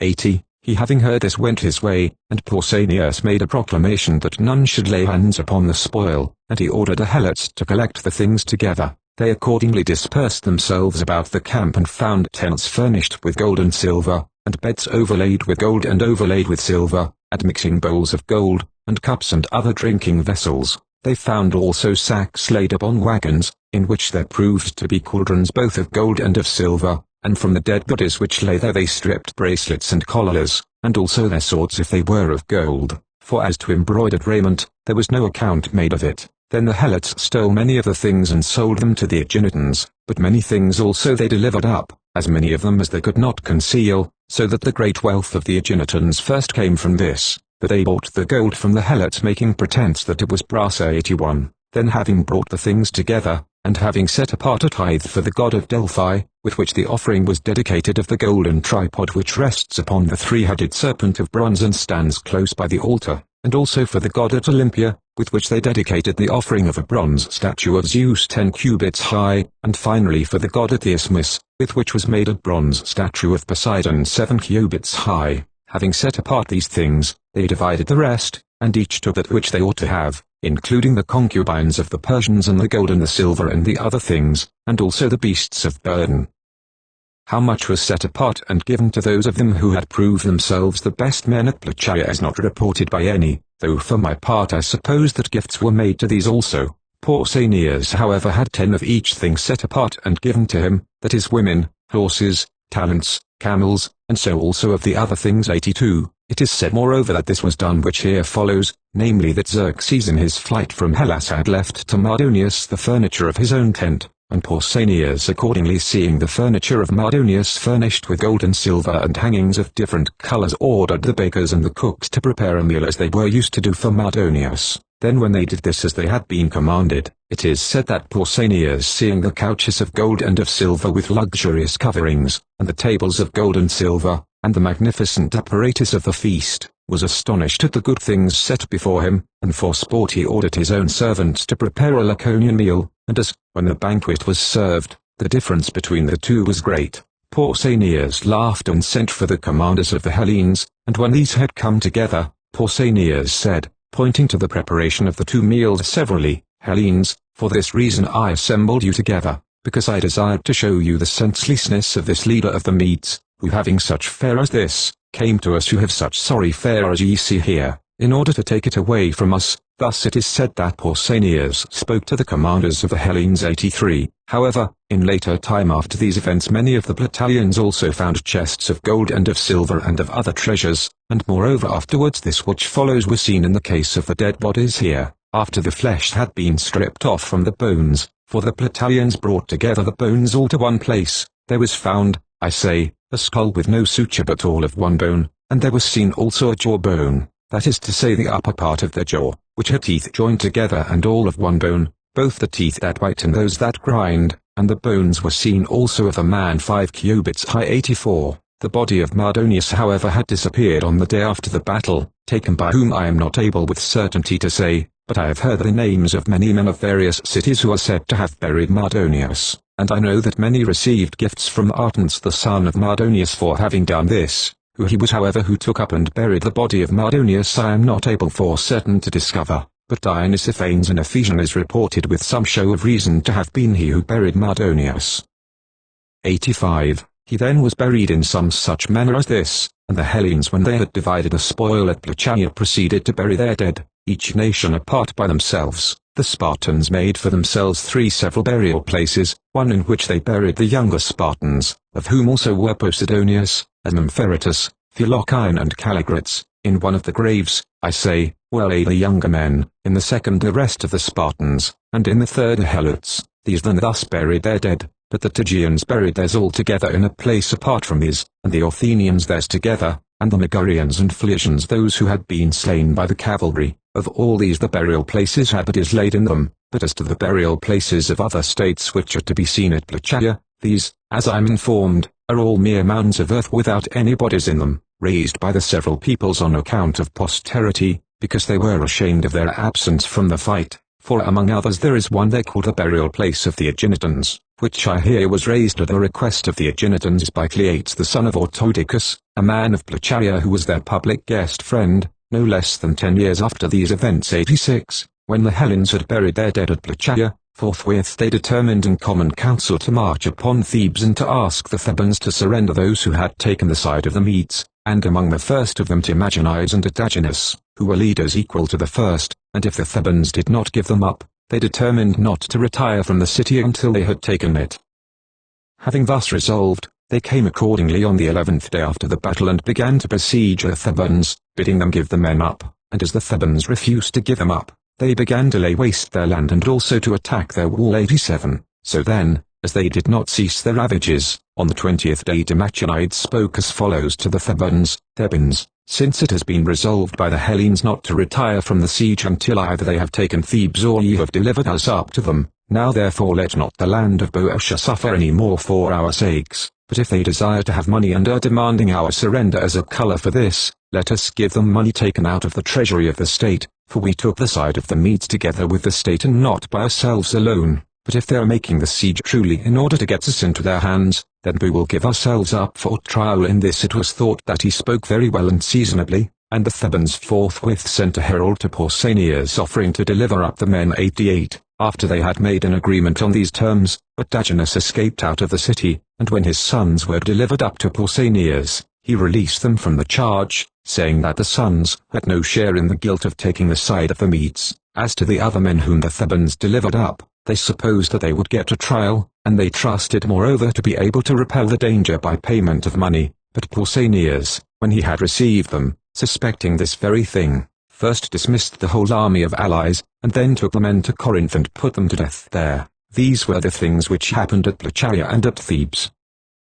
89. Adabasis meanwhile, the son of Pharnax, in his flight from Plachaia was by this time getting forward on his way, and the Thessalians, when he came to them, offered him hospitality and inquired concerning the rest of the army, not knowing anything of that which had happened at Plachaia, and Adabasis knowing that if he should tell them the whole truth about the fighting, he would run the risk of being destroyed, both himself and the whole army which was with him, for he thought that they would all set upon him if they were informed of that which had happened. Reflecting, I say, upon this he had told nothing of it to the Phocians, and now to the Thessalians he spoke as follows: I, as you see, Thessalians, am earnest to march by the shortest way to Thracia, and I am in great haste, having been sent with these men for a certain business from the army. Moreover Mardonius himself and his army are shortly to be looked for here, marching close after me. To him give entertainment and show yourselves serviceable, for ye will not in the end repent of so doing. Having thus said he continued to march his army with haste through Thessaly and Macedonia straight for Thracia, being in truth earnest to proceed and going through the land by the shortest possible way, and so he came to Byzantium, having left behind him great numbers of his army, who had either been cut down by the Thracians on their way or had been overcome by hunger and fatigue, and from Byzantium he passed over in ships. He himself then thus made his return back to Asia 90. Now on the same day on which the defeat took place at Plachaia, another took place also, as fortune would have it, at Mycale in Ionia. For when the Hellenes who had come in the ships with Leotychides the Lacedaemonian, were lying at Delos, there came to them as envoys from Samos Lampon the son of Thrasicles and Athenagoras the son of Archistratides and Hegesistratus the son of Aristogoras, who had been sent by the people of Samos without the knowledge either of the Persians or of the despot Theomnestor the son of Androdamus, whom the Persians had set up to be despot of Samos. When these had been introduced before the commanders, Hegesistratus spoke at great length using arguments of all kinds, and saying that so soon as the Ionians should see them they would at once revolt from the Persians, and that the barbarians would not wait for their attack, and if after all they did so, then the Hellenes would take a prize such as they would never take again hereafter. And appealing to the gods worshipped in common he endeavored to persuade them to rescue from slavery men who were Hellenes and to drive away the barbarian, and this he said was easy for them to do, for the ships of the enemy sailed badly and were no match for them in fight. Moreover, if the Hellenes suspected that they were endeavoring to bring them on by fraud, they were ready to be taken as hostages in their ships. 91. Then as the stranger of Samos was urgent in his prayer, Leotychides inquired thus, either desiring to hear for the sake of the omen or perhaps by a chance which Providence brought about, "Stranger of Samos, what is thy name?" he said. "Hegesistratus." The other cut short the rest of the speech, stopping all that Hegesistratus had intended to say further, and said, "I accept the augury given in Hegesistratus, stranger of Samos. Do thou on thy part see that thou give us assurance, thou and the men who are with thee, that the Samians will without fail be our zealous allies, and after that sail away home." 92. Thus he spoke, and to the words he added a deed, for forthwith the Samians gave assurance and made oaths of alliance with the Hellenes, and having so done the others sailed away home, but Hegesistratus he bade sail with the Hellenes, considering the name to be an augury of good success. Then the Hellenes, after staying still that day, made sacrifices for success on the next day, their diviner being Diphanus the son of Euenius and Apolloniate, of that Apollonia which lies in the Ionian Gulf. 93. To this man's father Euenius it happened as follows: there are at this place Apollonia sheep sacred to the sun, which during the day feed by a river running from Mount Lacnon through the land of Apollonia to the sea by the haven of Oricus, and by night they are watched by men chosen for this purpose, who are the most highly considered of the citizens for wealth and noble birth, each man having charge of them for a year. For the people of Apollonia set great store on these sheep by reason of an oracle, and they are folded in a cave at some distance from the city. Here at the time of which I speak this man Euenius was keeping watch over them, having been chosen for that purpose, and it happened one night that he fell asleep during his watch, and wolves came by into the cave and killed about 60 of the sheep. When he perceived this, he kept it secret and told no one, meaning to buy others and substitute them in the place of those that were killed. It was discovered however by the people of Apollonia that this had happened, and when they were informed of it, they brought him up before a court and condemned him to be deprived of his eyesight for having fallen asleep during his watch. But when they had blinded Euenius, forthwith after this their flocks ceased to bring forth young and their land to bear crops as before. Then prophesyings were uttered to them both at Dodona and also at Delphi, when they asked the prophets the cause of the evil which they were suffering, and they told them that they had done unjustly in depriving of his sight Euenius the watcher of the sacred sheep, for the gods of whom they inquired had themselves sent the wolves to attack the sheep, and they would not cease to take vengeance for him till the men of Apollonia should have paid to Euenius such satisfaction as he himself should choose and deem sufficient, and this being fulfilled, the gods would give to Euenius a gift of such a kind that many men would think him happy in that he possessed it. 94. These oracles then were uttered to them, and the people of Apollonia, making a secret of it, proposed to certain men of the citizens to manage the affair, and they managed it for them thus: when Euenius was sitting on a seat in public, they came and sat by him, and conversed about other matters, and at last they came to sympathizing with him in his misfortune, and thus leading him on they asked what satisfaction he should choose, if the people of Apollonia should undertake to give him satisfaction for that which they had done. He then, not having heard the oracle, made choice and said that if there should be given him the lands belonging to certain citizens, naming those whom he knew to possess the 2 best lots of land in Apollonia, and a dwelling house also with these, which he knew to be the best house in the city, if he became the possessor of these, he said, he would have no anger against them for the future, and this satisfaction would be sufficient for him if it should be given. Then as he was thus speaking, the men who sat by him said, interrupting him, Euenius, this satisfaction the Apolloniads pay to thee for thy blinding in accordance with the oracles which have been given to them. Upon this he was angry, being thus informed of the whole matter and considering that he had been deceived, and they bought the property from those who possessed it and gave him that which he had chosen. And forthwith after this he had a natural gift of divination, so that he became very famous. 95. Of this Euenius, I say, Diphanus was the son, and he was acting as diviner for the army, being brought by the Corinthians. I have heard however also that Diphanus wrongly made use of the name of Euenius, and undertook work of this kind about Hellas, not being really the son of Euenius. 96. Now when the sacrifices were favorable to the Hellenes, they put their ships to sea from Delos to go to Samos, and having arrived off Calamissa in Samos, they moored their ships there opposite the temple of Hera which is at this place, and made preparations for a sea fight. But the Persians, being informed that they were sailing thither, put out to sea also and went over to the mainland with their remaining ships, those of the Phoenicians having been already sent away to sail home, for deliberating of the matter they thought it good not to fight a battle by sea, since they did not think that they were a match for the enemy, and they sailed away to the mainland in order that they might be under the protection of their land army which was in Mycale, a body which had stayed behind the rest of the army by command of Xerxes and was keeping watch over Ionia. Of this the number was 6 myriads, and the commander of it was Tigranes, who in beauty and stature excelled the other Persians. The commanders of the fleet then had determined to take refuge under the protection of this army, and to draw up their ships on shore and put an enclosure round as a protection for the ships and a refuge for themselves. 97. Having thus determined, they began to put out to sea, and they came along by the temple of the revered goddesses to the Gason and to Scelopois in Mycale, where there is a temple of the Eleusinian Demeter, which Philistus the son of Pasicles erected when he had accompanied Elias the son of Codrus for the founding of Miletus, and there they drew up their ships on shore and put an enclosure round them of stones and timber, cutting down fruit trees for this purpose, and they fixed stakes round the enclosure and made their preparations either for being besieged or for gaining a victory, for in making their preparations they reckoned for both chances. 98. The Hellenes, however, when they were informed that the barbarians had gone away to the mainland, were vexed because they thought that they had escaped, and they were in a difficulty what they should do, whether they should go back home, or sail down towards the Hellespont. At last they resolved to do neither of these two things,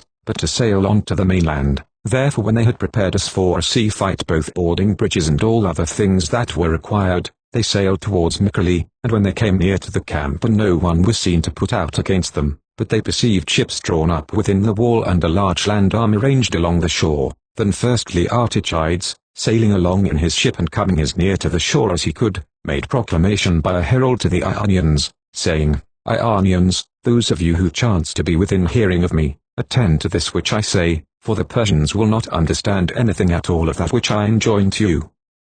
When we join battle, each one of you must remember first the freedom of all, and then the watchword he be, and this let him also who has not heard know from him who has heard. The design in this act was the same as that of Themistocles at Artemision, for it was meant that either the words Zutnot should escape the knowledge of the barbarians and persuade the Ionians, or that they should be reported to the barbarians and make them distrustful of the Hellenes. 99. After Leartychides had thus suggested, then next the Hellenes proceeded to bring their ships up to land, and they disembarked upon the shore. These then were ranging themselves for fight, and the Persians, when they saw the Hellenes preparing for battle and also that they had given exhortation to the Ionians, in the first place deprived the Samians of their arms, suspecting that they were inclined to the side of the Hellenes, for when the Athenian prisoners, the men whom the army of Xerxes had found left behind in Attica, had come in the ships of the barbarians, the Samians had ransomed these and sent them back to Athens, supplying them with means for their journey, and for this reason especially they were suspected,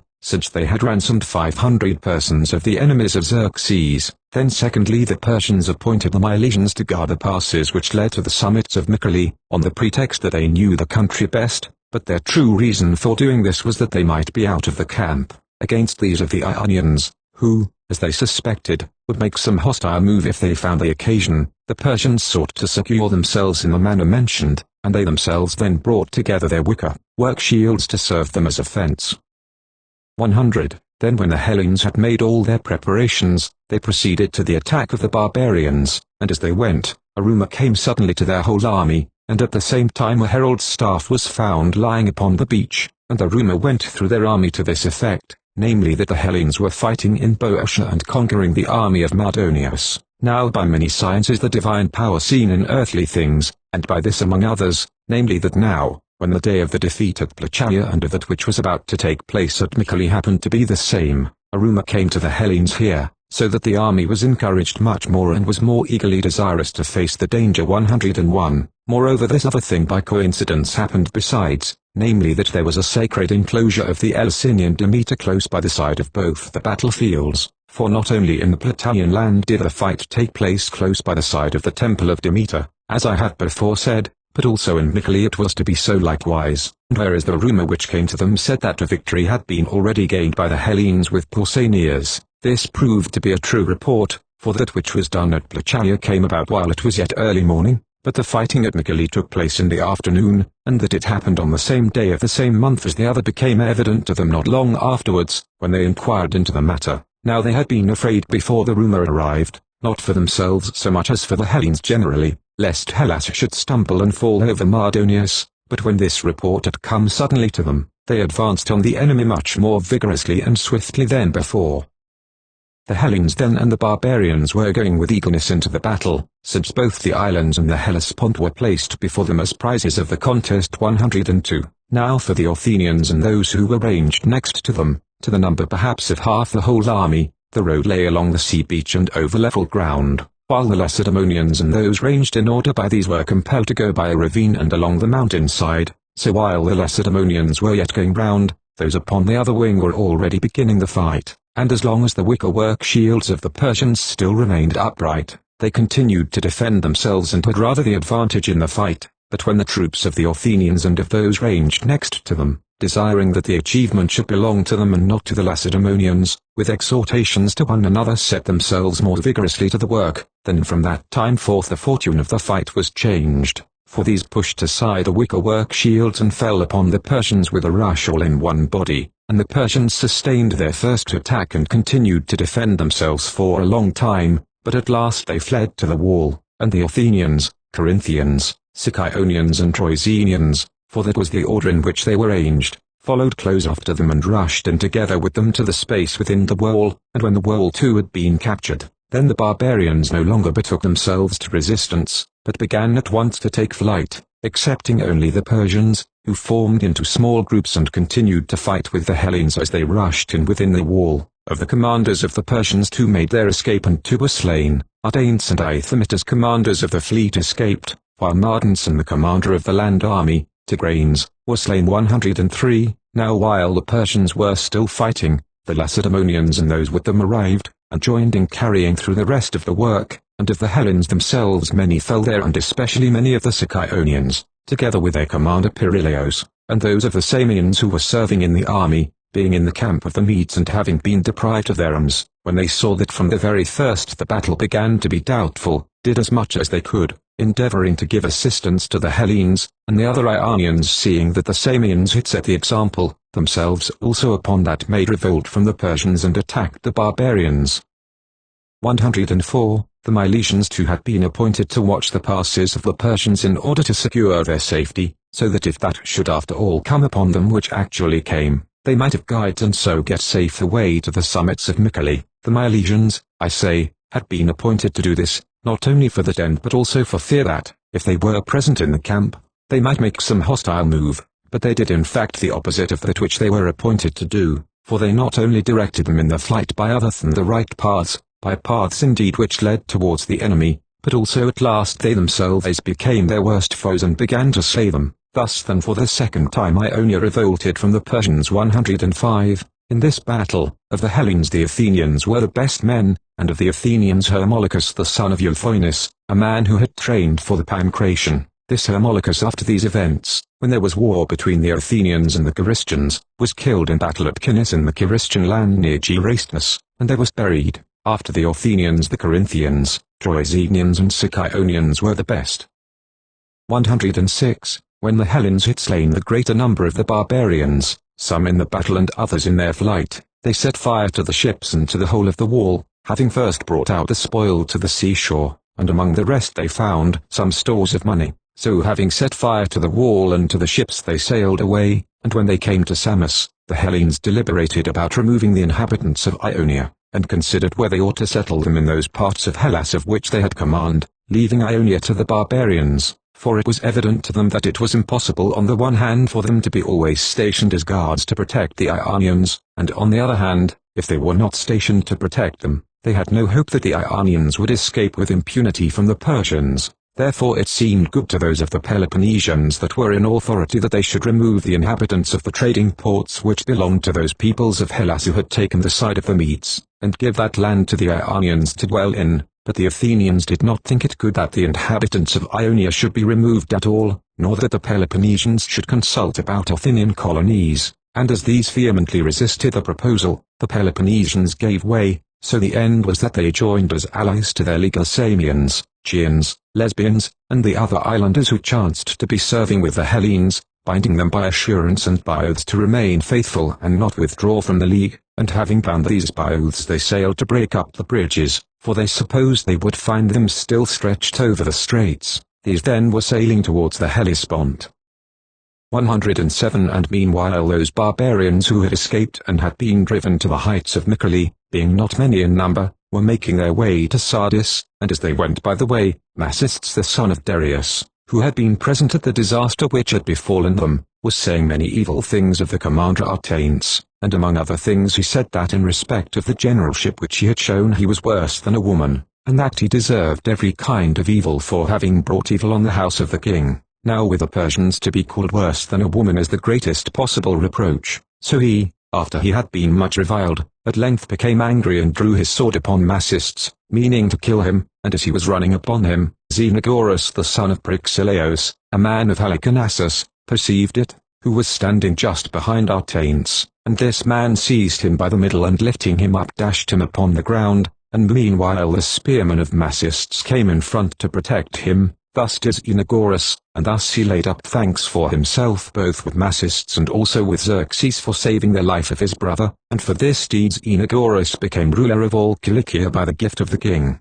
Nothing further happened than this as they went on their way, but they arrived at Sardis.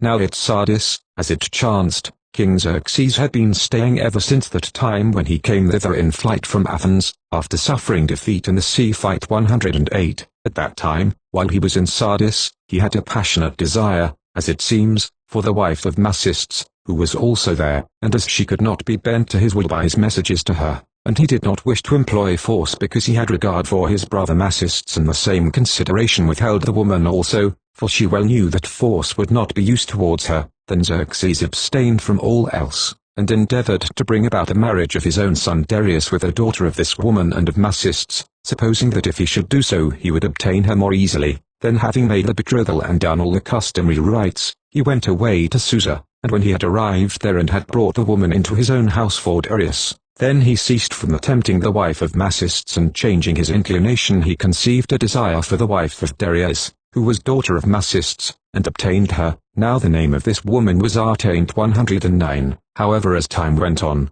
this became known in the following manner. Amestris the wife of Xerxes had woven a mantle, large and of various work and a sight worthy to be seen, and this she gave to Xerxes. He then being greatly pleased put it on and went to Artane, and being greatly pleased with her too, he bade her ask what she would to be given to her in return for the favors which she had granted to him, for she should obtain, he said, whatsoever she asked, and she, since it was destined that she should perish miserably with her whole house, said to Xerxes upon this, wilt thou give me whatsoever I ask thee for? And he, supposing that she would ask anything rather than that which she did, promised this and swore to it.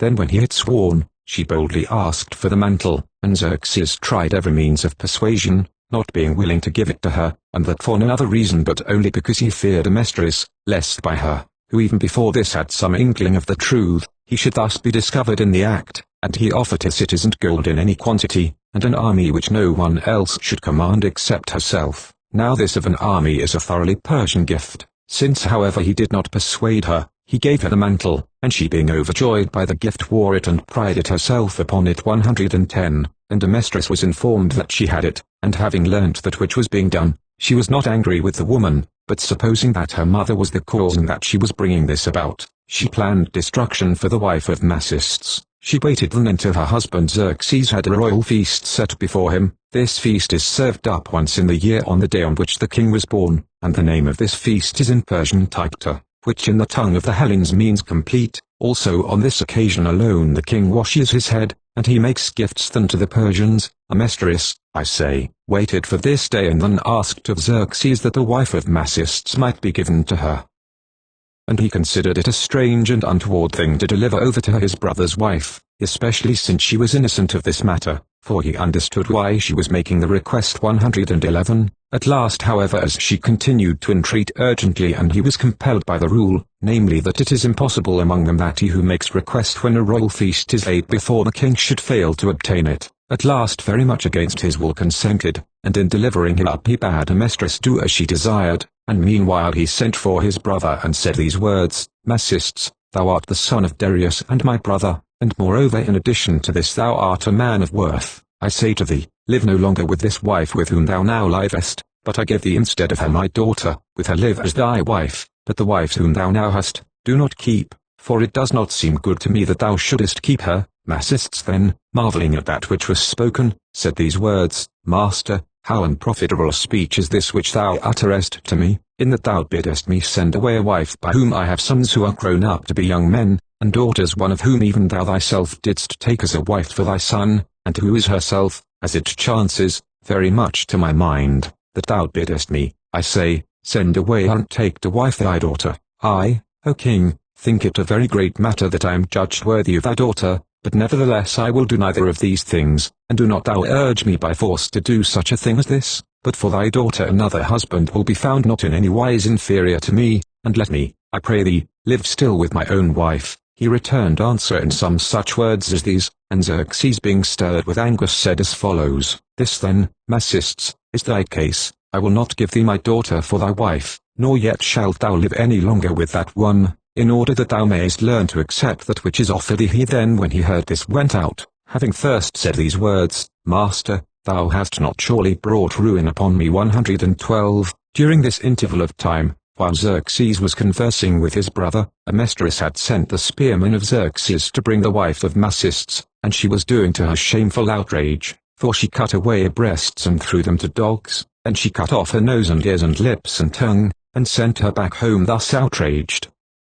113. Then Macists, not yet having heard any of these things, but supposing that some evil had fallen upon him, came running to his house, and seeing his wife thus mutilated, forthwith upon this he took counsel with his sons and set forth to go to Bactria together with his sons and doubtless some others also, meaning to make the province of Bactria revolt and to do the greatest possible injury to the king, and this in fact would have come to pass, as I imagine, if he had got up to the land of the Bactrians in seconds before he was overtaken, for they were much attached to him, and also he was the governor of the Bactrians. But Xerxes being informed that he was doing this, sent after him an army as he was on his way, and slew both him and his sons and his army. So far of that which happened about the passion of Xerxes and the death of Macists. 114. Now the Hellenes who had set forth from Mycale to the Hellespont first moored their ships about Lectin, being stopped from their voyage by winds, and thence they came to Abydos and found that the bridges had been broken up,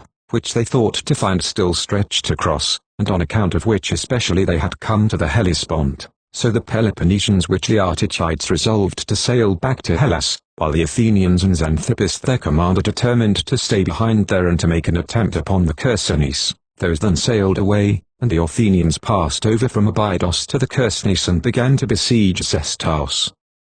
115. To this town of Sestos, since it was the greatest stronghold of those in that region, men had come together from the cities which lay round it, when they heard that the Hellenes had arrived at the Hellespont, and especially they had come from the city of Cardiaobasis a Persian, who had brought to Sestos the ropes of the bridges. The inhabitants of the city were Aeolians, natives of the country, but there were living with them a great number of Persians and also of their allies. 116. And of the province Artates was despot, as governor under Xerxes, a Persian, but a man of desperate and reckless character, who also had practiced deception upon the king on his march against Athens, in taking away from Eleus the things belonging to Protesilaus the son of Iphiclus. For at Eleus in the Chersonese there is the tomb of Protesilaus with a sacred enclosure about it, where there were many treasures, with gold and silver cups and bronze and raiment and other offerings, which things Artates carried off as plunder, the king having granted them to him. And he deceived Xerxes by saying to him some such words as these, Master,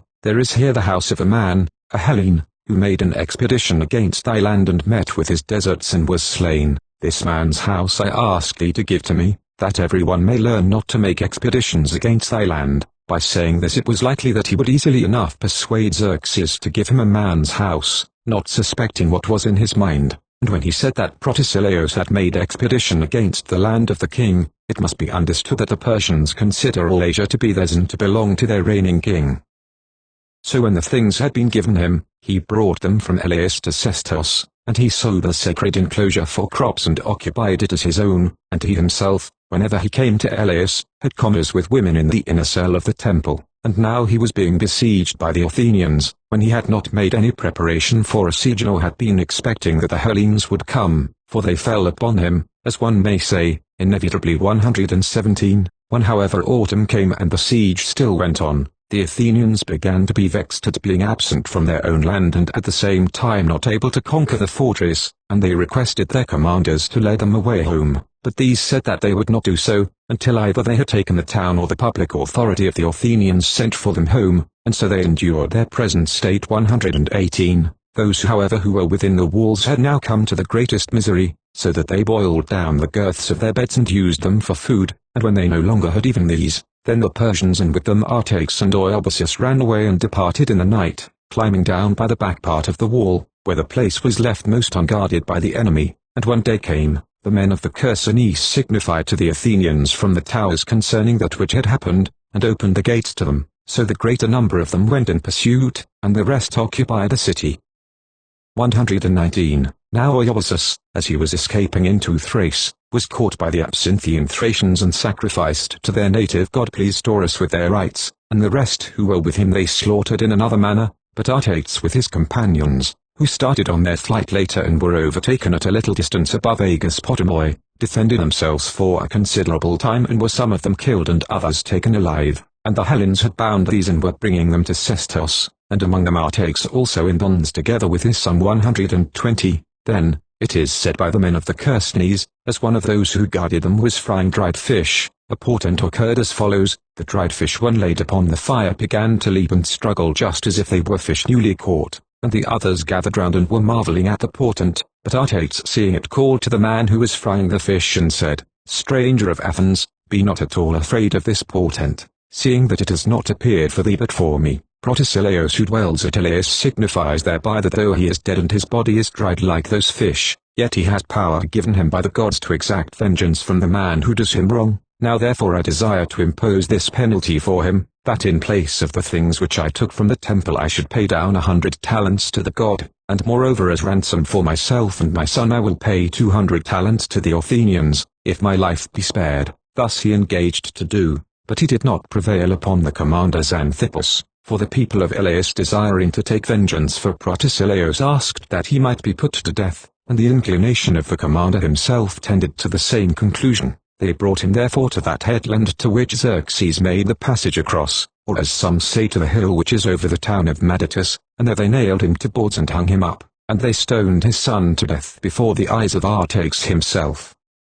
121. Having so done, they sailed away to Hellas, taking with them, besides other things, the ropes also of the bridges, in order to dedicate them as offerings in the temples, and for the year nothing happened further than this. 122. Now a forefather of this Artax who was hung up, was that Artembus who set forth to the Persians a proposal which they took up and brought before Cyrus, being to this effect, seeing that Zeus grants to the Persians leadership, and of all men to thee, O Cyrus, by destroying Astyages, come, since the land we possess is small and also rugged, let us change from it and inhabit another which is better, and there are many near at hand, and many also at a greater distance, of which if we take one, we shall have greater reverence and from more men. It is reasonable too that men who are rulers should do such things, for when will there ever be a fairer occasion than now, when we are rulers of many nations and of the whole of Asia? Cyrus, hearing this and not being surprised at the proposal, bade them do so if they would, but he exhorted them and bade them prepare in that case to be no longer rulers but subjects, for, said he, from lands which are not rugged men who are not rugged are apt to come forth, since it does not belong to the same land to bring forth fruits of the earth which are admirable and also men who are good in war. So the Persians acknowledged that he was right and departed from his presence, having their opinion defeated by that of Cyrus, and they chose rather to dwell on poor land and be rulers, than to sow crops in a level plain and be slaves to others. The end.